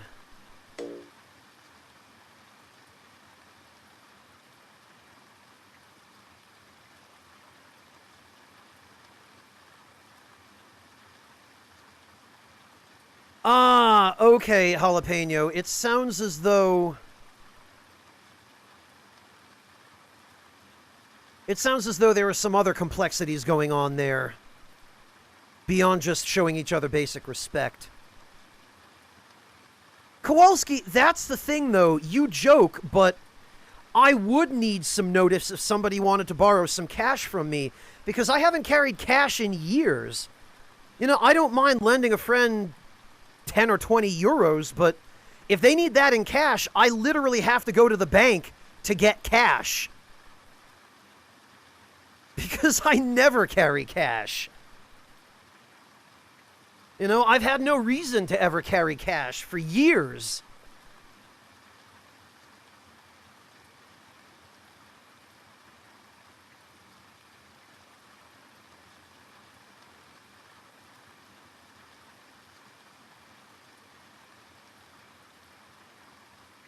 Well, Kowalski, I'd be happy to just, lend you 20 bucks. I'd be happy to send it to you through PayPal. I just, I feel obligated to forewarn you, because I'm all about giving people advance notice on these things, that I charge 500% interest on a weekly basis.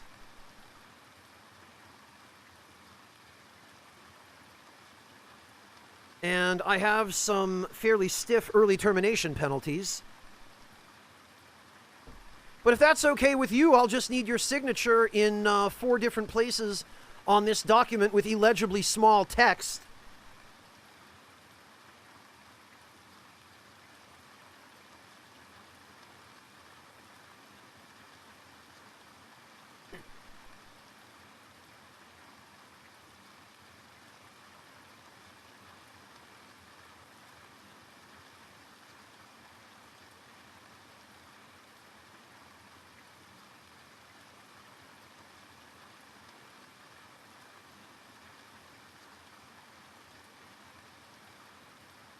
Actually, why am I putting this bow in the camp? I meant to bring that back to the ATN and sell it.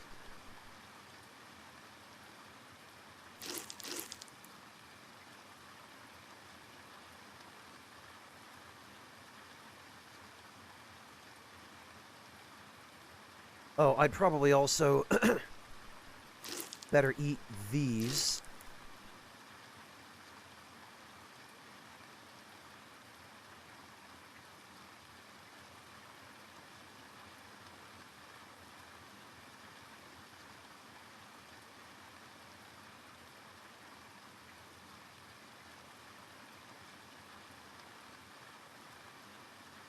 Oh, I know, Kowalski. Don't worry. I'm aware of that.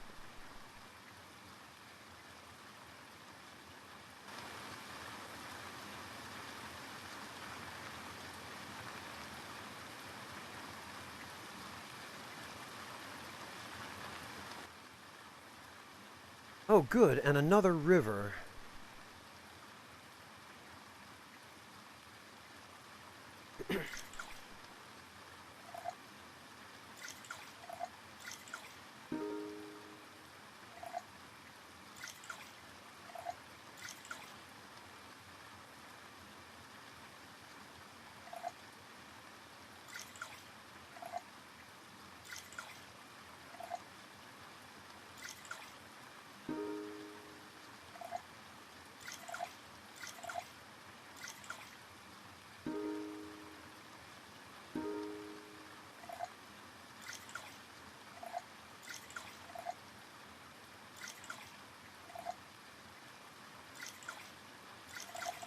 Okay, this will give me some water I can drink right now and a little bit of extra that I know is clean, which is why I put it down there so it doesn't get confused with water that spawns up here.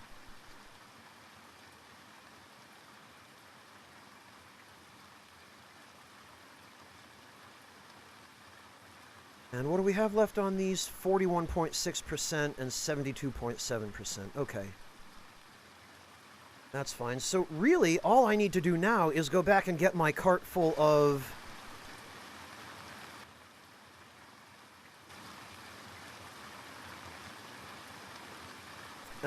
ponchos.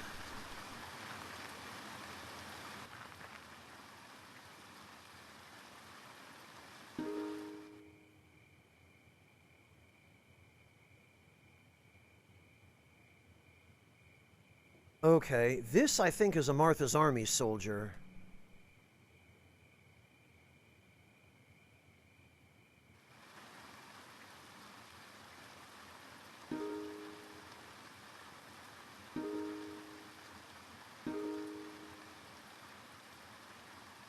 Also, why am I set to broad spear throw? I think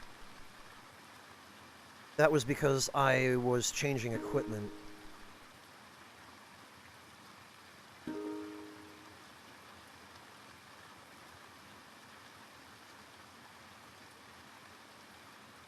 I still can't identify this guy. Who the hell is he?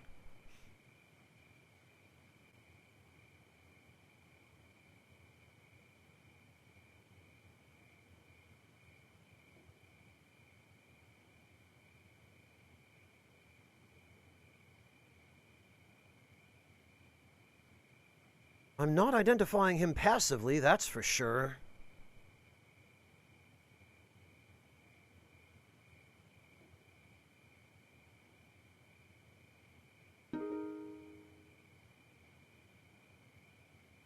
He's strong and tough, but his only weapon is a punch. Alright, I'll tell you what, we'll reveal ourselves.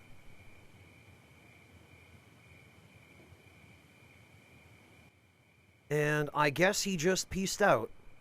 He didn't want to fight.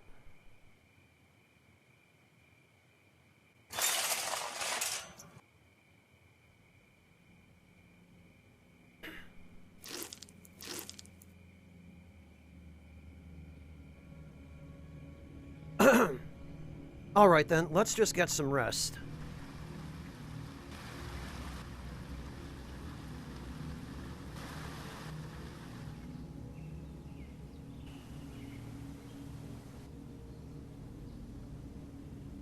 Something approaches, huh? Oh! Why, it's a dog man. Oh, and the minute he sees me, he's like, "Oh no, sorry, sir, whoops, I didn't mean to disturb you, forgive me." There he goes. Later, loser.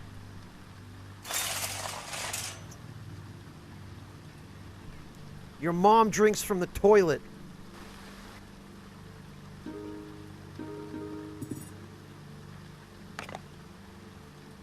Oh, look! Another freaking sleeping bag.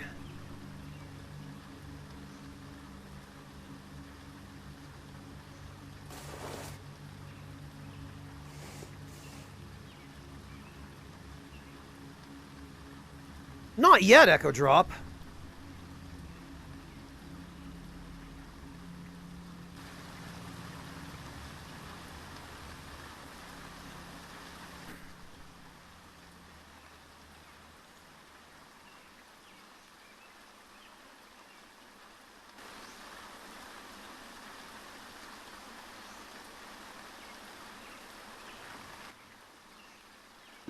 Alright, so I guess now we head back down south. Oh, look at that.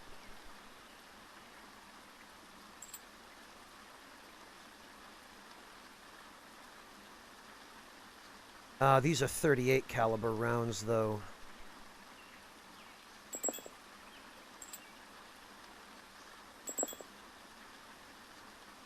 But these are 45.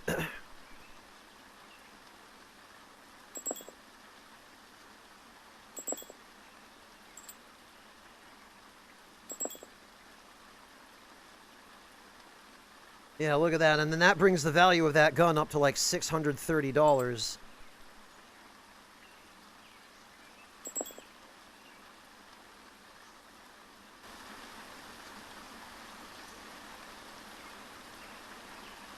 That was a good... that was a good find.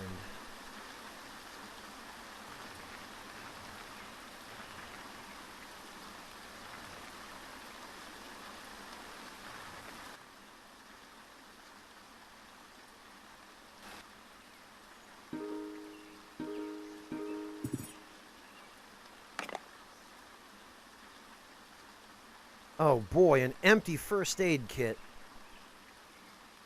Way to get my hopes up.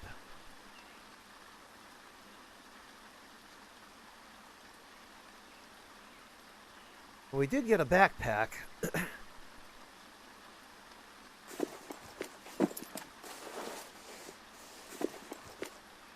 So that'll be a little more storage space. Hey, Ouija, welcome! Tips for Cleric Beast Round 2. Oh, Ouija, you mean the DLC one? In the Old Hunters area? Also, while we're here... Guys, go check out my buddy Ouija. Ouija is a cool dude. I met him while he and some friends of his were streaming the Demon's Souls remake. And it turns out he's a big supporter of charities, which is really nice. He donates his streaming income to charities. He's a pretty chill guy and just fosters a very laid-back streaming atmosphere. So go check him out.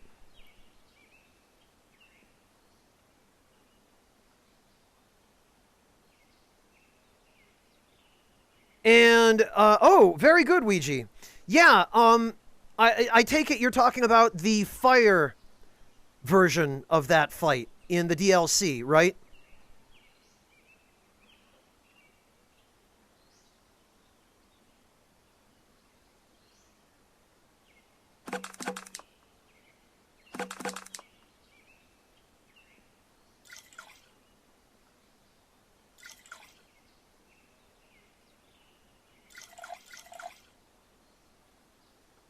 Okay, so, Ouija, number one,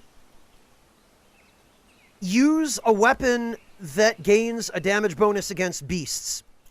The Saw Cleaver is a good choice in its non-transformed state, so the one-handed, or, well, they're both technically one-handed, but the short form of the Saw Cleaver. Anything that is serrated does bonus damage against beasts, Ouija. Buff that with lightning paper, or bolt paper, and use a beast blood pellet, because that will increase your attack power the more you land hits, and the more consistently you keep attacking.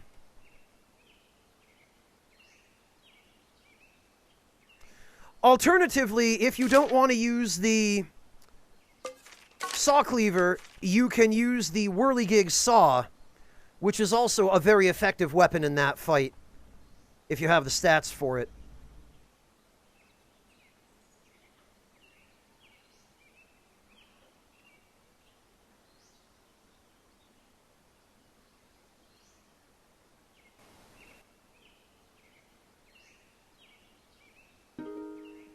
And I recommend against summoning anybody, because that just gives the boss way too much extra health to be worthwhile, and anyone you summon for that is probably going to just die immediately when you go in, and then you'll have to finish the fight with a buffed boss. So go in alone.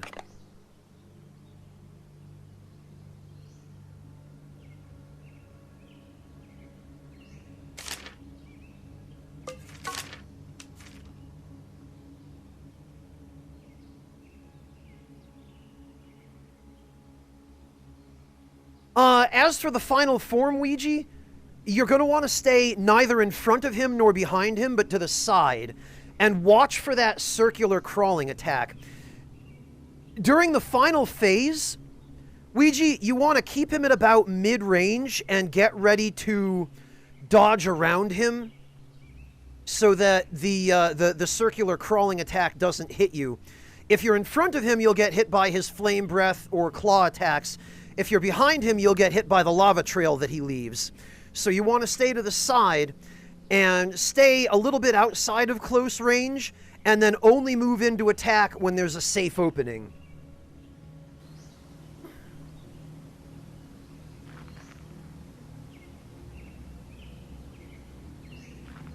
Otherwise, keep your distance, because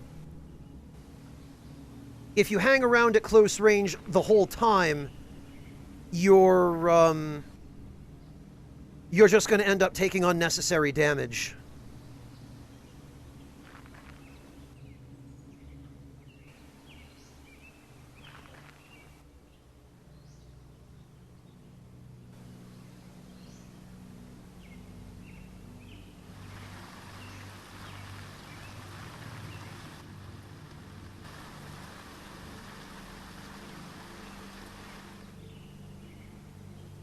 Ouija, good luck. You can do this. I believe in you.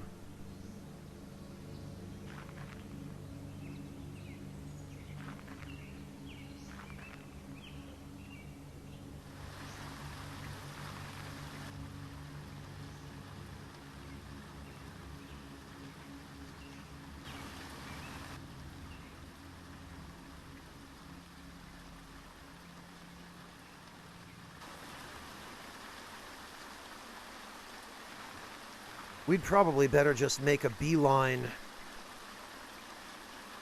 for the Enclave at this point, because my shopping cart is about to disintegrate.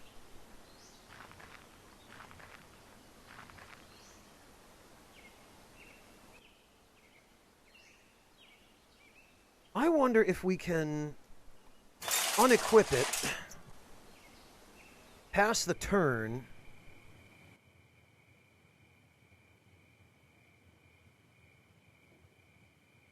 equip it,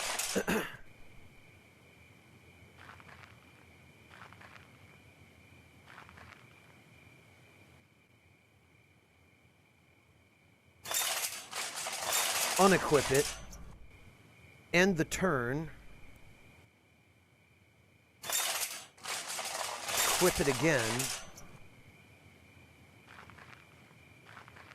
and basically repeat that process.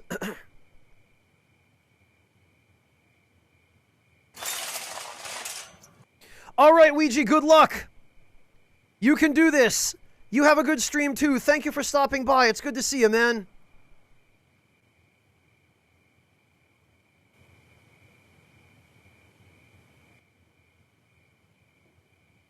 It looks like we can. It looks like this will indefinitely preserve the durability of a vehicle.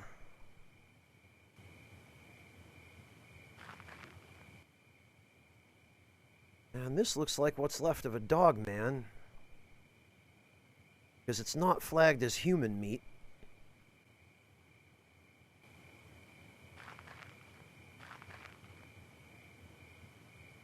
You better believe it, Mantis Man.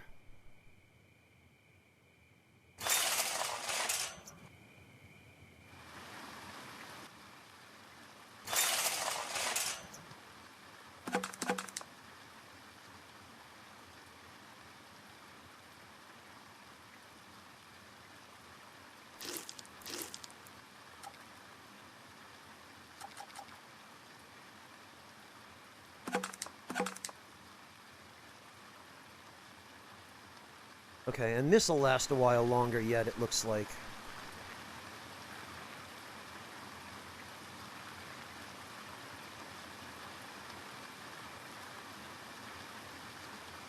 Oh, and we don't want to enter the Enclave until morning, probably.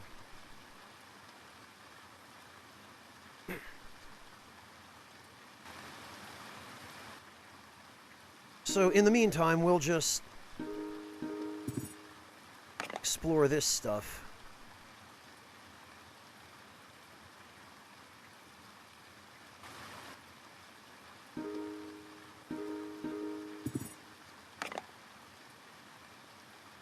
Oh, look! Booze!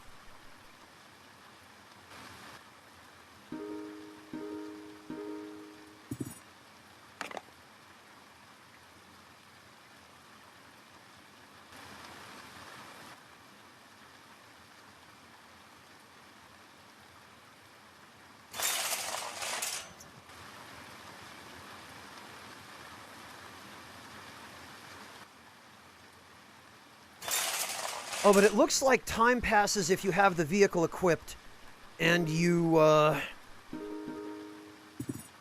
go scavenging.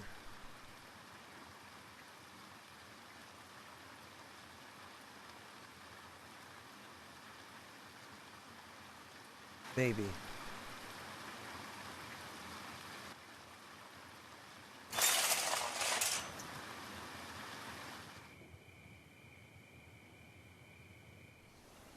There we go. Oh, and there was a dog man following me the whole time.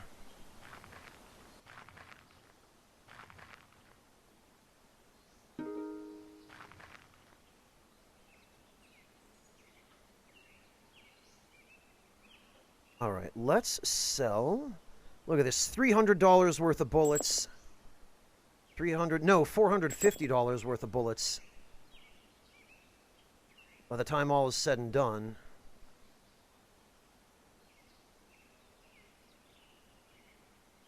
More if I want to sell that whiskey, which I probably shouldn't.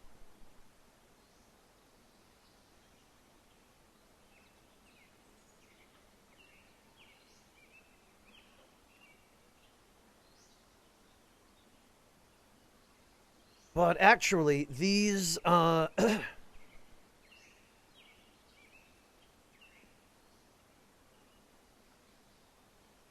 are these backpacks at? Oh, this one's at 90%. Okay. So we're gonna empty out that. We're gonna keep these. All these sleeping bags we've been collecting have certainly been helpful.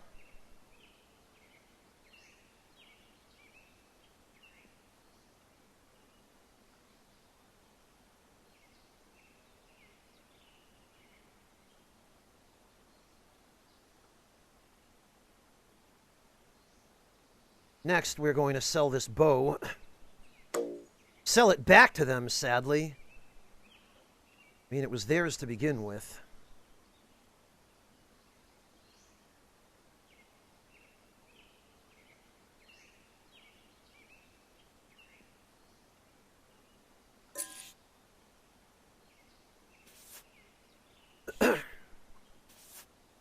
That we can, yeah, we can consolidate.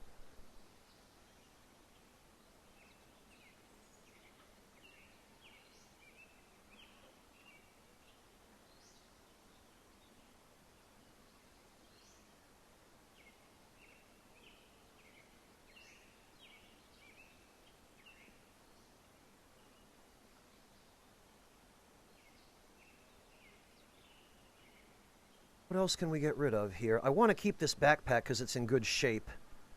And I am eventually going to need to transfer stuff to it because my current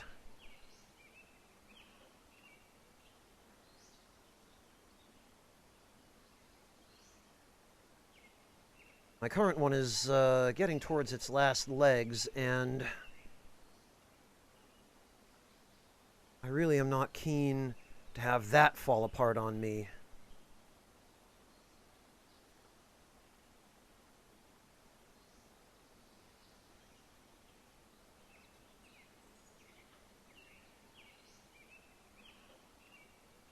All right.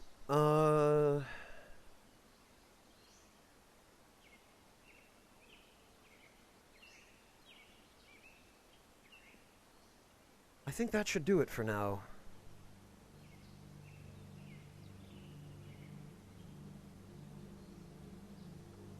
We've got, primarily of chief importance is our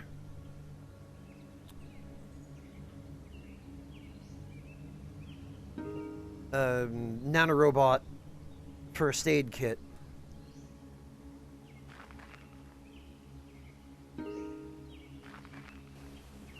Because that I'm going to be relying on to cure any serious injuries that we incur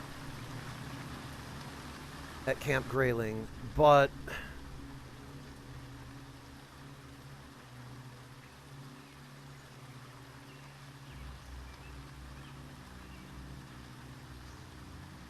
we don't really need any of that stuff either. I don't know why I had that there.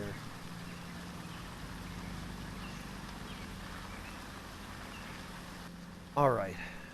So, this is going to replace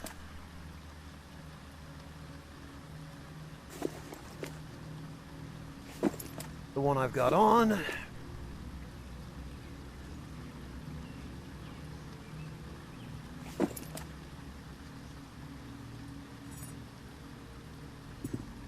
That's going to go on my back.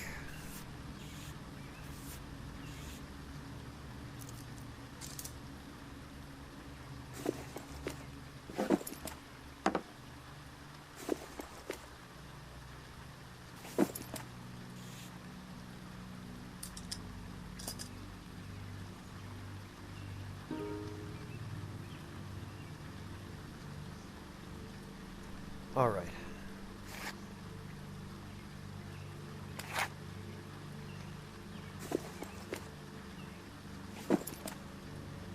So, that goes there. That goes there.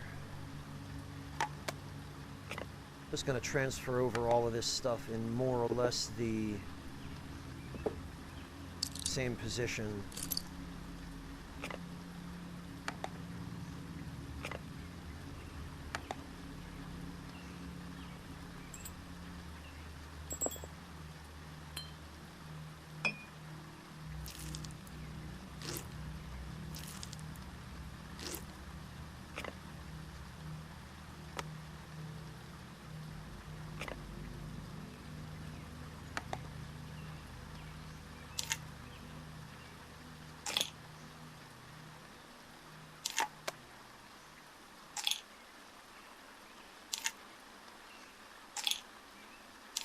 All my drugs.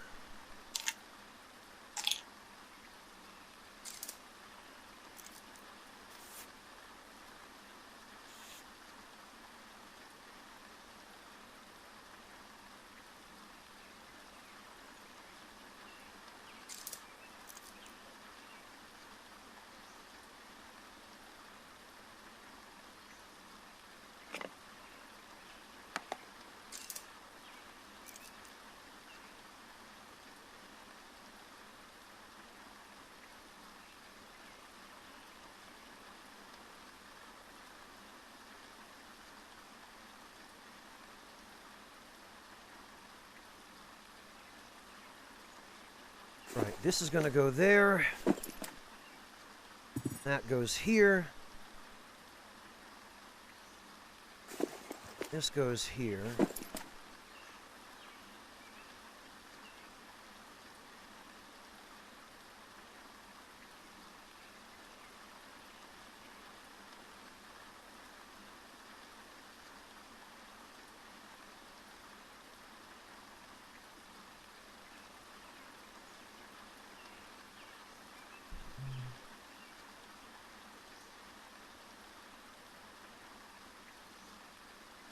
All right, 3126. Okay.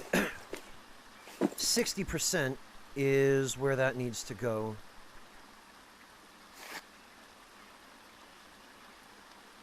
And you never know when you're just going to need a gun.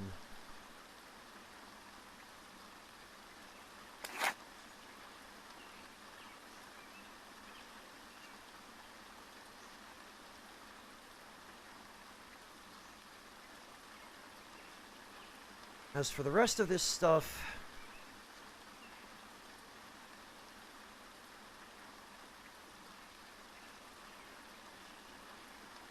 I mean, thinking about it, it probably wouldn't be a bad idea to bring some extra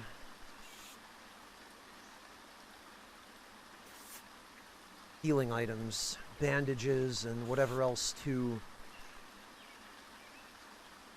handle wounds.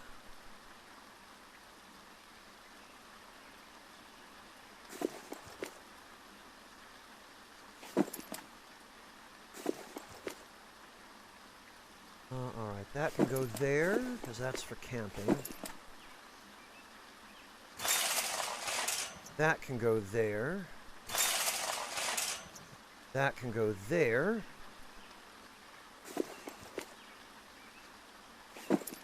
This stuff can just all go in there.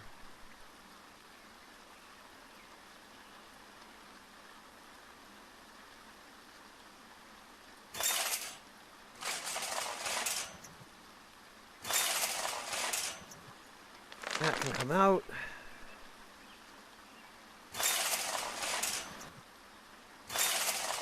That can go in.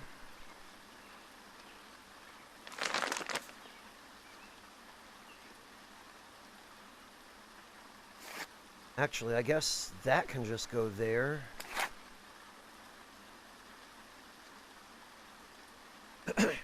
Well, no, because if I need a free hand...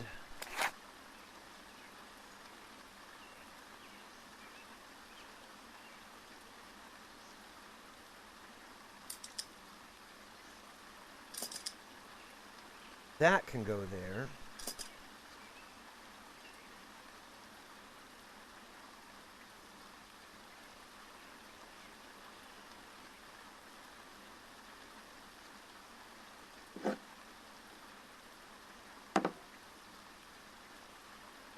Actually, that's fine there.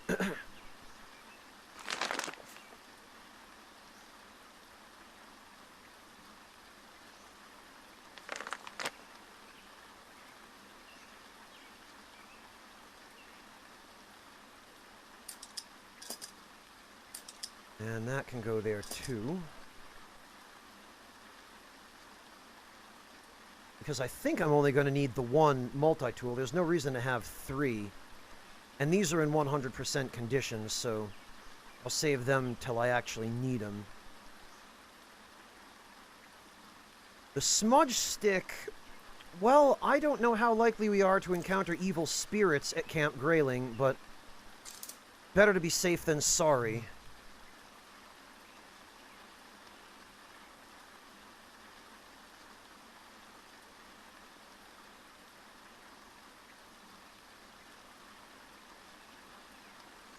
And do I have everything else? We've got the black box with antennae. We've got Hatter's flash drive for use at Camp Grayling. We've got the Stoats flash drive for use at Camp Grayling. We've got not one, not two, but 3 guns. So I can wield one in each hand and one in my mouth, I guess. We've got food, and we've got camps full of food further up north. We've got antiseptic, i.e. booze, if we need it, which hopefully we won't. We've got plenty of extra ammo, and we're even having ammo overflow. We can replenish our water before we go.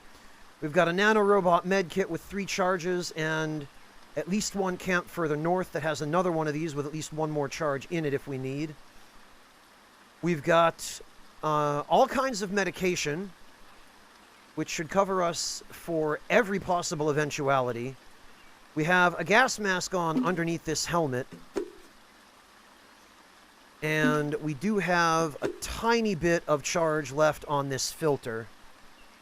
Hey Ken, welcome! I'm alright, thanks. How about yourself?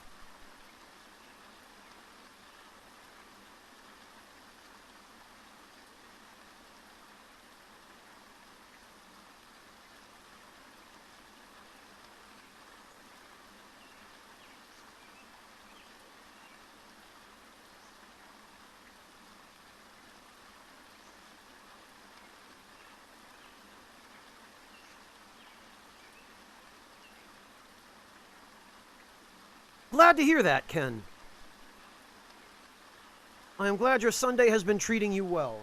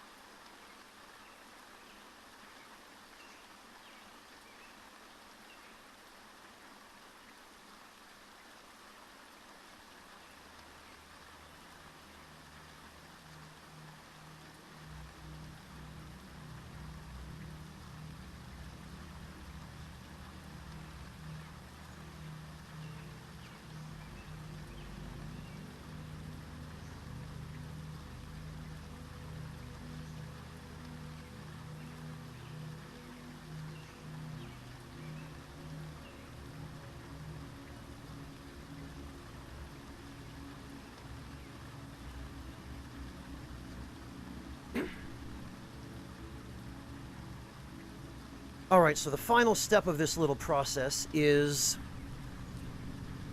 this shopping cart right here.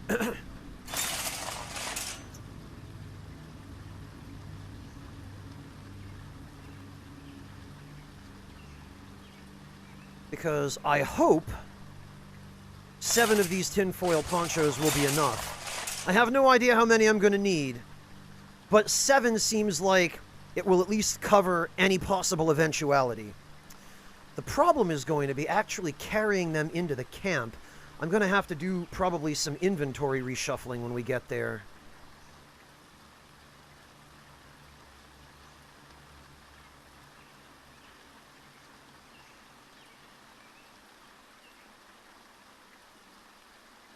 And actually,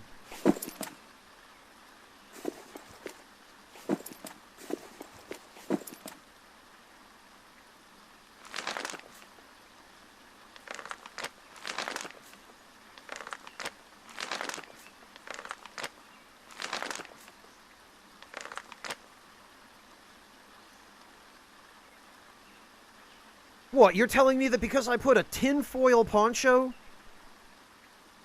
in my backpack, now I'm carrying a moderate load? There is no way this thing weighs 1 kilogram. There is no way a poncho made of tinfoil weighs 1 kilo. When a lighter weighs 0.08. That is ridiculous. Get the hell out of here with that.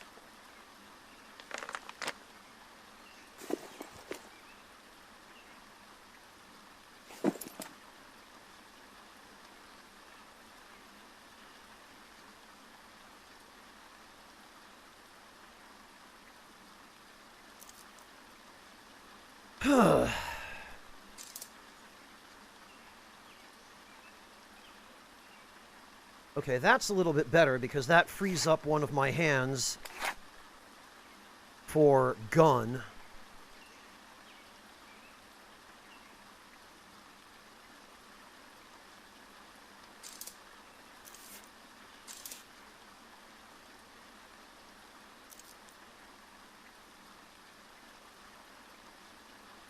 And the last thing that's left for us to do now is pop some Zolpidem and make sure we are bloody well properly rested. Whoops, and I slept at the wrong camp. Guess I'm sleeping in a shopping cart instead of in my sleeping bag. Tall Dark Live, hello and welcome. Thank you very much for the raid. I really appreciate that. I am guessing that you are new to the channel and just finding your way in for the first time, because I don't recognize your username, so let me introduce myself. My name is Franz, and I play video games on Twitch. And sometimes I even manage to play them halfway decently. Thank you very much for dropping by. I deeply appreciate that. You weren't feeling quite so well, so you ended early. I'm sorry to hear that. I certainly hope you start feeling better soon. I hope that your recovery is swift and the process as painless as possible.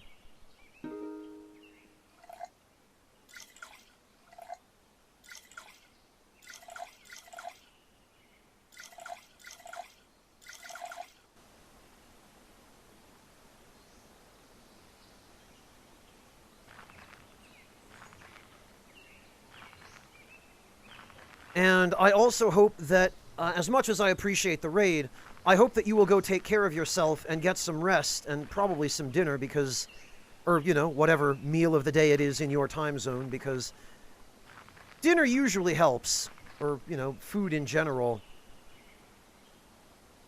usually helps with feeling better.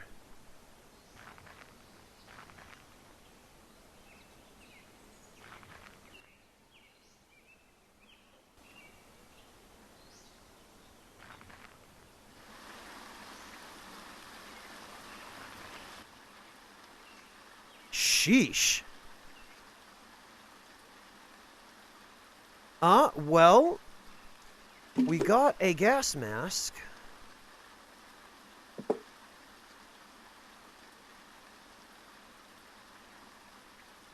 Which is actually in better shape than mine.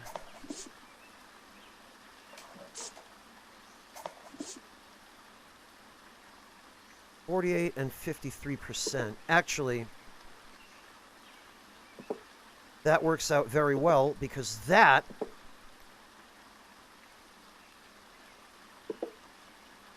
will actually give us a little bit of duration with complete protection from this gas mask. Of course, we'll put that back on, and we will avoid equipping the filters until absolutely necessary, so as not to exhaust them without need.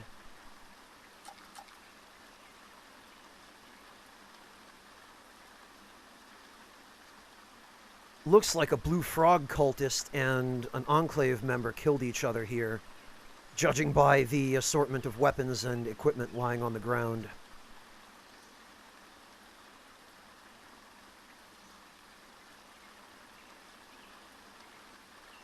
Yeah, get some rest, Tall Dark. Thank you again for the raid, but please go take care of yourself.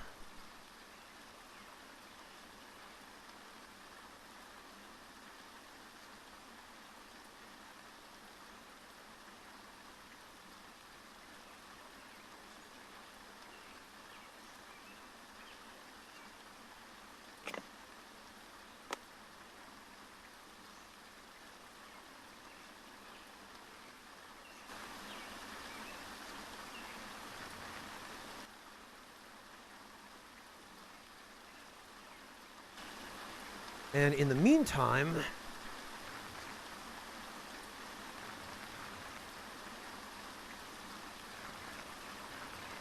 we are going to work our way back north.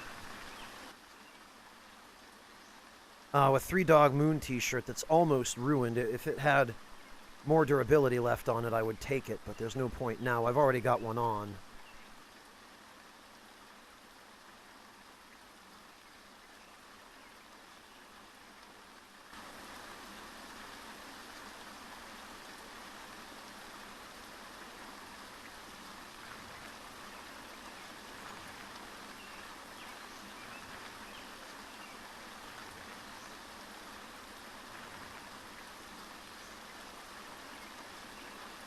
Actually, it's not such a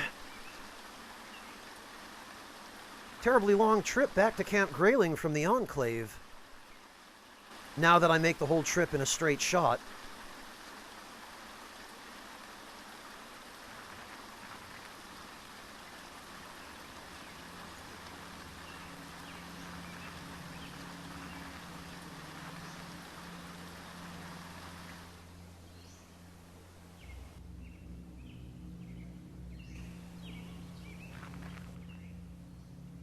Oh, and there's another Dogman corpse. Boy, these guys just... They're as bad at getting... they're as bad at staying alive, rather, as all the human units wandering around here.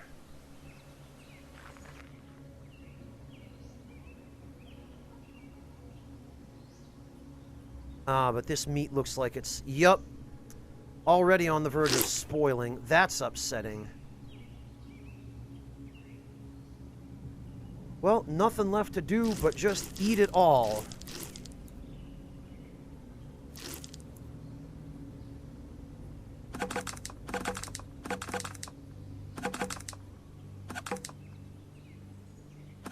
It's a shame there's no overhealing system in this game for food, where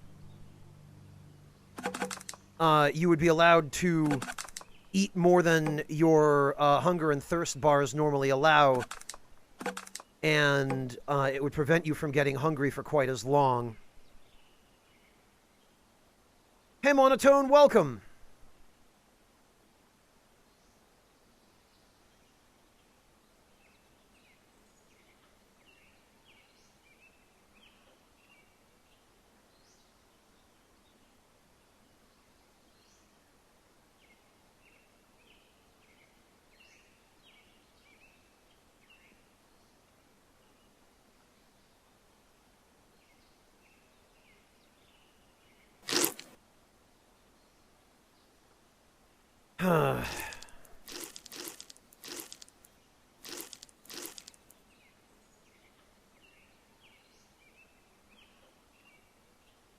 This stuff's all going to go bad, too, before I have a chance to eat it. That is upsetting.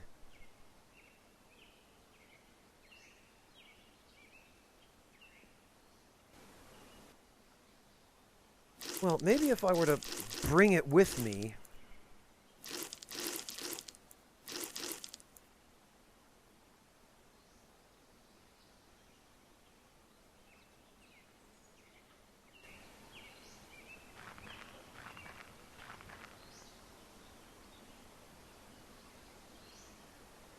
because I do have another camp a little closer to Grayling.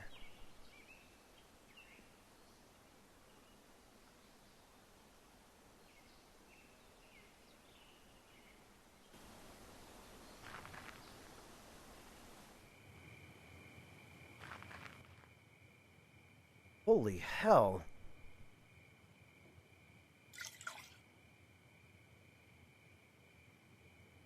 This looks like the remains of 2 dogmen.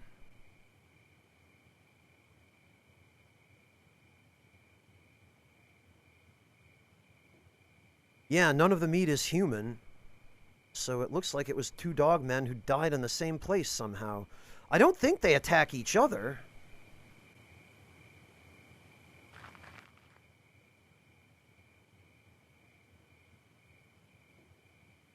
So I'm not sure what else would have done it. Oh, probably this human whose remains are lying here on the ground right next to them.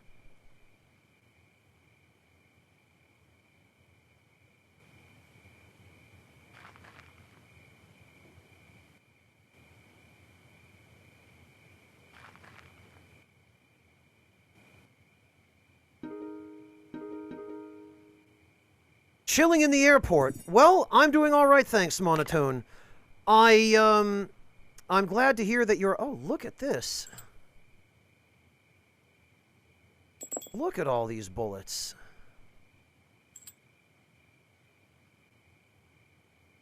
These are 38s, so they're not going to be any help to me other than to sell.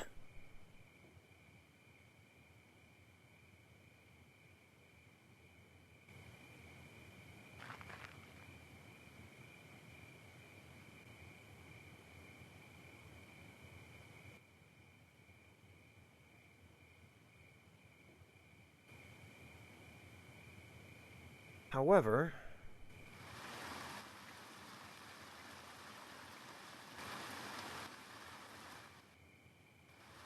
Alright, let's rest up a bit.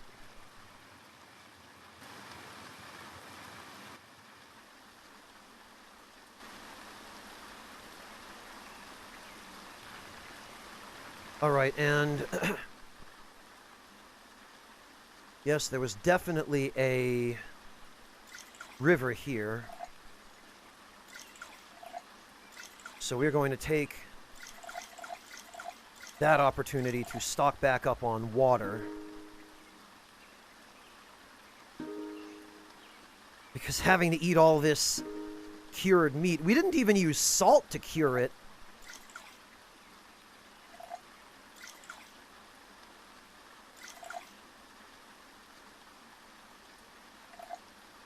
And yet it still dehydrates the ever-living hell out of us when we eat it.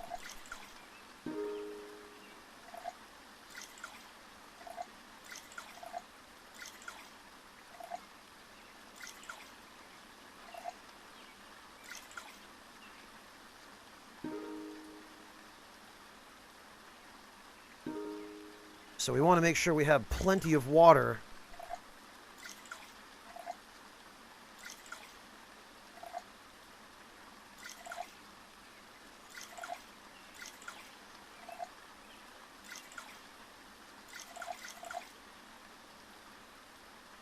before we scarf this. Holy hell, that does a number on your thirst.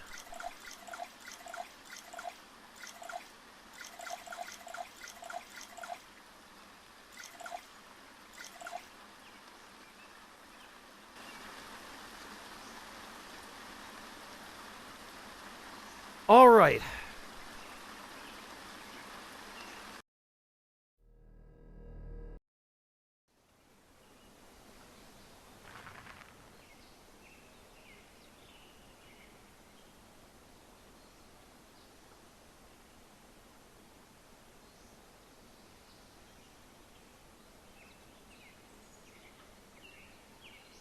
Ouija! Welcome back. You just wanted to let me know it did the trick. You beat him in 5 tries. Congratulations, Ouija. That's awesome. I told you you could do it. I'm really happy for you, man, and very proud of you. You put that advice to good use, it sounds like. Well done. Congratulations. Now you know what to do for the future, too.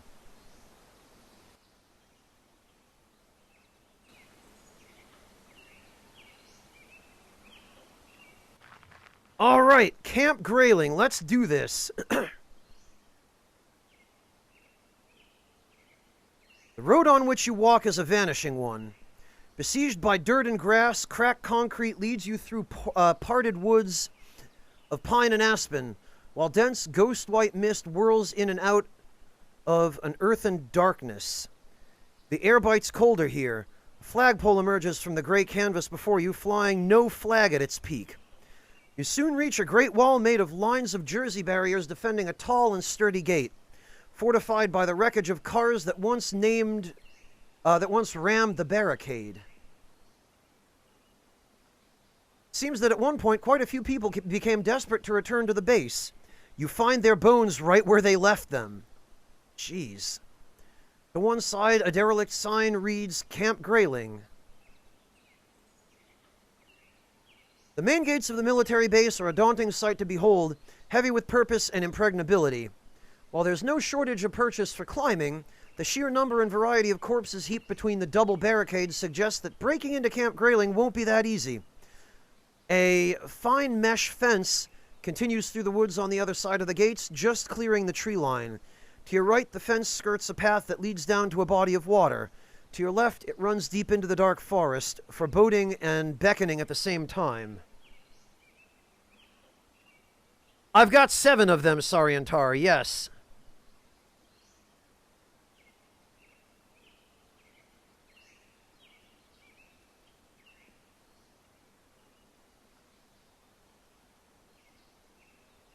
Don't you worry, I've got plenty.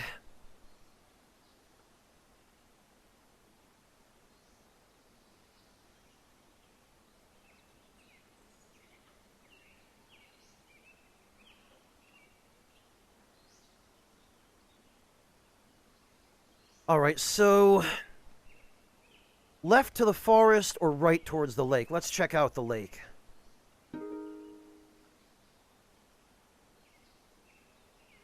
The path opens up to a pitch-black ocean, silent and still under curtains of fog curling on its surface. Something about this place, with all the time you've spent in the wilderness, nothing has ever been so utterly devoid of sound. An abyss within the waters draws you in the longer you stare at it, and you can't shake the feeling that something is watching you back. The base's fence line follows the shore tightly. There's no easy way through here. You feel a chill as you turn away and head back to the main gates. It's only then that you notice the sign eaten by underbrush. Lake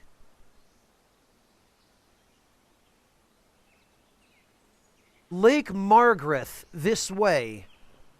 You politely disagree.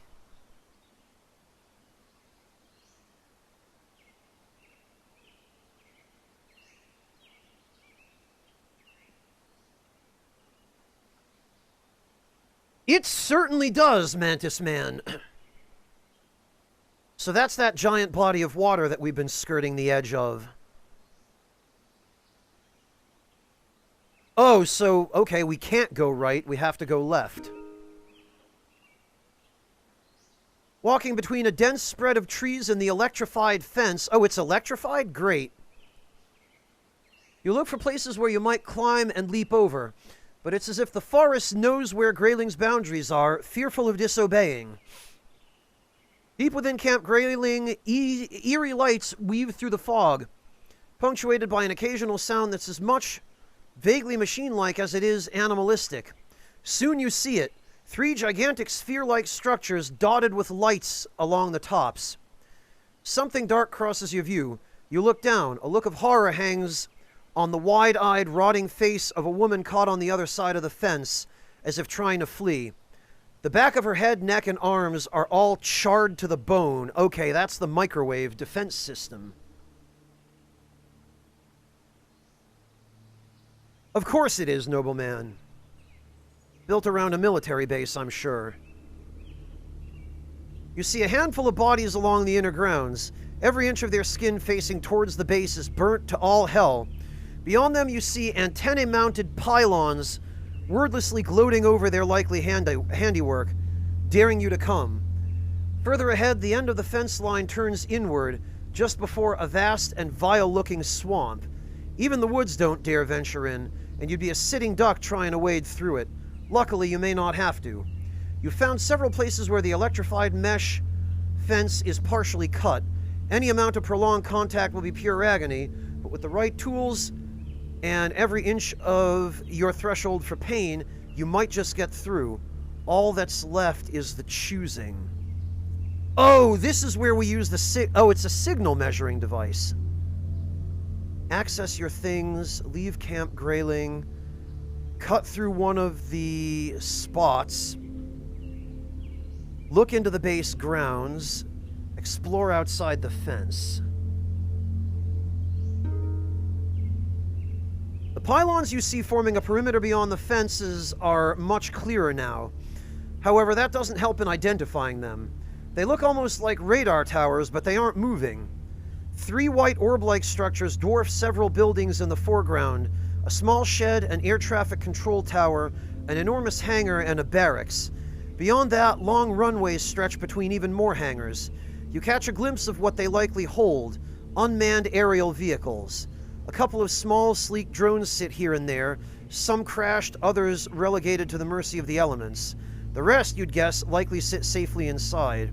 There's not a living soul in sight. The dead, however, are readily available for company. Freaking yikes. Explore outside the fence. Wait, a clearing? Here? You decide to turn around and take a look.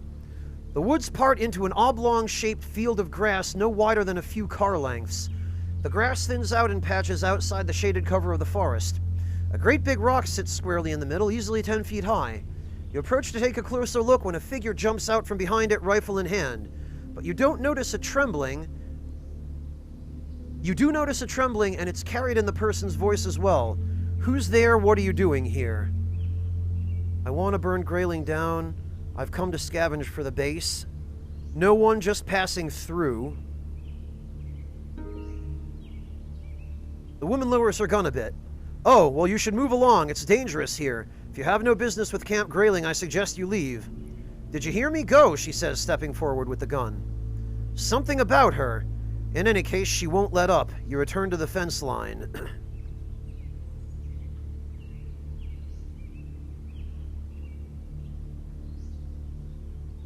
Explore outside the fence again. You return to where the trees yield to grass and a large stone stands defiantly. However, no one else is here anymore. Oh.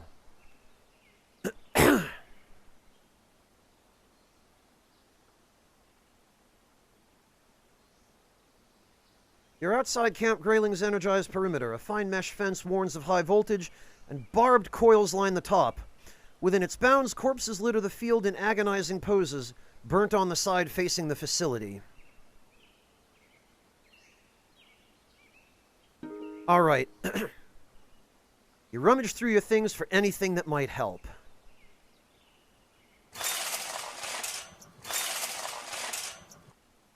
Actually, it would probably be best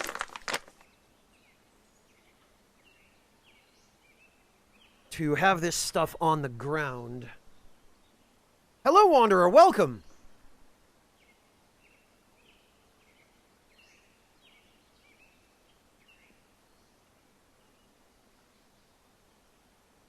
Because I doubt I'm going to be able to take a shopping cart through an electric fence. And I don't want to have to do any unnecessary inventory management, so...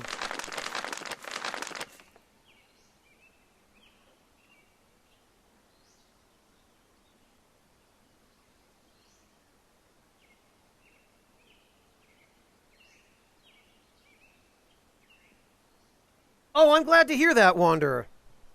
Thank you, I appreciate that. It's good to have you back.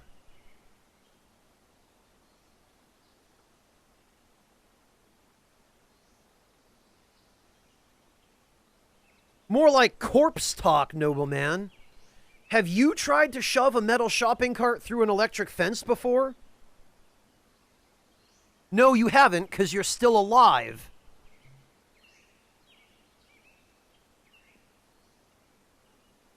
I feel that, Wanderer. I feel that. Hang in there. Not much longer now. Oh,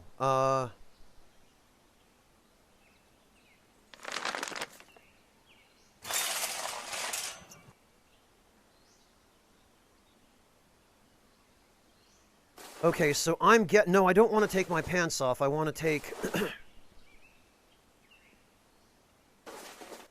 I guess I have to take the dogman coat off because... I suspect... Yeah, okay. They occupy the same slot.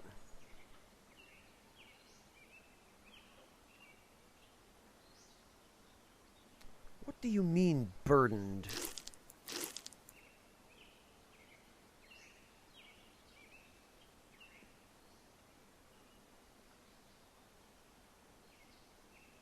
Alright, well, I'll tell you what. There is only one proper way to infiltrate a military base.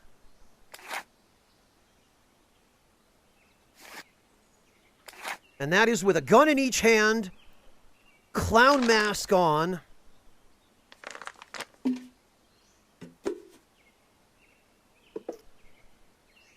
and we are going to... Where is that gas mask?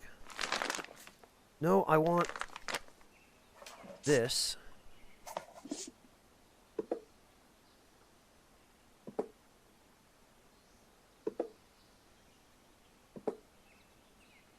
Because I have no idea what I'm going to be exposed to in there.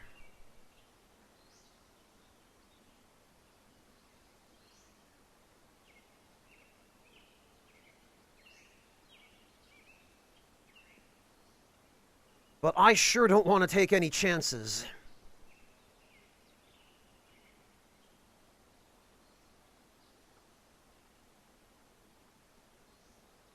I just hope that I can access the stuff that I leave here.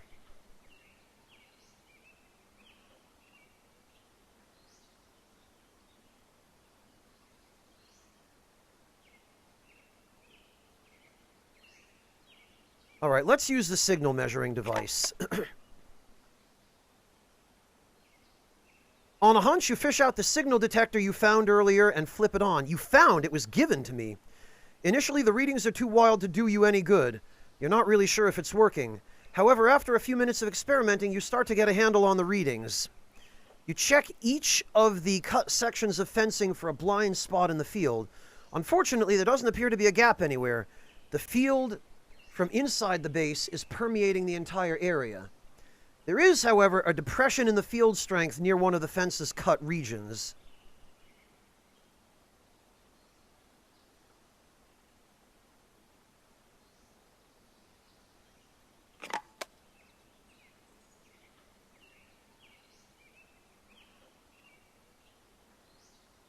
Cut through at the field's weak spot. Okay.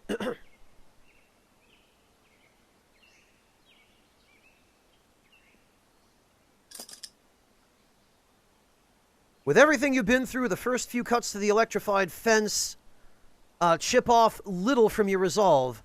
But after 10, 20, 30, it becomes difficult to ignore the vicious tingling, the spreading sting, the sensation of skin pulling and twisting against itself. You sweat with anticipation before each cut and pause for relief after. The simple task of cutting a few wires has grown into an increasingly gargantuan task. Eventually, after a grueling test of your resolve, you decide that's it. That's good enough. A few kicks and the fence folds over. As the fence opens, you feel areas of white-hot pain intermittently and you recoil. The sensation disappears when you move from the opening, and soon you discover that the pain seems to come from within the facility. Fortunately, after some tentative testing, it appears your attire mostly shields you from it.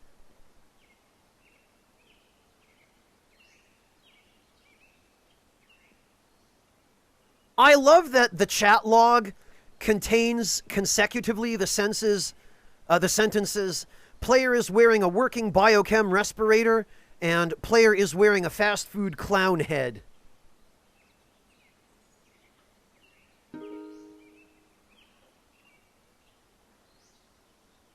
Okay, the poncho is still in 100% condition.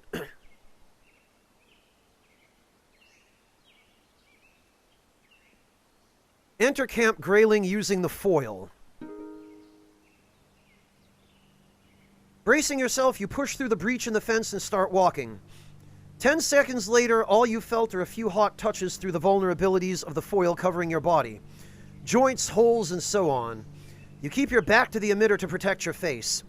It's really working. The signal from the emitters are bouncing right off you. You stand in victory and raise your arms. You know you shouldn't, and you're facing the wrong way anyway, yet... Is that all you've got? You yell, and you don't regret it. When you regain your good sense, you make your way quickly across the field, still careful to keep your face covered from the octagonal emitters of the turret. The hits of microwave radiation may be small, but severe pain in small doses is still severe pain. Meanwhile, your protective foil is tearing with every movement you make.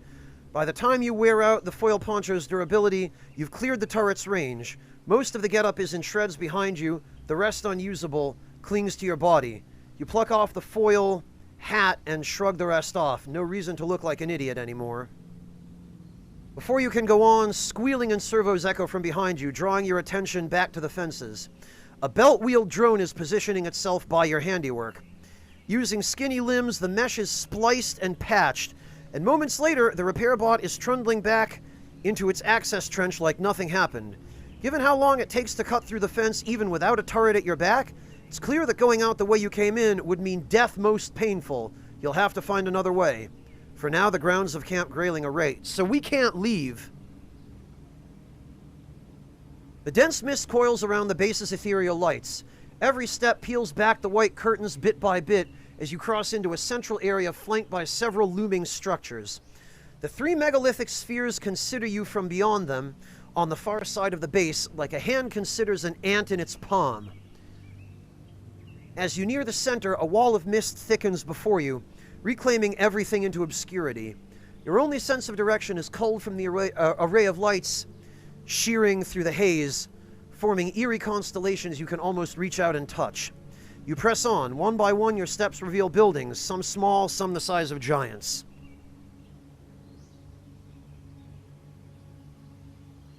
You stand at the epicenter of Camp Grayling. A vast central area opens up before you, awash in blind white halogen and ghostly clouds, menacing, silent, and otherworldly.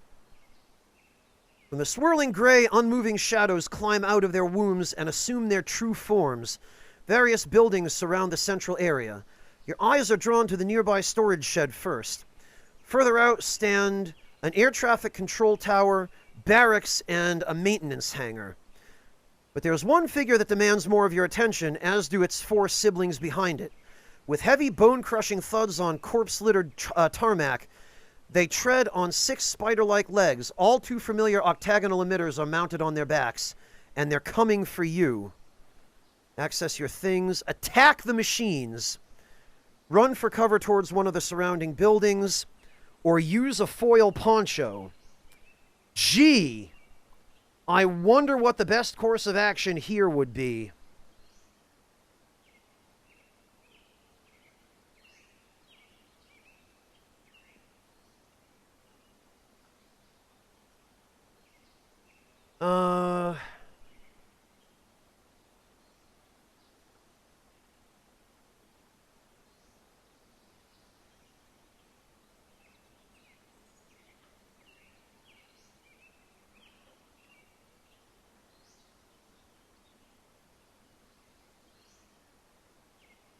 What if we use a foil poncho?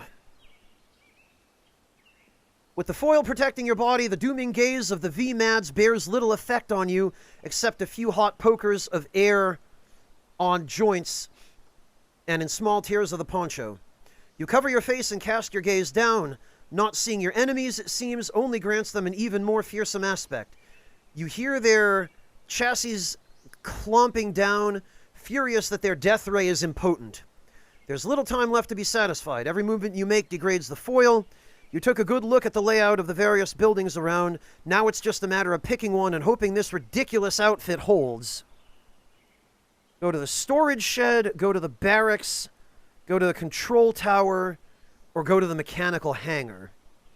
Alright, let me think about this. I think our ultimate goal is to plug the flash drive from Hatter into the mainframe.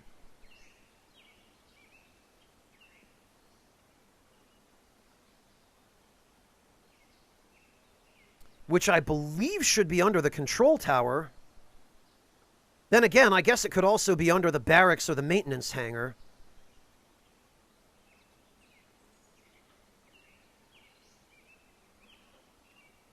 But I think we should go for the barracks because Hatter explicitly told us that we can't install the worm into the mainframe without getting an ID card first. And the place that it seems we would be most likely to find an ID card is where the soldiers lived. And that would be the barracks.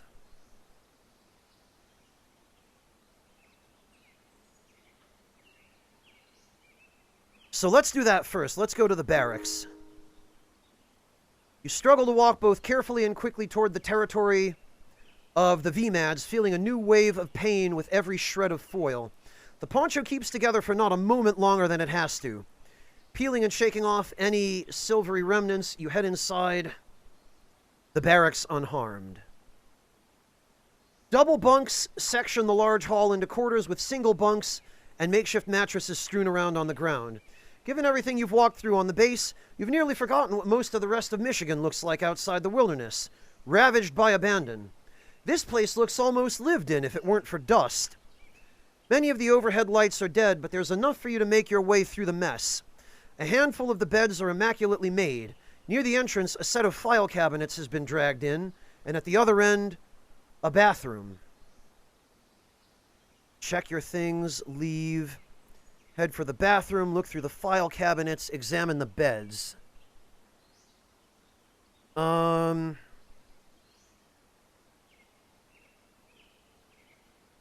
for the bathroom. It first seemed that the communal bathroom's lights had been turned off, but as you approach, you see a flickering outline along the inner fringes of the door frame. You stand in front of it, listening to the quiet click, click, click of the light, a testament to how quiet it is in here despite the space's potential for echoing. You can't explain it, but you shiver when you reach for the door. It's locked. Oh, and since we have no way of picking the lock, we have to leave.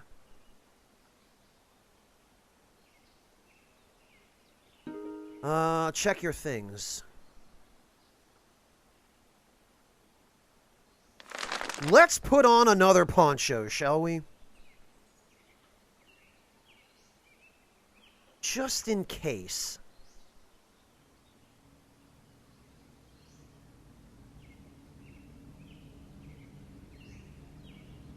Boy, I tell you what, I'm glad I made all these ponchos. I'm glad that I happened to throw one on and walk around in it a little bit and, you know, conveniently find out how quickly it deteriorated.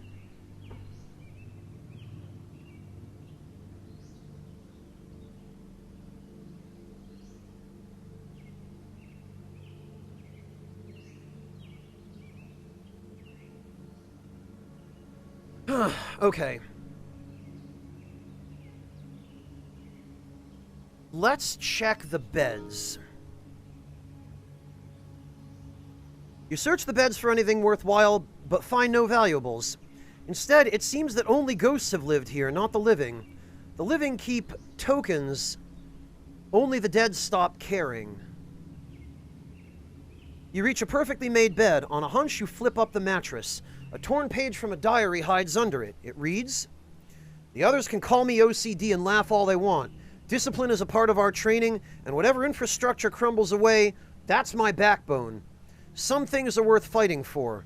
Isn't that the reason we're still manning this base? To maintain some sense of order in this chaos?" Sean never mocks me, though. Even without words, all he says is, "I love you." You replace the page. Huh. Well, that's grim.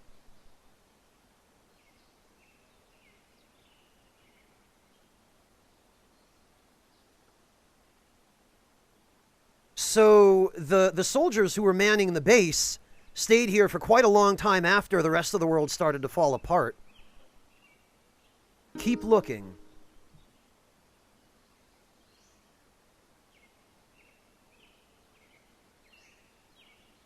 You continue on through the disheveled beds until you come across another neatly made one. Under it hides another diary page. "I get more breaks now than I used to, much as a part of me hates it. I have a duty just like everyone else here. I shouldn't use him as an excuse, and neither should they. I make the best of it, though. More time to write, more time to hide it from prying eyes. He's always so quiet when he's with me. I feel such ease around him, and that's becoming a rarer thing these days. I keep thinking it couldn't possibly get any worse, and then it does. There's talk of abandoning the base altogether, but how could we? People are depending on us, on me." Check the remaining made bed. At a third tidied bunk is expected another entry. "Major said it was a done deal. We're running thin as it is, and there's less and less to protect up here. People are fleeing to the south, but I fought hard with him on it. Eventually I convinced him. Instead, we'll just be going on a supply run, no more than a day. We'll protect Crawford County yet. I know how dangerous it is to cross the woods. He's always quiet in my arms here, but not elsewhere. We can't take the risk. Anyhow, it's only for a day. I'll leave half of my pendant with him and all of my love. It's only for a day. It's only for a day." An ID card falls from the folds. ID card.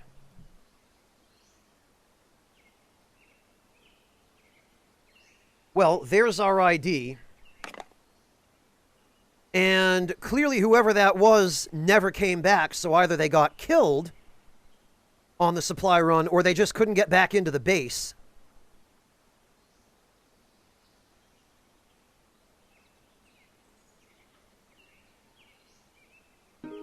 Examine the beds. Okay, nothing new. Let's look through the file cabinets. You shuffle through various schematics, building plans, base layouts, and the drafts and drafts of it. And the drafts and drafts of each mixed together. Personnel files add some variation to the jumbled records, taking away more of the hour to sort through. You come across one file for a Corporal Stanley Chisholm. Stanley Chisholm. Dishonorably discharged. You're not sure why he stands out from the rest. You can't place him, but there's a lingering recognition there, like you've studied that face and depended on it. You grab one of the more interesting documents before moving on. Blueprints of the VMAD system. We need this for the stoat.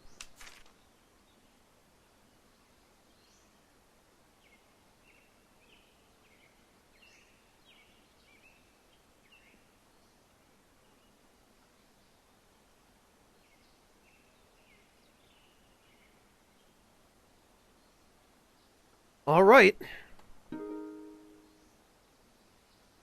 Slipping outside, you have but a few seconds to make out your next move before the VMADs pin you. The tower is closest, with the hangar beyond that, and across the open tarmac, the shed. However, even the tower is far enough away that you doubt you'd make it alive. Run through them to the storage shed unprotected, run towards the control tower, run past the tower to the hangar, use a poncho. Attacking the machines has gotta be death. Hey, Anonmaru, welcome!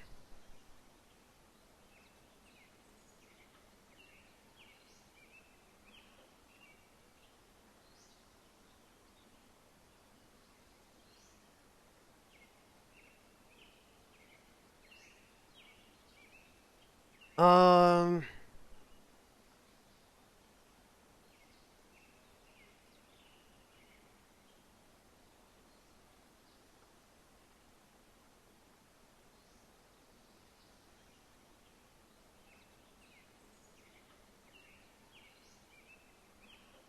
All right. Let's use a foil poncho.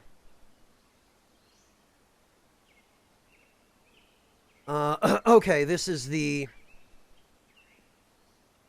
What do you call it? It's the same description as before. So we're gonna go...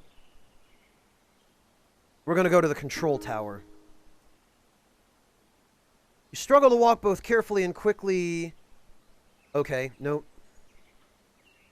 You head inside the control tower unharmed. The control tower begins as a triangular enclosure at its base, red emergency lights spreading out across the walls and floor. You see no trace of the main lights or anything else of note. Hollowness haunts this place as much as it holds the rest of Camp Grayling. As the tower's spine, an elevator lies dead at the bottom of the shaft, mired in darkness. A spiral staircase trails along the wall, high up to where you can no longer see. Control tower landing. You find yourself on the first and only landing in the tower, up 7 stories from the ground. A spiral of red lights goes on forever into the almost endless darkness below. Above you hear faint electronic noises. Before you is a door with the letters MER on its front, which I believe stands for Machine Equipment Room. Open the MER door. You try the door. It budges just enough for you to know that it isn't locked. It seems there's a barricade on the other side. You peer through the crack. All you see are walls of flickering yellow lights against a space of purest black. When you listen closely, you hear something, a rhythmic sound, a rising and falling. A cold chill runs down your back when you realize you're hearing breaths. Call out to it. You call out to whoever is inside. The only response? The rhythmic breathing stop. Outside, faint pounding of mechanical legs can still be heard, but nothing in here. After a few moments of quiet, the breathing resumes. Nothing else happens. Huh. You close the door and try not to think about whatever is in there. Well, that's worrying. If that room is barricaded from inside, and there's something alive in there, then whatever it is could remove the barricade and come after me the moment I turn my back.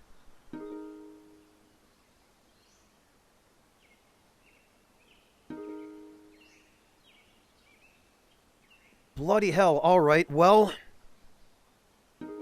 up we go. The stairs end at a circular room surrounded by tall and wide windows, the very top of the control tower. Around the ceiling hangs an imperfect array of dimming off-white lights, pinpointing each area of responsibility with stage-like gravitas. The monitors and keys at about half of the workstations appear active, all situated towards the center and front. Binders and files stack high at the center table in varying states of chaos. Outside, the mist seems to have thinned somewhat, just enough for you to see the ghost base over which you're standing. Access your things. Copy system data. Check out the view. Okay. So this is what we need the Stoats flash drive for. With small flash drive in hand, you search through the desks trying to find where it can go, guided only by the Stoats' vague instructions. Eventually you come across something that seems to work. Hopefully this won't trigger any alarms. You plug in the drive and the nearby screen reacts almost in tandem with the flashing light on the drive's tail. File windows pop open and close too fast for you to make out what they see. Submerged by and re-emerging from erratic copying, you see a progress slowly crawl across. A few minutes later, all activity subsides. The monitors resume as they were before. You unplug the drive, hoping that did the trick.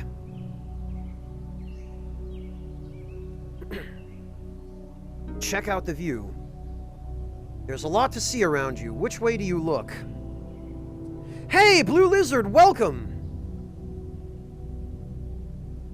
Good to see you. No, I mean, if I had the hacking proficiency perk, then it would make a little bit more sense, but I don't. So the only thing that this main character knows how to operate by default is a GPS app on a cell phone.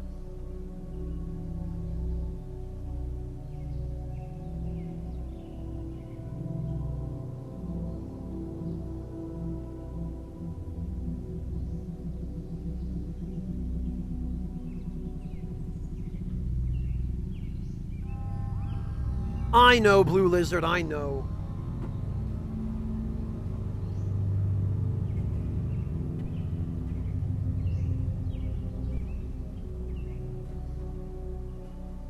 All right.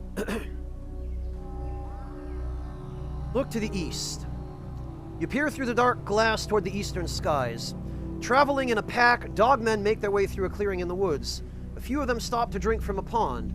Then they lope back towards the rest. Rest? The forest, you mean? From clear forms back into the blur of black shadows, they're heading west. Look to the north. You look through the dark glass towards the northern skies. A thick fog forms a blockade of sorts with heavy clouds. The furthest out you can see is Lake Margareth, a massive body of colorless black water as still as glass. West. It'll be my last run, I think, Keeshond. I want to move on to another game. Yeah, Wanderer, it definitely could use a little bit of a, revision. Hey, Regita, welcome! Nestled deep within dense forests appear to be a few domes on towers, smaller than the trio of giant spheres on the base. They form a perimeter, but you can make out nothing between or beyond them. Look to the south. The air clears up toward the south, opening a direct line of sight to a piebald landscape of forest, plains, and ruins. Details elude you, but the absence of humans makes itself known well enough. Well, to the south of here is the Great Black Swamp.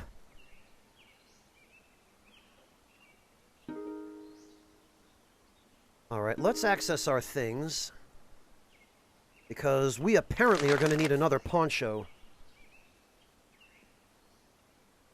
I might come back to it eventually, Keeshond, just not right away.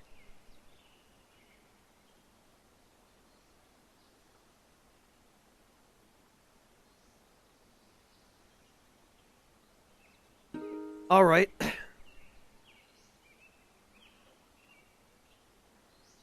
Well, down we go. And time to leave. We are definitely going to use a poncho.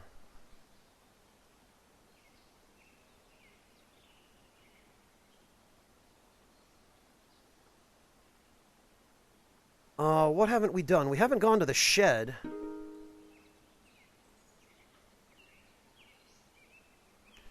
In contrast to the base's outside areas, the interior of the storage shed is a small sanctum of darkness, absolved of fog, extending only a half dozen yards in either direction. Sounds from the VMADs outside ring loud, however, never allowing you to forget that they're there. Along the walls, you see little that you can use. A few rotting pieces of wood lay in splinters, pallets in another lifetime, caked with grime and dirt. But there's hope. The lone downlighter in the shed draws your eye down its illuminated cone. There's an old forklift in here. Check out the forklift.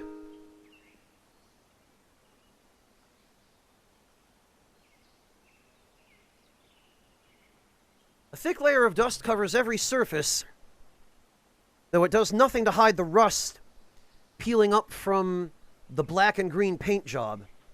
The heavy-duty frame would give you some assurance for safety if it weren't for the cab being wide open from all sides. Still, it might be good for something. You sit inside and give the ignition a try. Despite appearances, she still moves. Unfortunately, forklifts have never been known for moving very fast. What's more, the shed's main doors won't budge. If this forklift is going to get outside, it'll have to be by breaking them down. Hanging on the wall behind you is a rope. Rig the forklift to drive itself out of the shed. look around the storage shed. Oh, that's all. Okay, rig it to drive itself out. Taking the rope from the wall, you're relieved to find that there's enough to rig the forklift to drive itself. You fasten the length from the controls to the bar just above the worn-out "Do you even lift, bro?" sticker. Wow. All it needs is for you to start it up and point it in the right direction. In the meantime, you'd get some cover from the VMADs, at least until they flank you. It's not going to be a fun ride-along. In fact, you're sure the pain will be almost unbearable. What you're counting on is that very word, almost. Now to decide where to go.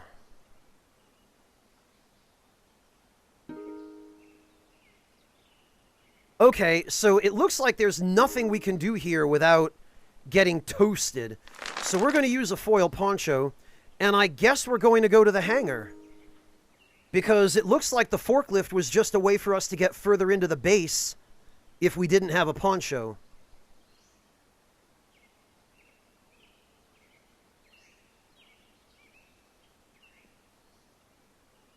You stand in awe of the impossible space folded inside the hangar.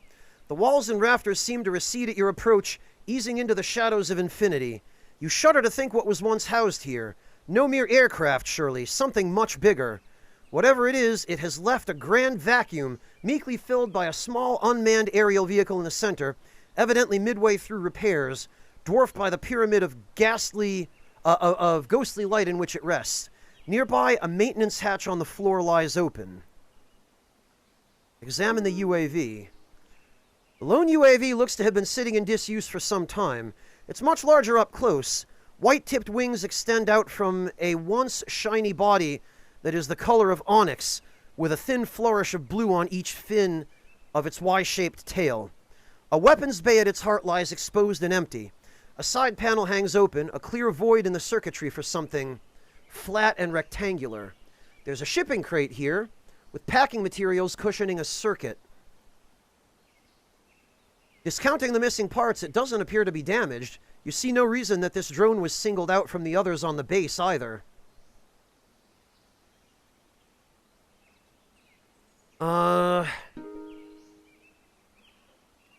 Check your things. Yeah, we'd probably better put on another poncho.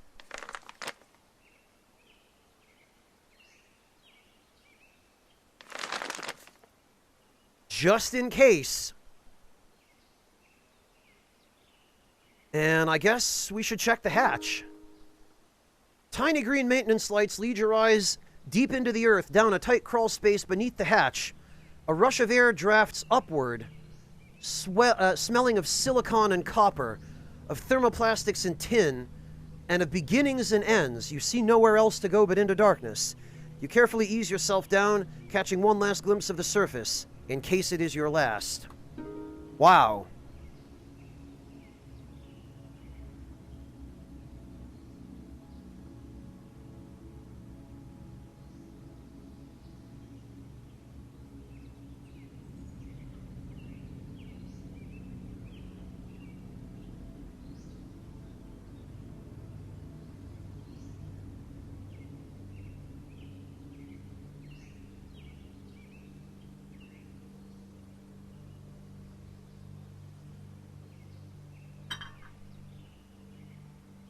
Right, give me just a moment to finish my tea. It's already cold, but...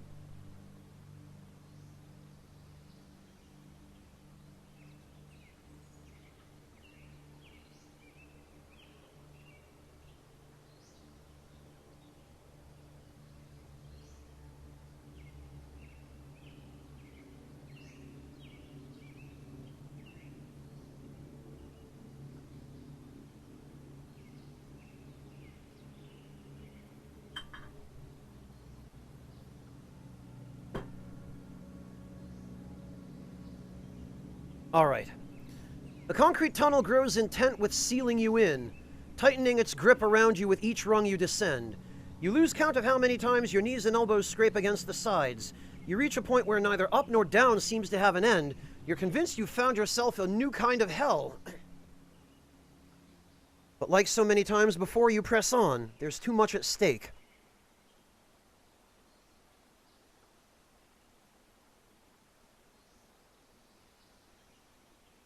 You lower your foot expecting to find more ladder, but it's floor that meets your expectation. The air feels entirely different this deep down. Warmer, more arid. You step off the rungs expecting a whole other world. You walk forward and blue-white lights rise like an ancient tide. In concentric rings around you, rows upon rows of 6 feet high CPUs extend as far out as the hangar above. You hear the endless exhale of vents and internal fans. The LED lights cycle and flicker and stare. In front of you, a path leads straight down to a curved desk on a raised platform, immaculately crafted and beholden only to the great black mirror before it. You seat yourself on a black leather chair in reach of a sleek-looking keyboard anchored to the desk's center. The giant monitor looms high ahead.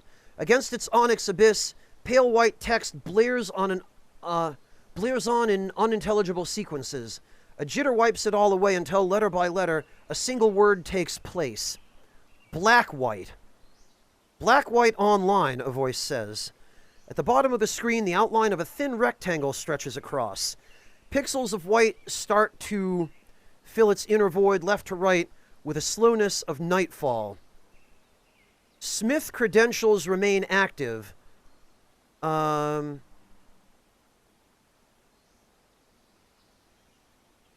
Unsealed are 1.16 exabytes of data. What will user Smith review? The base's artificial intelligence, Black-White, idles while a blinking cursor beckons for a command. The keyboard on the desk shimmers in the screen's dim glow. Everything you've come across in your journey through Michigan floods your mind. Every question, every puzzle, every mystery. Along the monitor's lower edge, the status bar steadily continues to fill. You may not get all your answers. That status bar worries me. Query Black Ghost Apparition. Insert Hatter's Bug. Use the ID card. Query Black-White. Query Camp Grayling. Query Unexplained Phenomena. Leave the terminal and return to the hangar. Query New Earth Ostracon. Query Philip Kindred. Okay. We need to use the ID card first. With the ID card in hand, you find a thin chip reader on the far side of the keyboard and insert the chip end first. Recognize new user, it says. Staff Sergeant Lydia F. Rays. Please enter password. Sean.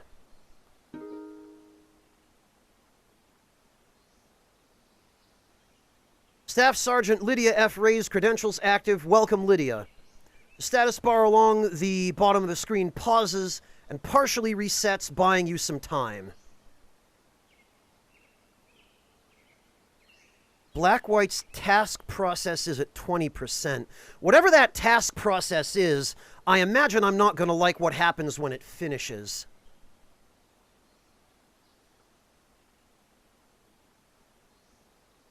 Progress bar continues its march as Black-White returns to the home screen. Alright, let's insert Hatter's Bug. To the side of the black desk, you find a panel that opens an array of parts, only half of which you can recognize. On the lower end, USB, Firewire, HDMI, VGA, headset audio jacks, ancient history. With the bug device in hand, you check it against the other slots, passing row after row.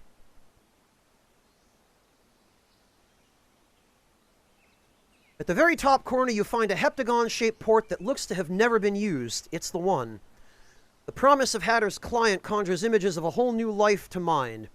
You leave behind the wastelands, the dangers, the fear. What could be more important than living? With a deep breath, you slide the bug into place. The on-screen status bar stops dead. Unrecognized process detected, it says in an erratic voice, shifting octaves between one word and the next. Everything on the monitor is erased. The lights shut off. A deeper quiet fills the room. Attempting. Its voice trails off, leaving you alone in darkness. When the screen comes on again, its light bathes the space around you into a sanctuary of mortal red. An insignia curdles black on the screen. It's a partly open eye encasing the lower half of a globe as its iris. while a sun at mid-rise is painted over the eyelid. But the way the rays and lashes curl, it's as if the world is on fire. An eerie, fractured voice speaks, a conglomeration of people. Another minute of the night is dispelled, and we are the hour of a brighter dawn drawing near. For your contribution, our gratitude undying is yours. Then a deafening alarm sounds. To claim the base, we must purge it. Run now, citizen, if you wish to see the daylight come. Run or stay forever in the night.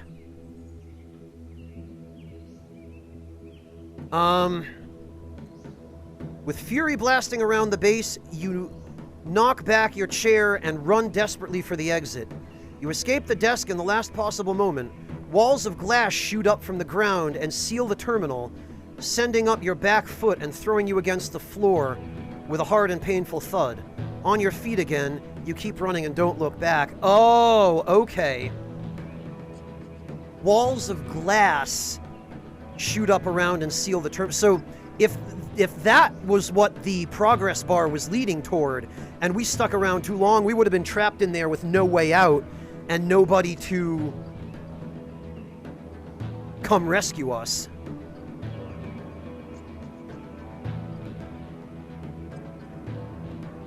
The next thing you know, you've returned to the concrete shaft, squeezing back up towards the surface. One by one, the emergency lights below you shut down. Darkness wells up from the depths of the earth, and you're caught in its warpath. What will you even do? The VMADs on the surface will be out in full force, and who knows what new horrors await alongside the ADS turrets and energized fence. But there has to be a way to escape. There has to be. Camp Grayling's war cry shatters the air. Alarm lights pulse red, drawing in the walls of the hangar to surround you. Its vast emptiness only serves as a paper fortress. Your options are few. Crossing the hangar, you make your way to the side door. The VMADs have gained reinforcements, and they dominate the grounds, patrolling at a faster pace than before. The thought of slipping past them crosses your mind, but as if the base's sensors catch wind of it, the VMADs all immediately turn to face you. You slam shut the door. Not on foot. Nearly lost in swellings of red, the cone of pale light still directs your eyes. The AAV. You estimate that you can just fit into the empty weapons bay. You'd be shielded from the VMADs, but they would outweight you. Maybe this thing could still fly. Could you escape inside it? Even so, no machine can run without all its parts, and the square absence in the drone's exposed side panel hangs agape. Is that crate holding the right part? The hangar doors hum to life, creeping open. Your time may be up. Pulling the PCB from the packing materials, you return to the AAV. Alarms rage, seconds slip away. The VMAD's death squad awaits hangar doors with predatory patience. A prayer catches in your throat. It's just you here, you and death. With the PCB slotted in, the drone breathes once more. A shrill whine of life in its engine lungs. It throttles up. Enduring sections of the hangar doors groan through decades of rust as they ease open, VMADs now marching through. You climb inside the drone. It starts gaining momentum across the floor of the hangar, closer and closer towards the deathly gaze of the VMADs. You dare not hazard a look, but you can hear the crushing steps grow louder, and then distant again as the AAV taxis outside. It turns almost in place and then catapults down the runway. Yeah, no kidding, McBonely. You take flight. The AAV sails through the mist, higher and higher above Camp Grayling. Frost seeps into the air.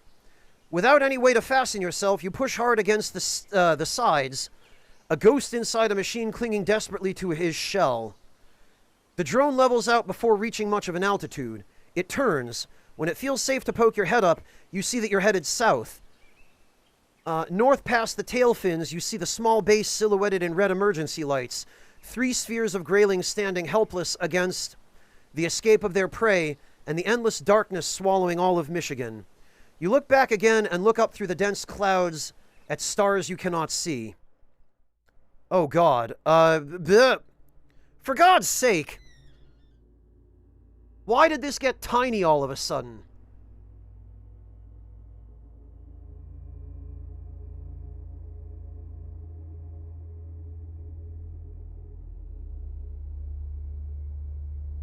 Ugh.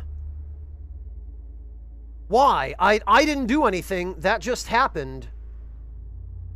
Oh, I'm gonna have to lean forward to read this. You startle awake. No, it hasn't all just been a dream. You're still sitting in the AAV as its payload when a sudden jerk wakes you from the slumber of trauma-induced exhaustion. When you look out the top, all you can see of your former surroundings is a lake of mist far to the north. Below the Great Black Swamp, you see it spread from east to west, an endless antithesis of life.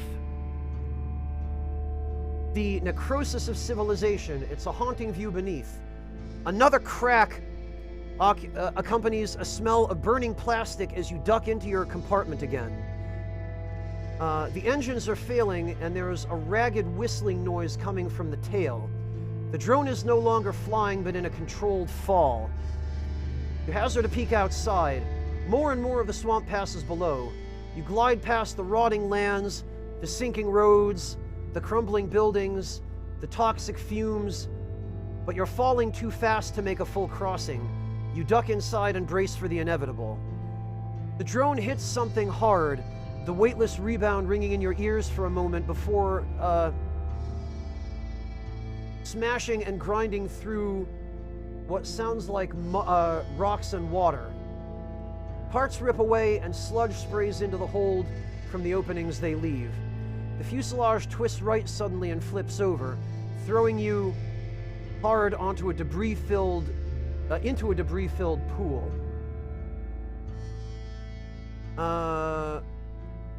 Wrenching metal and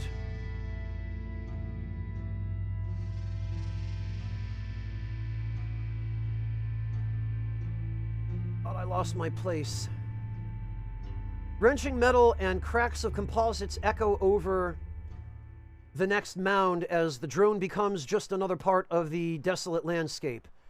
In a fit of coughing, you crane your neck away from the sludge and pull yourself weakly onto an embankment. For several wheezing moments, you cling to the earth, gathering your senses. Boy, it's a good thing I was wearing a gas mask with working filters in it.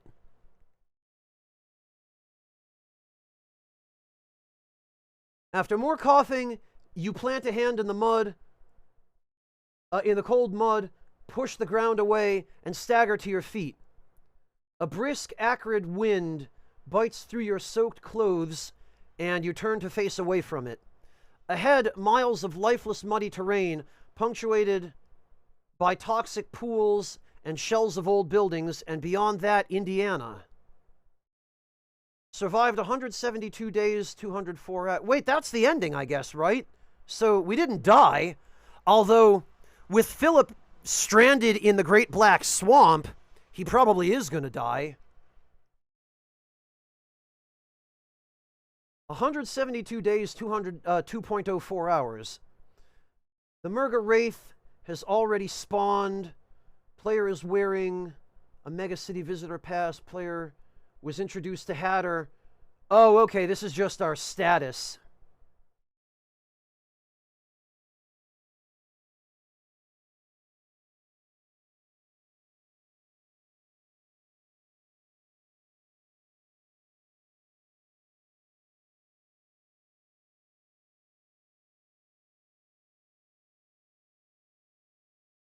Okay, huh. New game. Continue?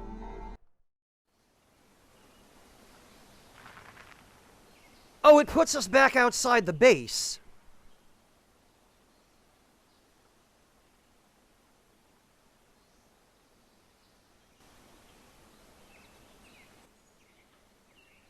Oh, and it puts us back outside the base as though we never did the event. Indiana, we landed in a worse place. Incredible.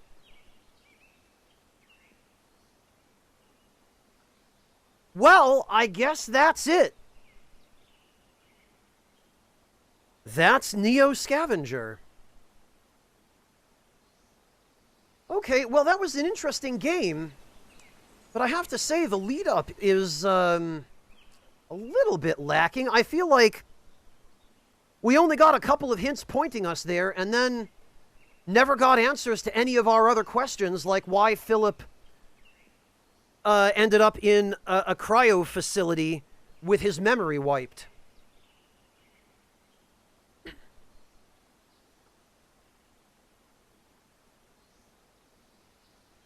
So I have no idea if maybe there were events or content that I missed. Yeah, I didn't realize, Keyshawn. I thought I was supposed to plant the bug immediately. I didn't realize that planting it was going to kneecap my opportunity to extract information from the computer. Bane, thank you so much for the resub. Welcome back. I really appreciate that. Although I am sorry to tell you that you've arrived just as I beat the game, apparently. So, thank you for the resub. But, now we are going to go raid somebody because the game is apparently over. That's it. Yeah, great timing indeed. Maybe so, Keyshawn. They certainly seem to want you to replay on a different build. But I need, in fact, to play something different next. I need some variety. And it's not good for the stream or the channel or for me to just play the same thing over and over again. So I do need a little bit more variety in my gaming diet. So I will be playing something else next. However, there is a chance that starting tomorrow, I will be beginning work on a very large project which will significantly cut down on my free time to stream for the next 2, possibly 3 months. I will continue streaming, obviously, but it probably will not be as often. And the next time that I stream, it will be a different game. It'll be something hopefully new, and hopefully a little bit different. No, Gisley, no way. I'm trying to avoid streaming Souls if I possibly can. Have a safe flight, Monotone. You timed that perfectly then. Take care, everybody, or take care, Monotone, I meant to say. Comments on the game, yeah, not bad, interesting experience. Astronauts probably also will be an interesting experience. So, when that game is done, when it's out of early access, I will probably be checking that out as well. But, Gisley, since you seem interested in some Souls, we have a perfect opportunity here to raid my friend Ouija, who is playing some Bloodborne, and it looks like he is fighting the final boss of the DLC right now. So we're going to go do that, and for those of you who don't know Ouija, I do recommend you stick around for the raid, because he's a cool guy, and he's only got 2 viewers right now watching his stream. So our presence will really make his night, and it'll give him some company, and that will brighten up the night for him even more. So we are going to go raid Ouija. I do not know when I will see you all next. Hopefully it will be within the next week or so, sometime then. But thank you all very much for hanging out today, and I look forward to the next time I have an opportunity to stream. Take care, everybody!